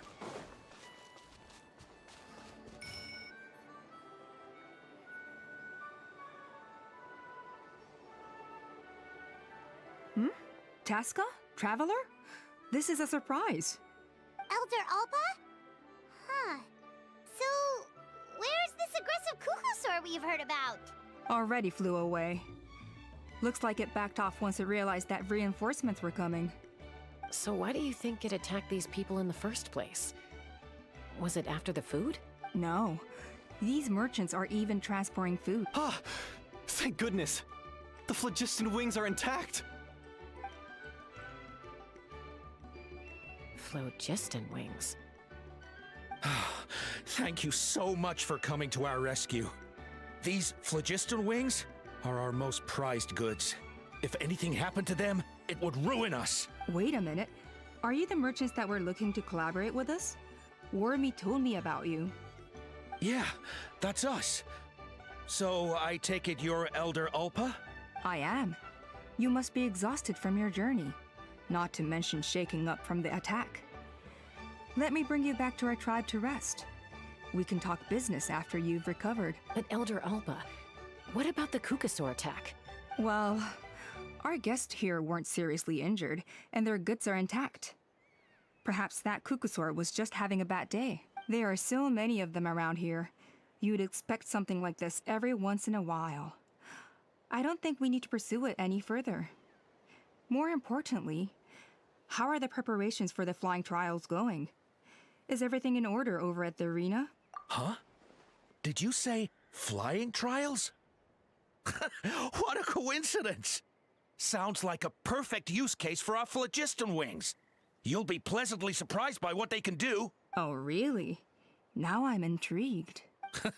Well then, let's forget all about this Kukusaur attack for now. We have some serious business to discuss.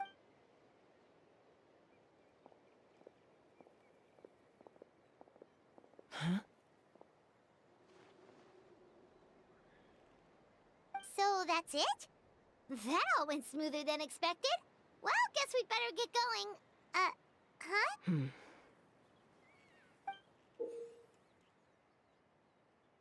A blood-stained feather.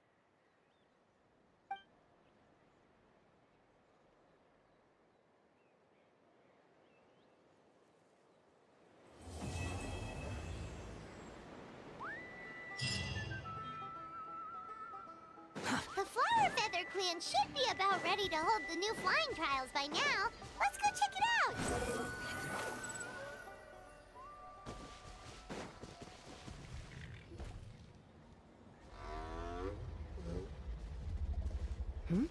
Ah, Traveler and Paimon. You came. Yep, and it looks like we made it just in time! Although, can't say the same for the Kukusaurs. Bit of a low turnout, huh? Yeah, you'll see why soon enough. All right, get ready. 3, 2, 1, fly! Whoa! We're really flying! I feel light as a feather. I'm flying without a Kukusaur. These phlogiston wings are awesome! What's going on? Paimon can barely believe her eyes. How did they fly all on their own?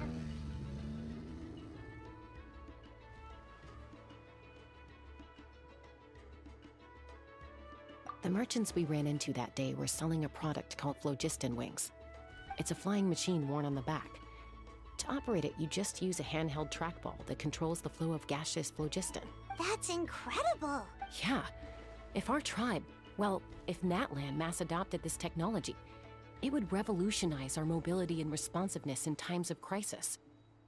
Just think of the countless tragedies that could be averted. I feel like I'm dreaming. Did I really just fly on my own without the help of a Kukusaur? You'd better believe it. Plus, you just passed a flying trial. Right, Elder Alpa? Elder Alpa? Should this really count as a pass if we did the trial using phlogiston wings? Why not? The scoring rubric is about flying performance. It doesn't specifically say you have to ride a Kukusaur, does it? Yeah, maybe, but I mean, even Chasca had to ride a Kukusaur in her trial, right? And the whole point of a trial is to test both your flying technique and your ability to work with a Saurian companion. Well, if we can fly by ourselves, maybe we don't need to test the ladder anymore. Chasca, Traveler, what are your thoughts on this new invention?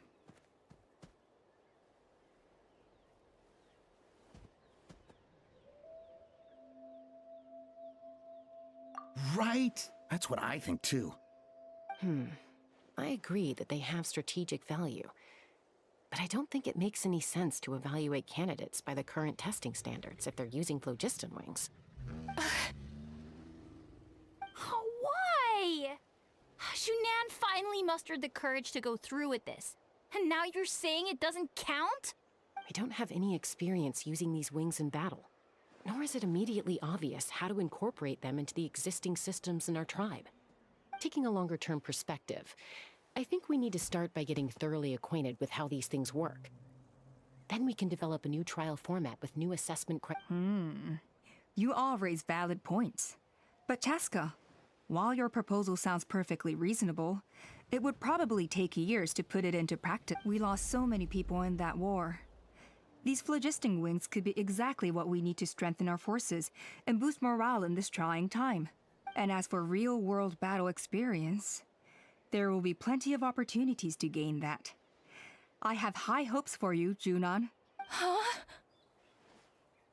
Hey, stop staring into space! Say thank you! Oh, thank you. Thank you, Elder Alpa. You have nothing to thank me for. Remember, the way you got your wings back was by relying on yourself. Oh, Elder Alpa! Bad news! Kukusaurs are attacking the merchants again! Again? Okay, everyone, stay put while I... Huh?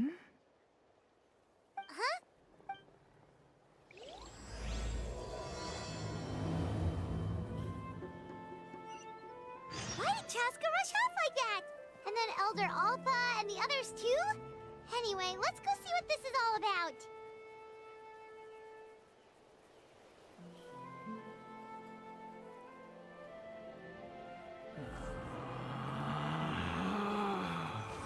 Relax.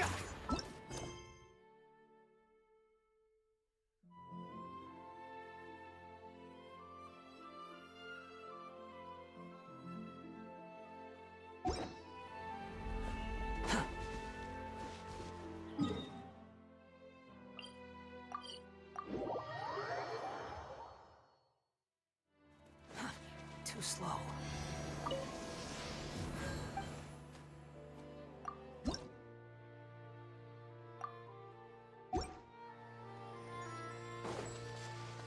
The wind rises.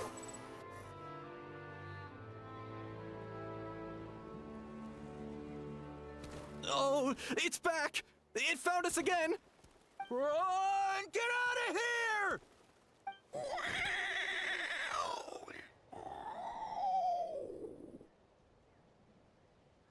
Curses! She's really riled up this time.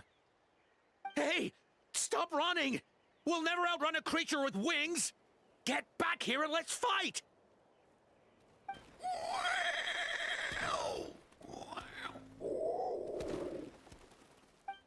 Stop! All of you! Chasca! Oh, wonderful! Quick, get rid of that thing!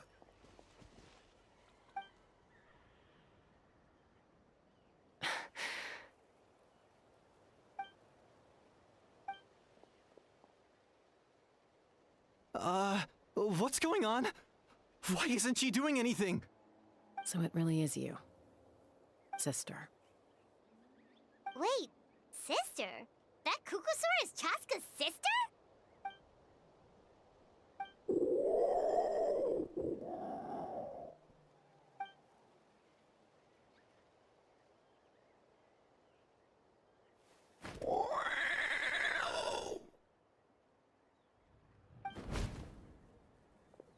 Koya, wait! Is Chasca gonna be okay? Should we go check on her?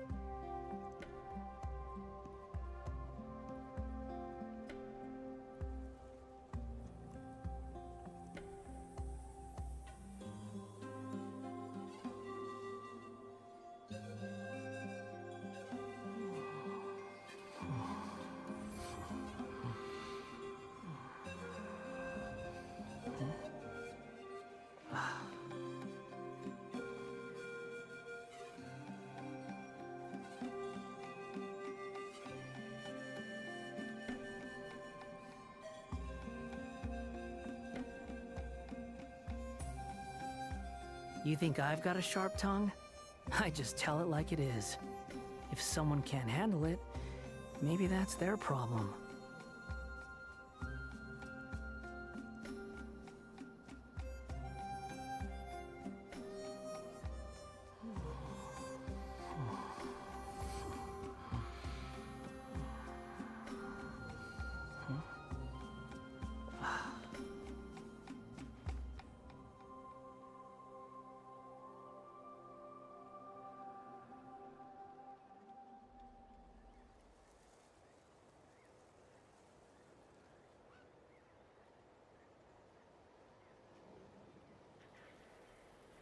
There's no need to exchange pleasantries.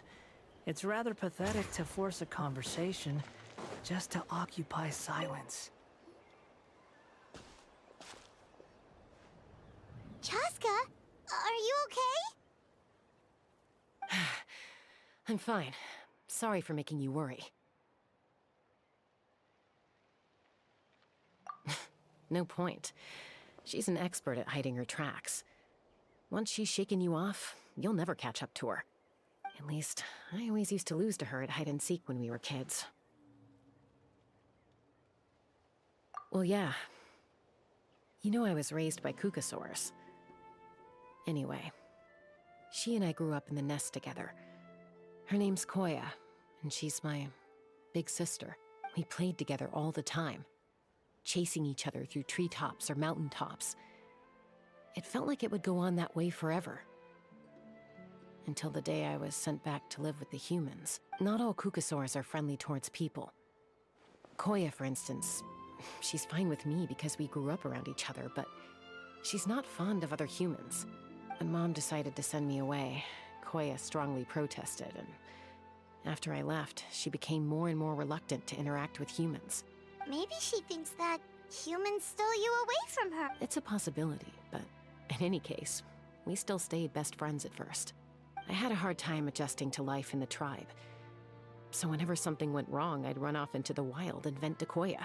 Ah, so that's what Uncle Cusco was talking about.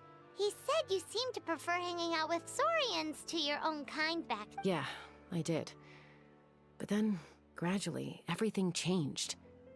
With a new mom and dad, a new tribe, and Koichi, I started getting curious about these humans. I made an effort to understand their behavior. The more time I spent with them, the less I spent with Koya. And then, one day, it was Koya's turn to leave the nest. She sought me out and asked if I was willing to leave the tribe and go live in the wilderness with her. As far as I can remember, that was the first time she ever approached a human settlement on purpose. So, how did you answer her? Well, I wouldn't be standing here talking to you if I'd said yes. No, I was torn. On the one hand, I'd already made up my mind to embrace my new family and accept my human identity. But I also knew that Koya wasn't a fan of humans, and I didn't want to disappoint her. She took my hesitation as an answer. She saw it as a personal betrayal, threw a huge fit, and then flew off. We hadn't seen each other since, well, until today. Not for a lack of trying, though. I tried asking Mom where Koya's new nest was so I could talk things out with her. But Koya had already asked Mom not to tell me where she'd moved to. It must be hard for Mom, being stuck between her two daughters. So I didn't press the issue. And I didn't go looking for her. If things carry on like this, I need to make sure I find her before anyone else. Even if she doesn't want to see me. For now, let's bring the wounded back to the tribe. And see what Mutota and Elder Alpa have in mind.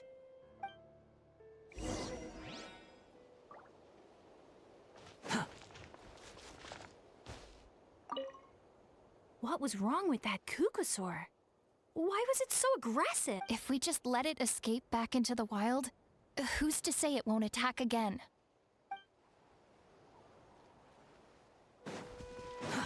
Too slow.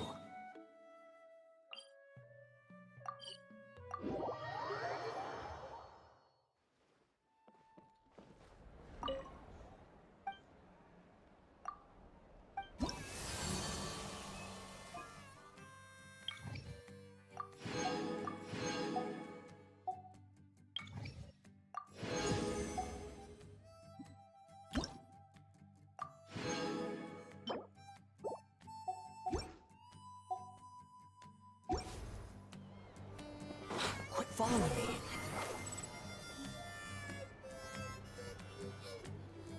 So, I hear there's been another Kukusaur attack. Ha! I knew it! They're wild animals, and they can't be trusted. Hey, show a little respect. The Kukusaurs are our partners. Maybe in the flying squad, but they don't give a hoot about the rest of us.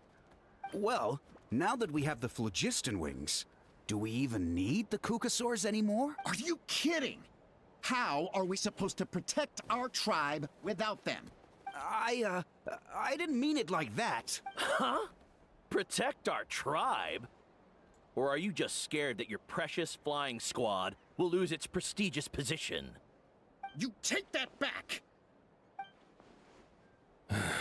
Things are changing so quickly. Chasca, there's a conflict emerging there. Aren't you going to nip it in the bud? The whole tribe's talking about this now. Breaking up a single fight won't solve anything.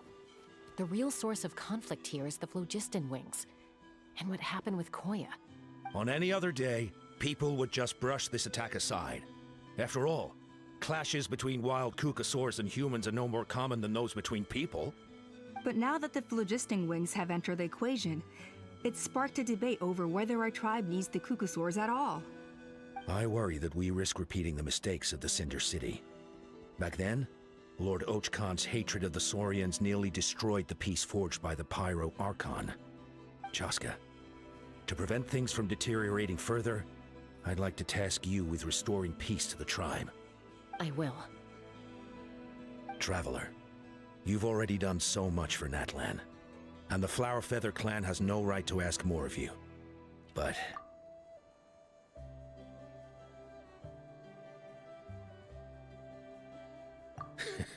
looks like I was making a mountain out of a molehill. And don't forget about Paimon. Just leave this to us. This whole situation has unfolded so quickly that it's put us on a back foot. To tell the truth, it makes me a little suspicious. You think someone might have orchestrated all this? It's possible. Leave it with me. I'll look into it. Also, Chasca, could you try to keep a low profile while you're out there digging around? We don't want to give our hand away. I'll do my best. Okay, so where should we start? This all began with Koya's attacks. If we can find out what led her to do it, that should give us something to work with. Unlikely. Given how she reacted when I showed up, I don't think she's forgiven me. If you want to resolve a conflict through dialogue, sometimes you need a third-party facilitator. Let's go see my mom.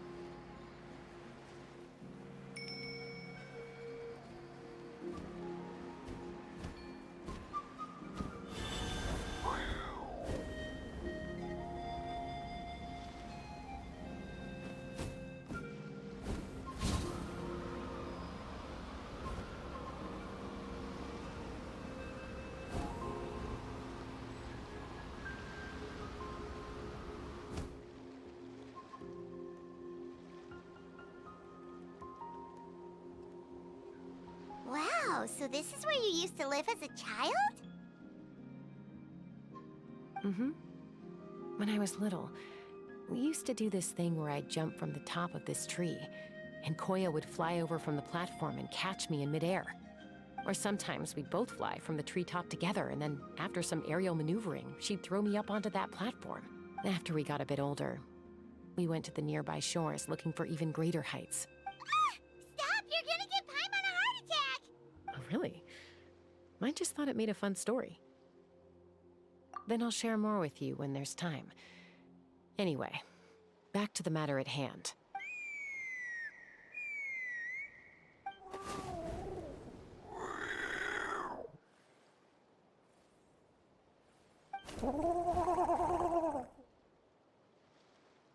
Hey, Mama Bird. I'm back. My last visit was only a week ago, wasn't it? See? I visit you more than I visit Papa Cusco. I brought a couple of friends with me. These are the Traveler and Paimon. Traveler, Paimon, this is my mom. Her name is Chimpu. In the human tongue, anyway.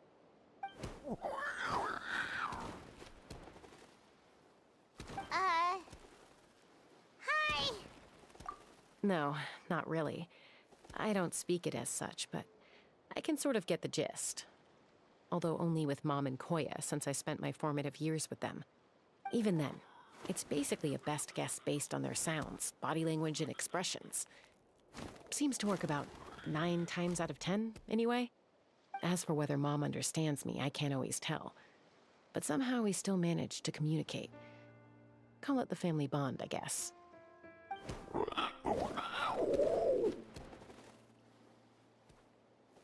Don't worry. I'm doing well, but I think Koya might be in some trouble.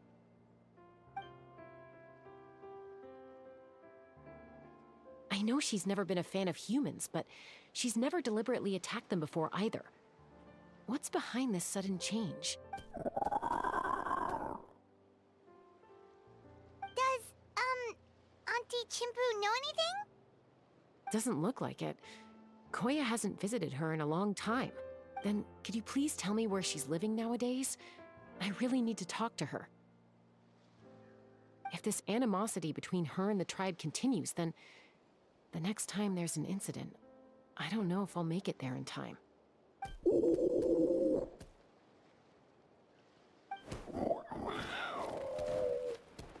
She said she'll take us there.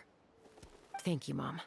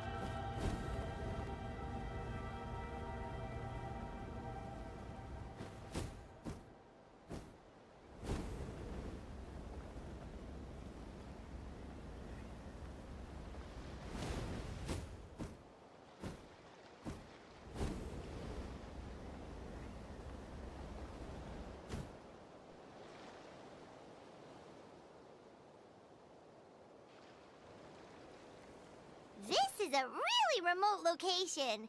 Guess she was trying to get as far away from humans as possible.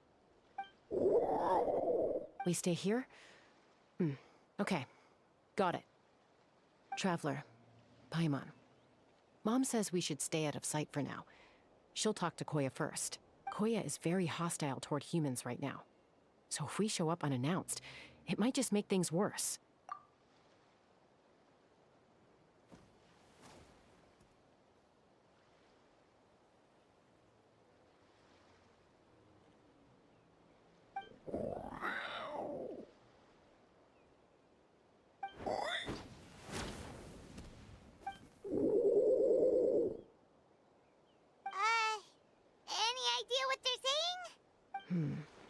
Sounds like things are more complicated than I imagined. There's evidence in this area suggesting that Koya might have been the victim of a human attack.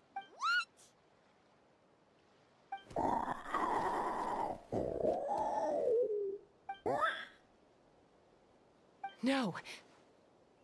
It's Chime, Koya's child. The attackers kidnapped her. They came over the sea, under the cover of night, and they took Chime. What the heck? Who would do such a thing? I searched day and night, and finally found them.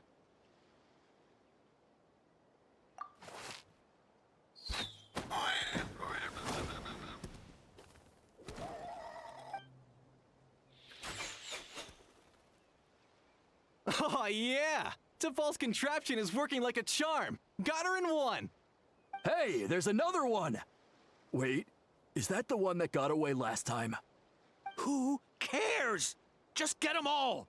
T'Pol pays us per catch!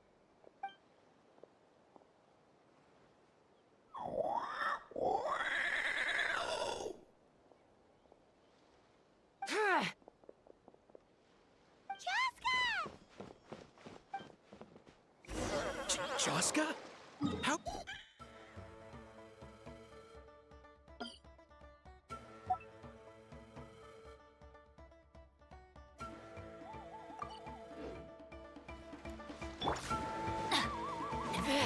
Don't you even think about running away!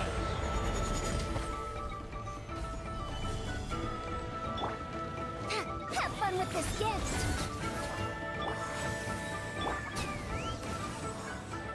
Open!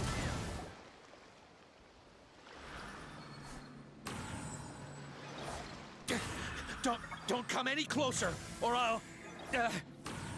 Go, Phlogiston Wings! Take me out of here! Uh-oh, looks like it malfunctioned! This is bad. Mom and Koya are already injured. And if that thing explodes right next to them... Help! Elemental energy suppresses it! Please, someone! Get back!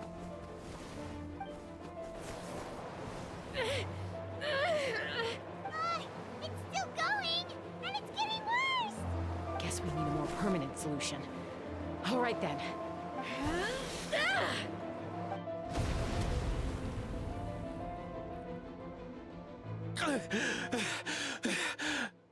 That was too close. I thought I was gonna die.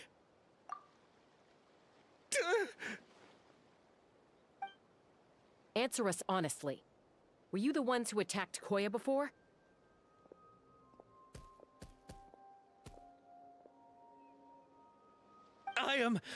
No, it was...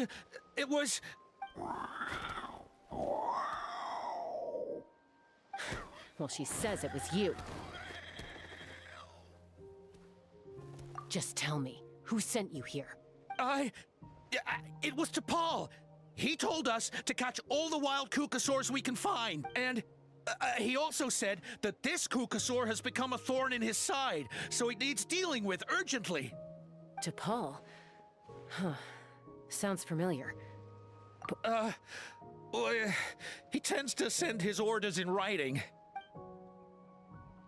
He pretty much never communicates with us in person.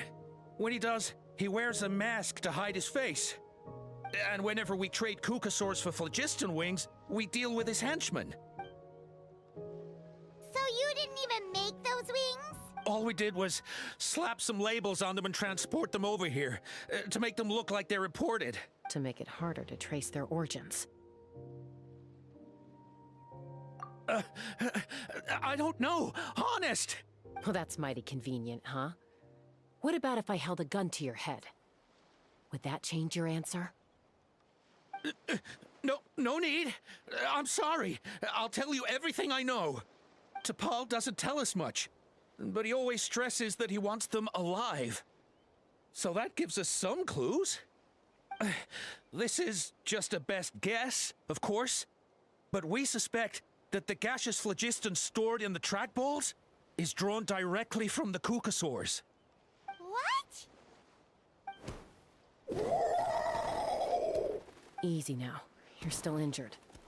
Hey, keep talking. Yes, ma'am. So, the gaseous phlogiston has to be highly refined in order to power the phlogiston wings. The slightest imperfection can have disastrous consequences, as you just witnessed. But the Kukasaurs have a natural ability to process gaseous phlogiston. So, if you use them as an intermediary, then... That's enough. So the Kukasaurs you took, where are they now? T'Pol should have them. But no one knows where he's based, apart from him and his henchmen. We've tried looking for it ourselves, even followed them a few times. But we always end up losing track of them. Random thought. Maybe they're hiding up in the sky? T'Pol. I'm sure I've heard that name. Maybe it was...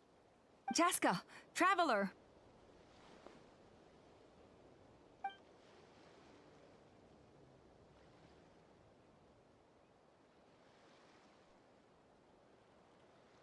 That voice! It's Alpa!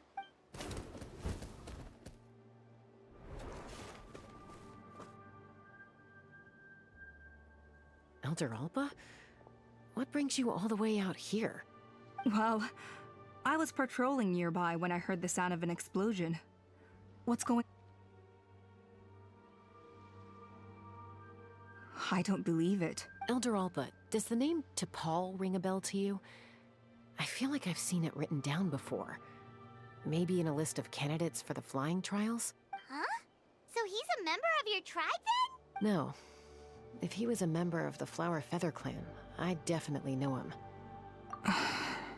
Now that you mention it, I do remember a young man from outside our tribe who came to participate in our flying trials once. You were away on a mission at the time, which is probably why you don't remember him. He was a craftsman from the Children of Echoes, but he'd always dreamed of soaring the skies, so he wanted to join our flying squad. The Children of Echoes? That's rare. But despite his best efforts, he unfortunately failed to pass the trial and gain the Kukasaur's approval. In the end, he went wingless and returned dejected to the Children of Echoes. Wingless, huh? Maybe he invented the phlogiston wings to get revenge on the cuckoos. Perhaps. Or maybe it's simply his way of dealing with his regrets over his past flying endeavors. Either way, it doesn't excuse his abuse of the Kukasaurs. I'm gonna take these guys back and expose the truth to the tribe. It's time for this conflict to end. Easy, Chasca. Remember what I said about keeping a low profile? The ringleader still hasn't shown himself, and this man's allegation about powering the phlogiston wings with Kukasaurs is only speculation. Bringing these men to the tribe now won't win over any current supporters of the phlogiston wings. In fact, it may even escalate the conflict further. After all, many are mistrustful of the Kukasaurs after recent events. Is that why T'Pol waited until now to try to capture my sister? I don't know. I mean, he did tell us to spread negative rumors about the Kukasaurs and slip some Mora to anyone opposed to them, but... But Koya only attacked humans because they stole her child! Nevertheless, we will be hard-pressed to change people's minds while emotions are running high. Unless we have irrefutable evidence. Bravo! My thoughts exactly. In the meantime, leave these men with me. I'll escort them back to the tribe. I'll take the other members of their crew into custody, too. They won't get another chance to stir up trouble. Fair enough. I guess finding T'Pol is gonna be the key to resolving this conflict. Let's hope the Children of Echoes have some info on him. Sorry. Whatever it is, it'll have to wait till this is all blown over. I have to fix this situation before it spirals out of control. Mom, sis, rest up and get well soon. I gotta fly.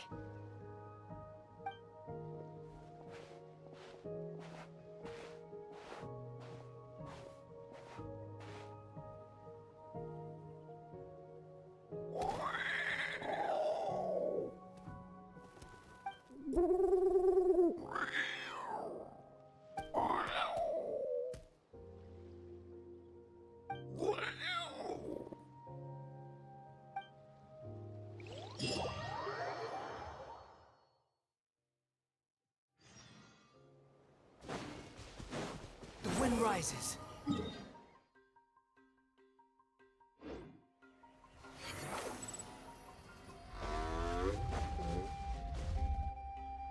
So Alpa says that T'Pol's from the Children of Echoes.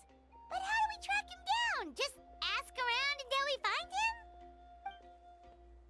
Let's start by talking to someone we know. It'll be faster that way. At this time and place, I'll bet the easiest person to find is... Wakey, wakey, Shilonen! Oh, it's you. Okay, give me a second. I'll come down.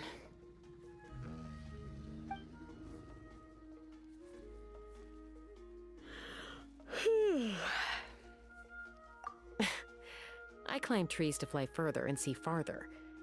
I don't usually stop for a nap. Well, we're not all like you. Always full of energy, even after flying around all day. Yeah. So, you've come all this way and interrupted my precious nap time. Might I inquire as to, why? I'm sorry, Shilonen, but it couldn't wait. Does the name T'Pol mean anything to you? He's a craftsman, apparently. Huh. T'Pol.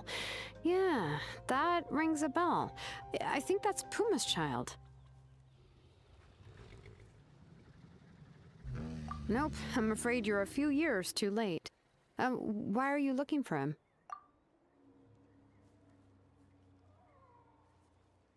Huh, Phlogiston Wings. Wow, okay. The kid actually pulled it off. Well, looks like, no more rest for me today. Pulled it off? You mean he's tried making something like this before? Yeah, he started trying to build a flying machine right after he got back from the Flower Feather clan. So right after he went wingless, then. Was this flying machine anything like the gun you made me? You mean your gun that's harder to tame than the proudest Kukasaur? No, he wanted to build something that allows anyone to fly freely, even if they're not naturally gifted. But he never got very far back then, though. Blew up his workshop a few times and barely made it out alive. I never really kept up with him after that. His parents traveled a lot in their youth and only returned to the tribe after he was born. But they settled in a remote area and don't interact with other people much. Which means most people in the tribe don't know them very well. Your best bet is to chat to his direct family. I'll, go get Puma. Wait for me in front of the workshop. I won't be long.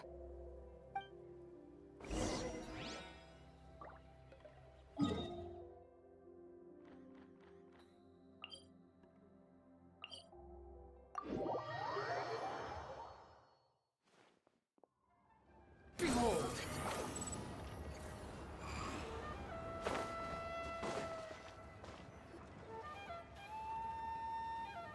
I'm back. Allow me to introduce T'Pol's mother, Puma. Hello, we're... Oh, save the pleasantries. I don't want to spend any longer talking about that boy than I have to. Huh? I disowned him long ago. He is no child of mine. All he cared about was his pipe dream of reaching the sky. Oh, we tried to talk sense into him, but he was obsessed. And then when he left us, he spouted some nonsense about building a workshop in the sky to avoid the constant criticism of us ground dwellers. He left his notebook behind.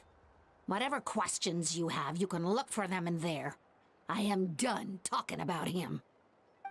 He's no son of mine.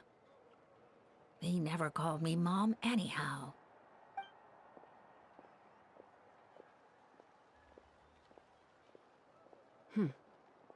Wow, they've really fallen out. Paimon sure wasn't expecting that. Her husband, T'Pol's father, he passed away recently, and T'Pol didn't even bother to show his face at the funeral. If there's anything else you need, just come and find me. Thank you.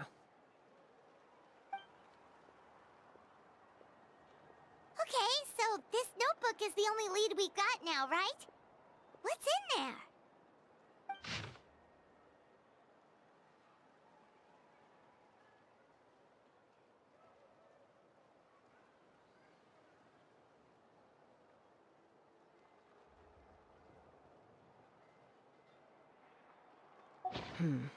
Some early designs for the phlogiston wings, and some theorizing about an airborne workshop, Tlalocan, the Cinder City.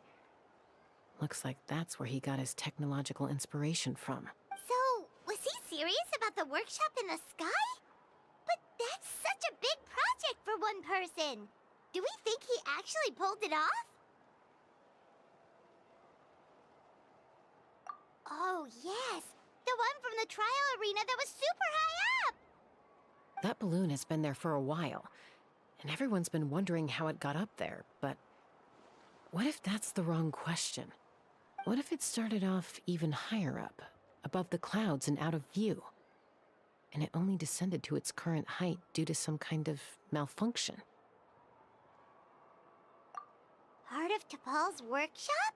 Seems likely. If T'Pol's base had been hiding above the clouds this whole time, that would definitely explain why Isidore couldn't find it. I totally called it! But how do we get up there? Chasca, can you even fly that high? By myself? Possibly. But with a passenger, no chance. I doubt even phlogiston wings could take you up that high. At least, not without that relic T'Pol mentioned in his notebook. Yeah, and he's probably holding on to it. We'll have to find another way. Nope. That's way beyond Paimon's altitude. Also, would you really expect Paimon to go up there and take on T'Pol by herself? Let's not worry. Just because we can't think of a solution doesn't mean no one else can. I'm not the only flying expert in my tribe, you know. Oh, good point. We should go ask Elder Alpa! And Mutoda. He was quite the flying ace back in the day, too. Let's head back and see what they suggest.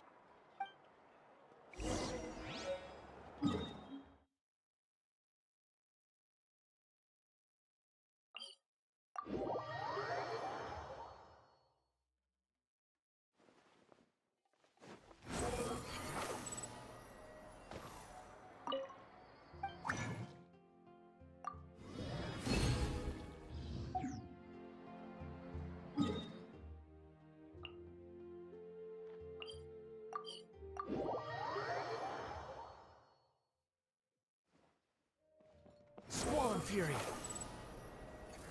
Have you gone mad? Chasca, you're finally back.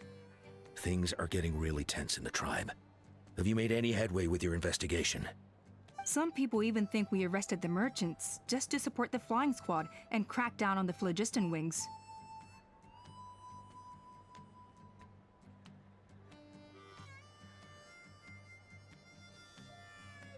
We found some promising leads, but there's a major obstacle standing between us and the irrefutable evidence we need. A relic from the Cinder City? So Tlalocan's still managing to sow discord, even after all these years. An airborne workshop and a hot air balloon above the trial arena. And that's where you're trying to get to now? Neither phlogiston wings nor a Cucusaur can take you that high up. Do you really think that's where T'Pol is hiding? You know what? There might just be a way. Really? Do you still remember those spouts in the arena? When they were all blocked, the gaseous phlogiston was trapped and unable to flow. But now, it's flowing freely. If we were to block them up again... You mean all of them except the one at the very top of the arena? To build up the pressure there? Precisely. With all the gaseous phlogiston flowing through one spout, it would create a high-pressure wind current. And then we just ride it up into the sky! Yes, it has its risks, but with Chasca's abilities, I think she could manage it. It's an extremely risky approach, but I agree that it's feasible. If you want to give it a try, check with Inkanak at the trial grounds. She can explain how to block the spouts, Chasca.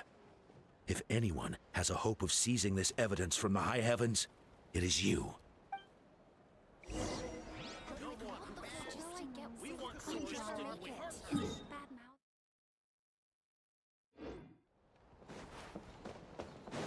The wind rises.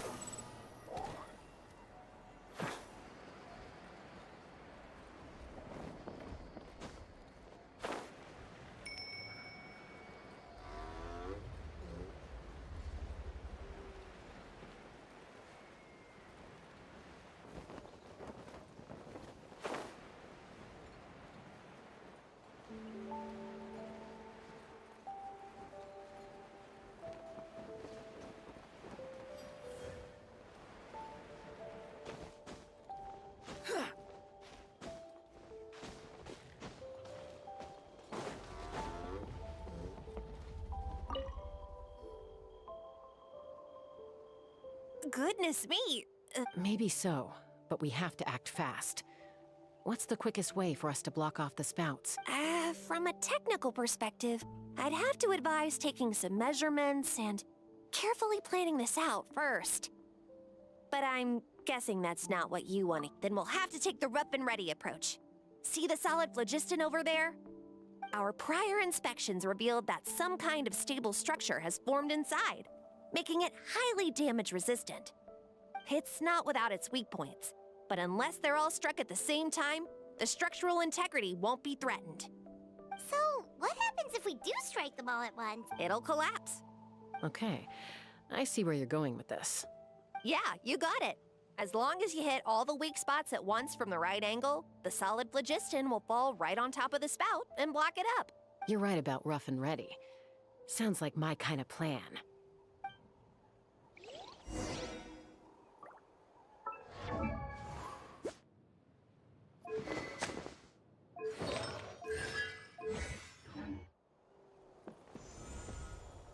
Let's fly.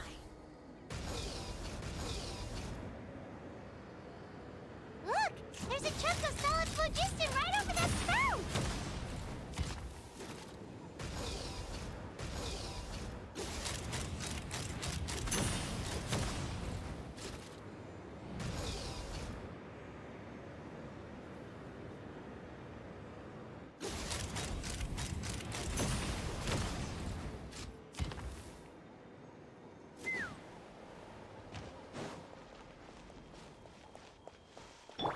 Behold!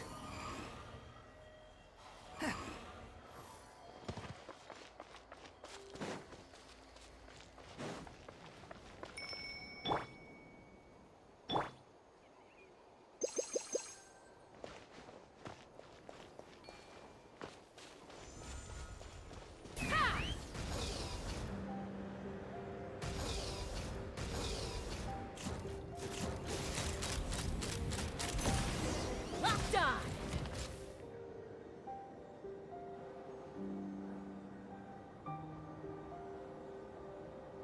Giddy up!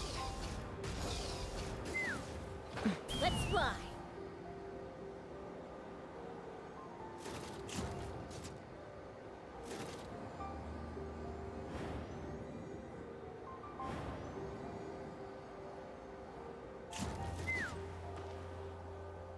The wind rises.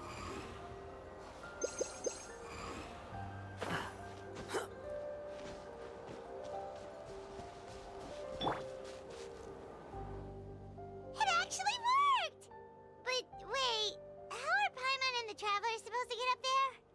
Koya can give you a lift. She's actually been following us this whole time. Wow, Paimon didn't notice at all! Well, probably because she didn't want to get too close to humans. Or maybe just me. But right now, we need her power.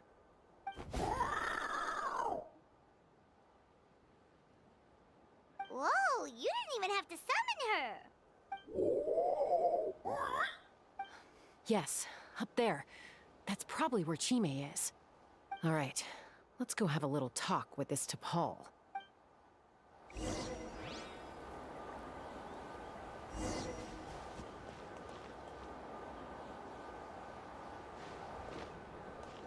Take me up!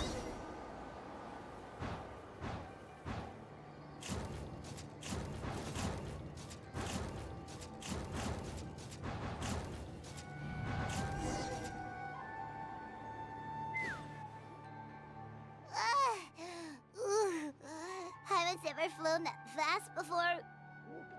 Aha. Just as I thought.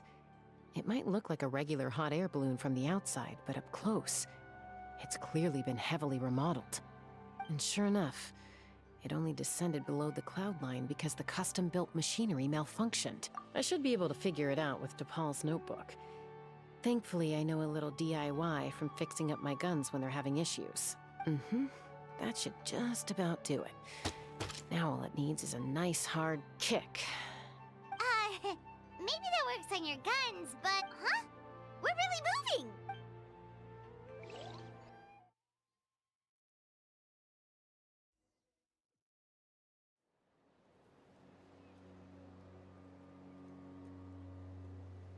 Here it is!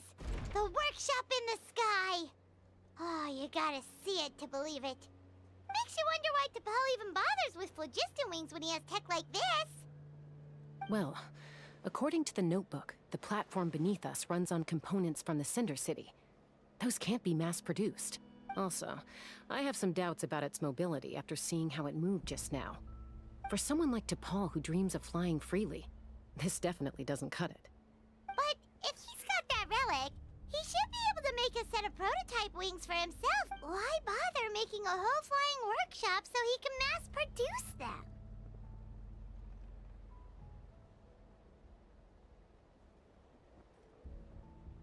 But this doesn't... With any luck, we'll find the answers in his workshop.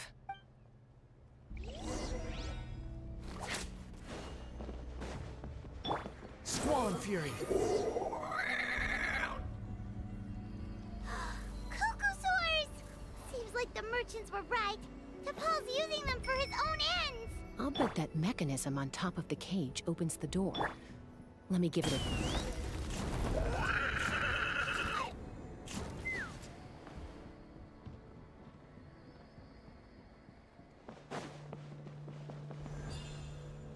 Take me up!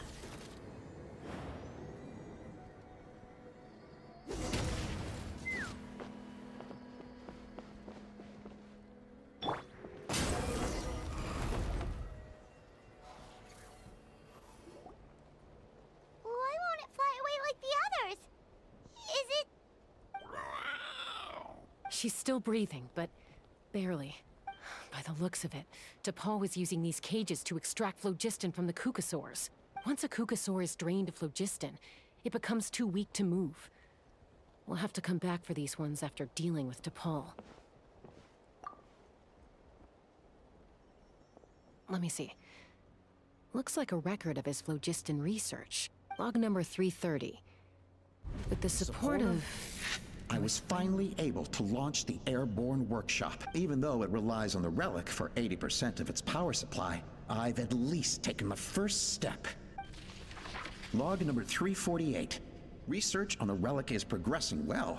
I should be able to replicate the technology and scale up production very soon. Has proposed a name for this groundbreaking invention: the phlogiston wings. I think I'm getting close. Soon, I will achieve my dream. Log number 377. Encountered some issues with the new, smaller model phlogiston wings. The gaseous phlogiston showed some volatility during the refinement process. Thinks we should proceed at a more cautious pace with the refinement experiments. But after so many past failures, I have to prove that I will succeed this time.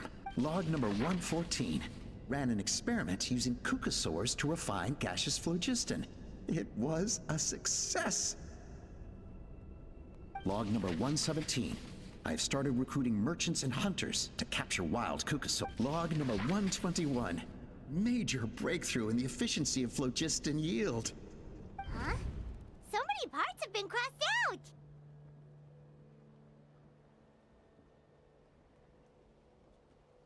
Yeah, probably the contact he alluded to in his other Did anyone else notice? We haven't got time for textual analysis, I'm afraid. Grab the notebook and let's press on.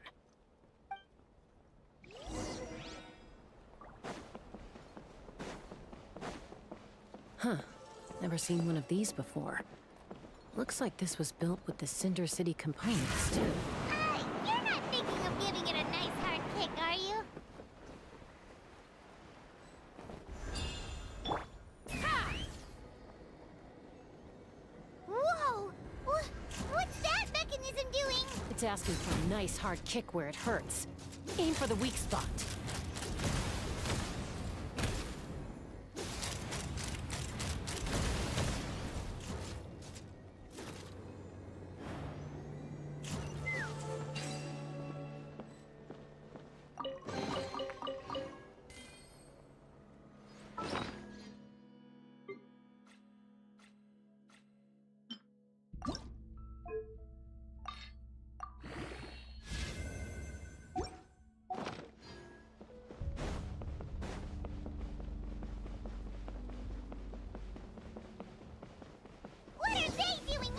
It's T'Pol's henchman. He must have brought them here using the relic in his prototype wings. Watch out! Locked on! The wind rises.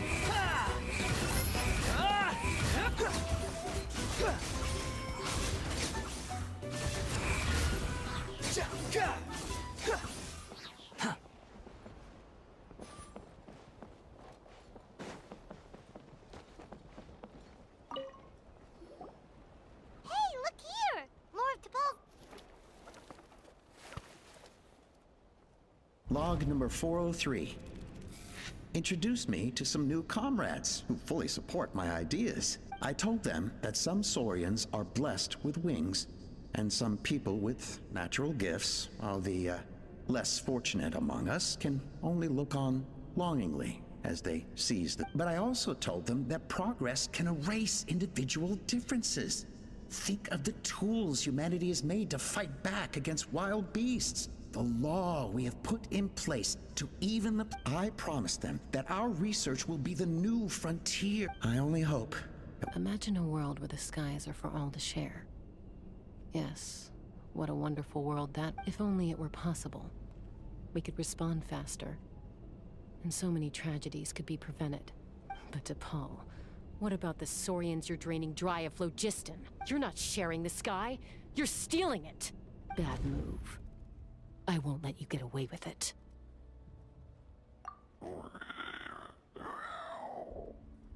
I'm fine. Let's keep moving. I don't think we'll find anything else here.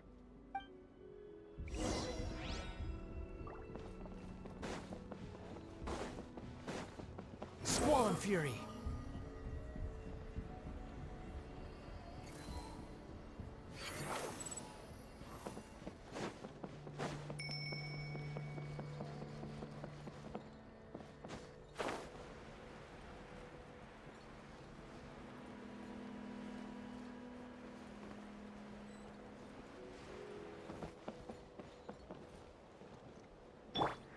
Dare to mess with me? Ha!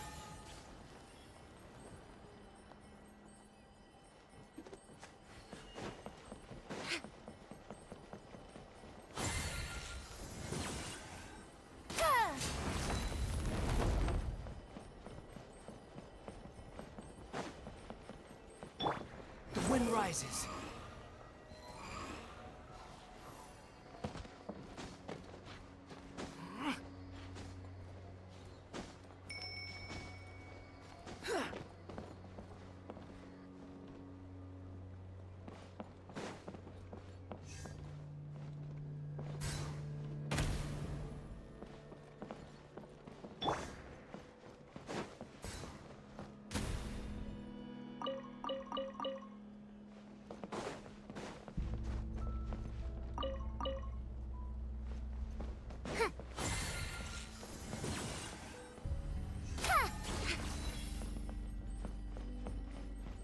Squall and Fury.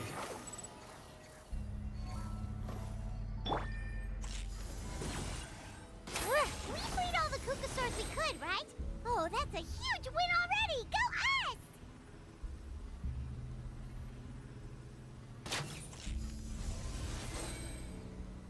Huh.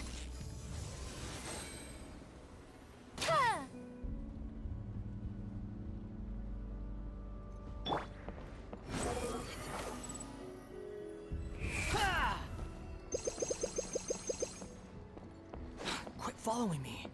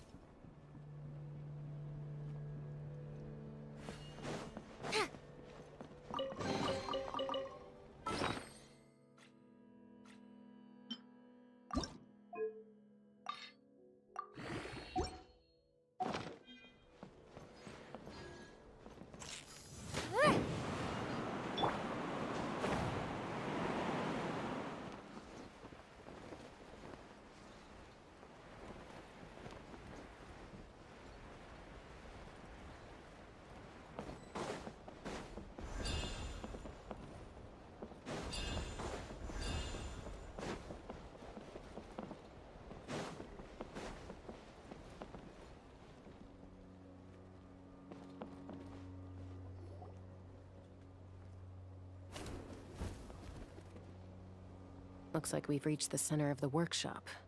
And still no sign of Koya's baby.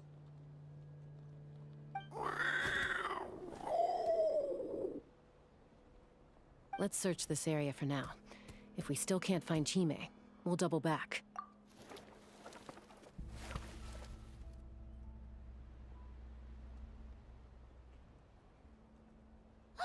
Chasca, Traveler, come quick! What is it? Did you find Chime? Not yet, but look! It's another one of T'Pol's notebooks!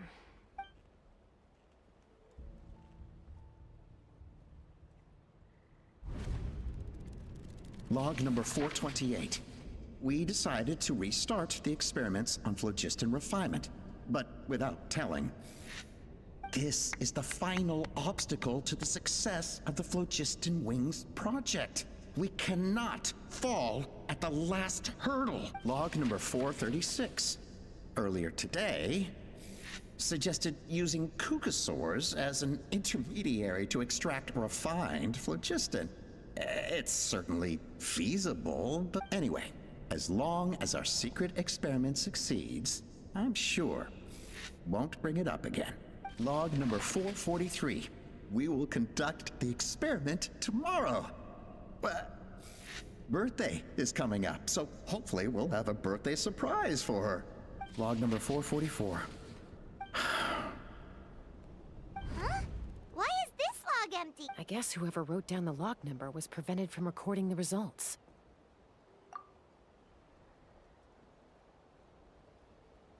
Log number 0. We lost many comrades in the accident. Among them are friends, lovers, and children. But we cannot stop now. We will keep their legacy alive and carry their dreams forward. As of today, we are scrapping the artificial refinement method. Instead, we will focus all our efforts on phlogiston extraction from live Kukasaurs. They are arrogant beasts whose existence in the wild serves no one but themselves. Their true worth lies in their sacrifice for the sake of human progress. To facilitate our operations, we will gradually move the airborne workshop closer to the Flower Feather clan, even as we continue to expand it. All this we do to create a world where the skies are for all of humanity to share. All this we do to make T'Pol's dream a reality. Given the way this is written, not to mention the fact that the numbering has started over from 0, it kinda sounds like this is someone new. Does that mean that T'Pol's already... There's also a letter tucked in the end of the notebook. It's from Puma.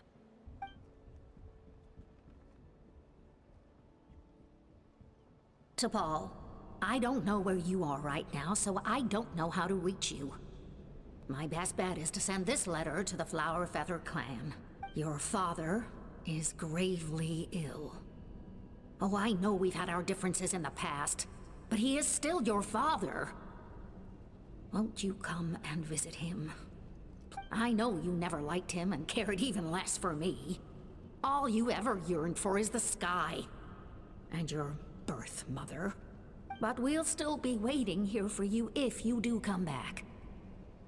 This may be the last chance you'll get to see your father. So Puma's not T'Pol's real mom? Huh. Well, she did say he never called her mom, but I'm gonna assume she was just venting. We know that T'Pol's father passed away quite recently, and this letter looks recent. By contrast, the writing in this notebook is old and faded.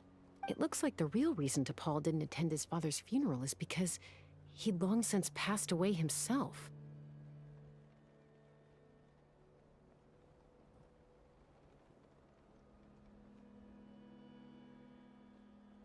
If we ask ourselves why this letter was sent to the Flower Feather clan, why T'Pol always yearned for the sky, and how he got his hands on a relic from the Cinder City, it all points to one answer. That's right. T'Pol was my child. He was born during my days as a wingless wanderer. His birth gave me new hope. I wanted to become the kind of mother who spent her days as a valiant rider, soaring the skies. Not an aimless, wingless nobody. But his father wanted to settle down, to give his child a safe, sheltered life in his tribe. We fought about it constantly, until the love we once had for each other was gone. He started a new family, with another traveler who was also looking to return home. And I went back to the Flower Feather clan, alone. I had no idea that despite being raised among the children of echoes, my child still harbored dreams of the skies. Can you imagine, Chasca? The joy and surprise I felt when he showed up at my door, asking to join the flying trials, or how proud I was when he said he wanted to prove his own worth, rather than relying on my position as elder. And then the anguish that overcame me when he was rejected by the Cucusaurs and became wingless, just as I had after my injury? You've got a lot of nerve showing your face here. Don't take this the wrong way, Chasca. I'm not here for a fight. I just want to talk. Isn't that your preferred way to resolve things? I trust you've learned of T'Pol's wish on your way here. A world where the skies are for all of humanity to share. If only his dream can be realized, no one will ever have to lose their wings again. Our aerial prowess will be greater than ever before. War will never again come at such a great cost. The loss of Koichi is a tragedy that need never be repeated. So tell me, Chasca, do you really wish to see the phlogiston wings forever grounded and gathering dust? Nothing you've said excuses all the conflict you've caused. You mean the argument back at the tribe? It was a necessary measure. Sometimes this is the only way to accelerate the pace of progress. Is a mother harming her children when she coaxes them into swallowing a bitter pill? Of course not. It is a brief moment of suffering for the greater good, and the child would come to understand this and the phlogiston wings are that bitter pill. We will never progress as a tribe if we cling to the scraps the Cucusaurs offer us. Once the people have embraced the phlogiston wings, they will never look back. Even if they learn how the refined phlogiston is sourced. They will convince themselves that the sacrifice of a few Cucusaurs is a small price to pay for our dominion over the skies. But this I had not anticipated. I barely had the chance to introduce the phlogiston wings to the tribe before you found this place. Your plan was hardly foolproof. Yet, it can still be salvaged. Chasca, traveler, you are the hope of humanity. I'm sure you have your doubts about my methods, But know that my love for humanity and for Natlan is genuine. You know me, Chasca. And you know that I've always treated everyone in the Flower Feather clan as my own children, as fellow humans. Surely you can understand my perspective. Alpa, Natlan doesn't belong to humans alone. And truthfully, neither do I. How many times has the Abyss invaded Natlan now? And yet despite how much stronger it is than us, Natlan still stands as a nation of humans and Saurians. Peace imposed by force will crumble in a matter of days. Because social bonds are what hold a civilization together. Weren't you the one that taught me that? And yet you would break the bond we share with our Saurian companions to take more power for ourselves? That's as stupid as hacking your own arm off to use it as a club. They are wild beasts, driven purely by instinct. How could they possibly understand human social bonds? Ugh, how did someone like her ever become a writer?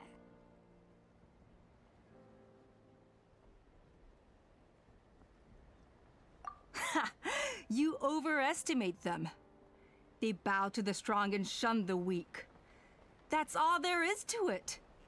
They never gave Tepal a second glance when he was at his lowest, nor me when I returned injured from the Cinder City. It's all about survival of the fittest for them. Plain and simple. They obeyed me once I proved myself stronger than them, but the moment it serves them better, they'll abandon me in a heartbeat. You're wrong, Alpa. They only reject the wingless because they don't want to fly anyone to their death. Chasca, I will promise you this. Only the unruliest wild cucosaurs will be used for phlogiston extraction. The ones who have nothing else to offer to humanity. Well, that's too bad. Because I know a few unruly wild cucosaurs who don't think that idea is gonna fly. Namely my mom, my sister, and me. And the others? To us, they're friends. Family, even children. So if you want to put any of them in one of your cages, you're gonna have to go through us. Is that right? I knew you might be difficult to convince. Maybe this will change your mind.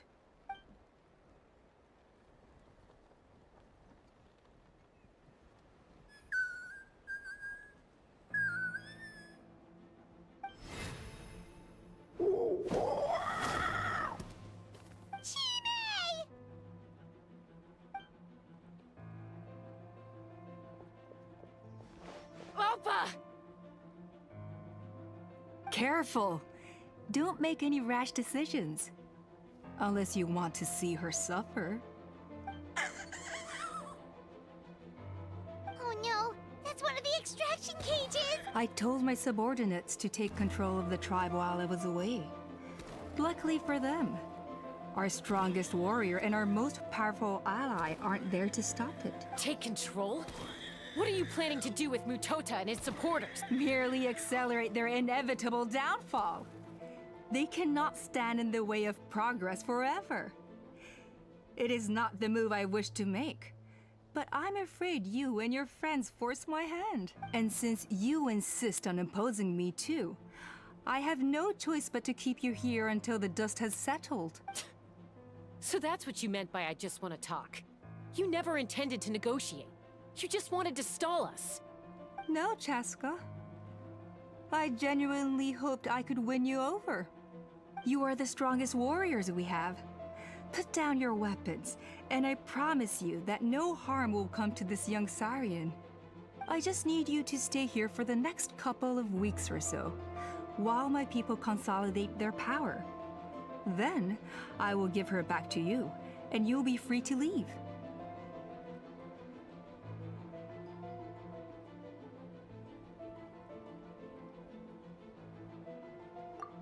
As long as the majority supports our vision, even the Pyre Archon cannot meddle in our internal affairs. Your vision is deranged, and the Flower Feather clan will never support it.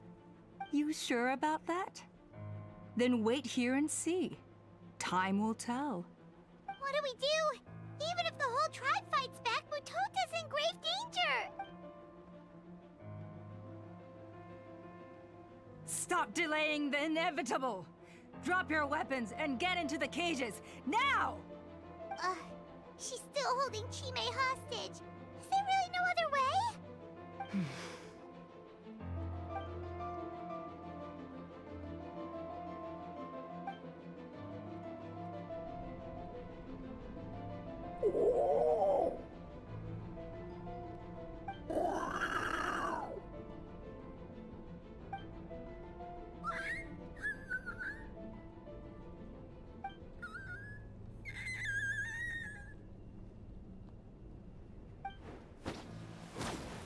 Koya?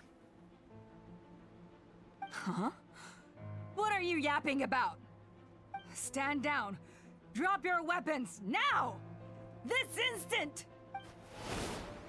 Ah! Ah! No!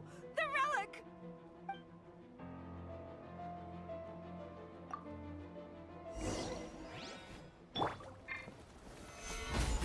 This is order. Everybody stand back! Gears of the storm! Give up, Alpa. We're negotiating my way now, and this ain't your strong suit. Hey, something's up with this relic!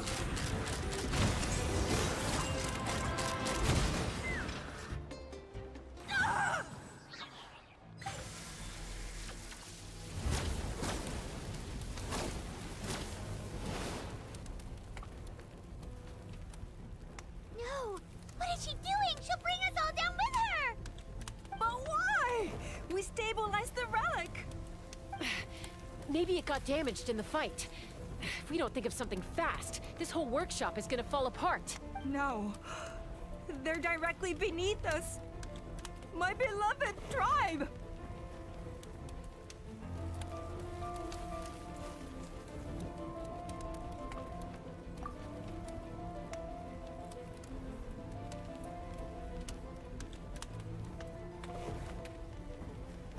Okay.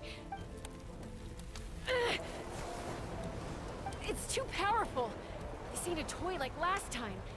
I don't think I can just throw it aside.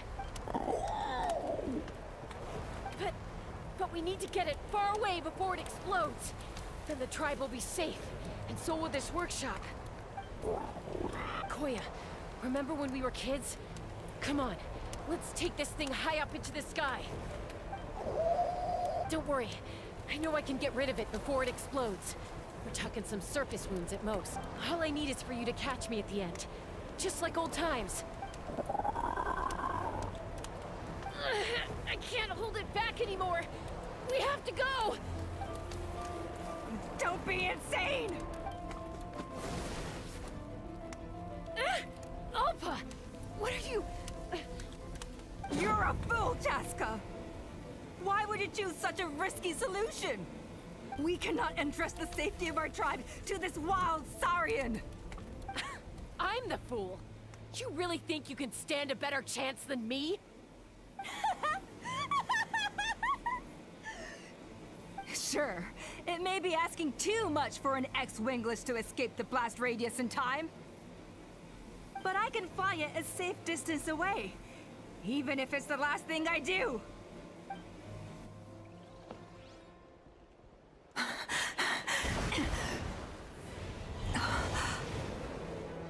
Here, this should be high enough to save the clan. What? You don't get to die a hero today.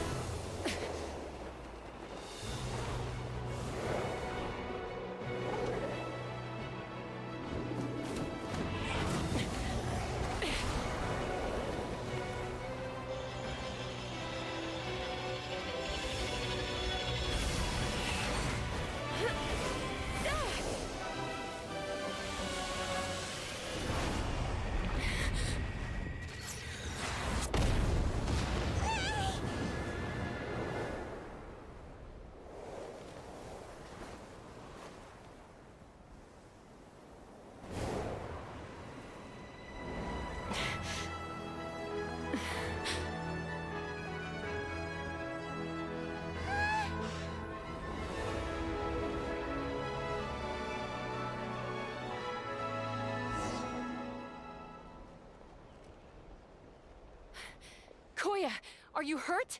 Let me take a look at you. What do you mean, I'm fine? Didn't I tell you to catch me on your back?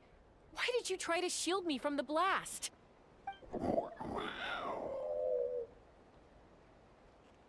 Accident? Yeah, right. Seriously, you're as stubborn as ever. Chasca! Koya! How are things looking here?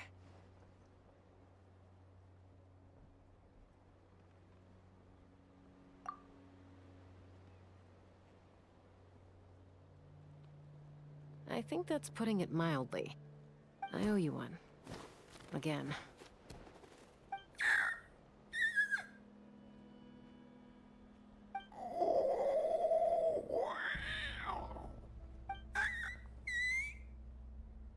Oh, but be honest.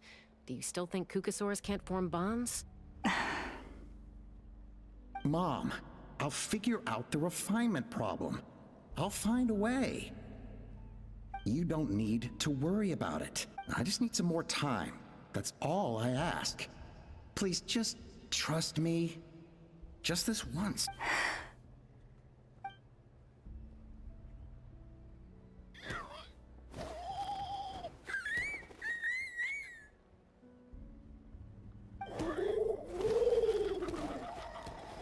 The Flower Feather Clan yield to the strong. And it's up to the winners to define what strength means. So it looks like it's my turn to yield.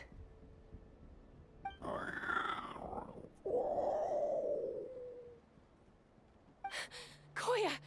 Koya!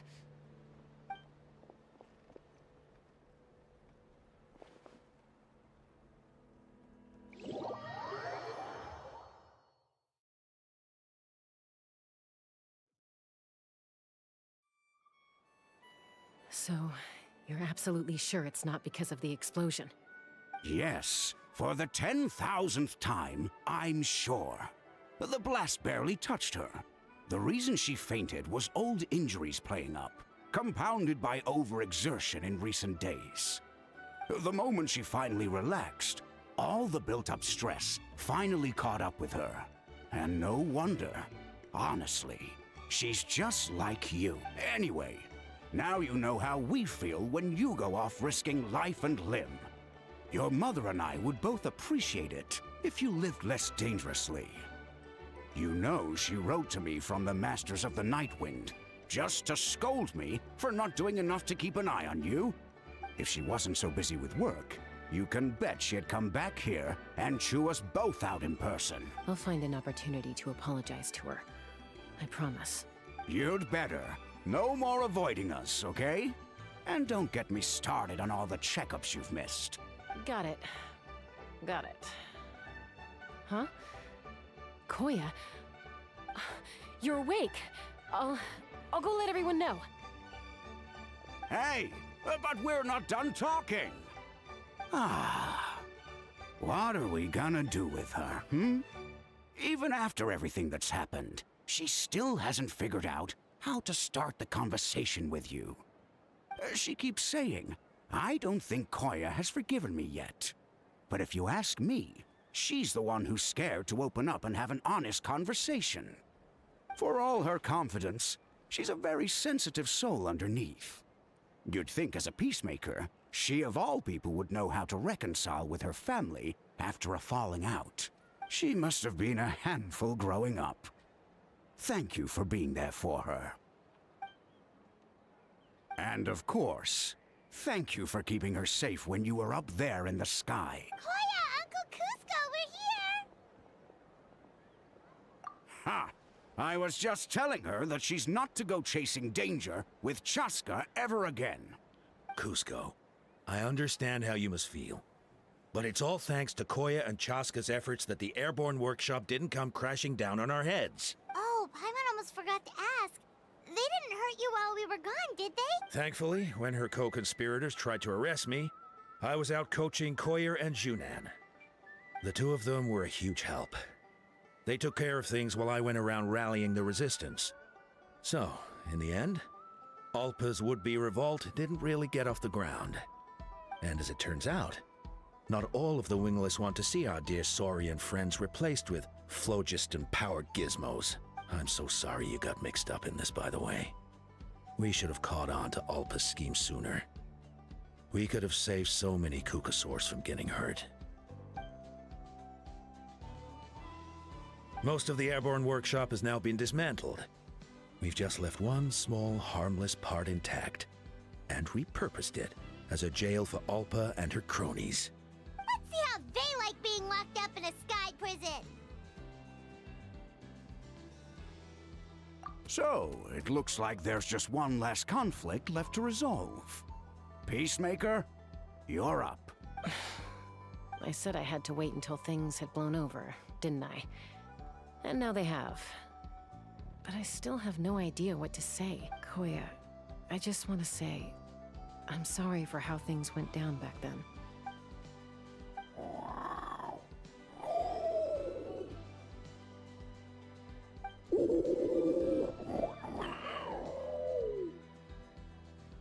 Huh?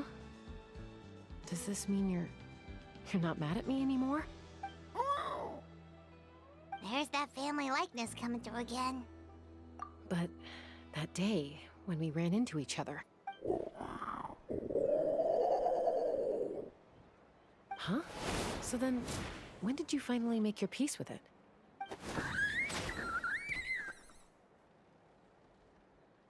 Oh,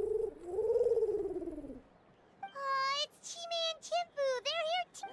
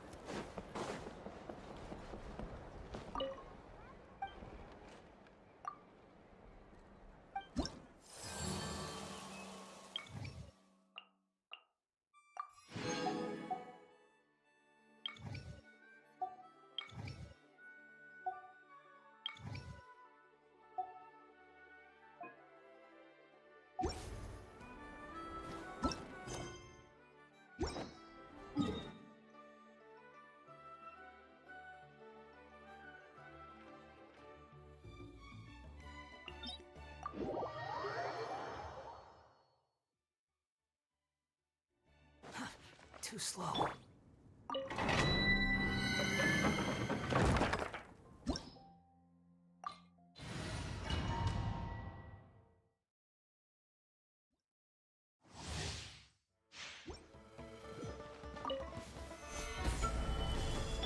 I'm going in!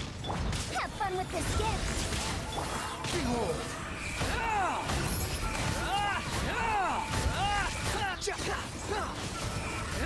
You dare to gaze upon me?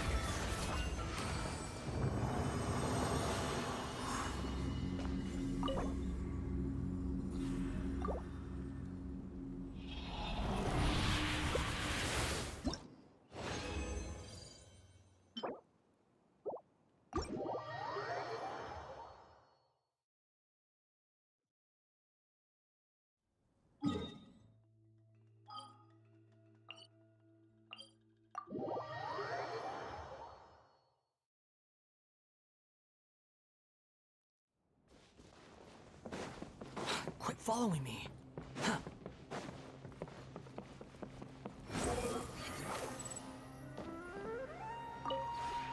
This realm is...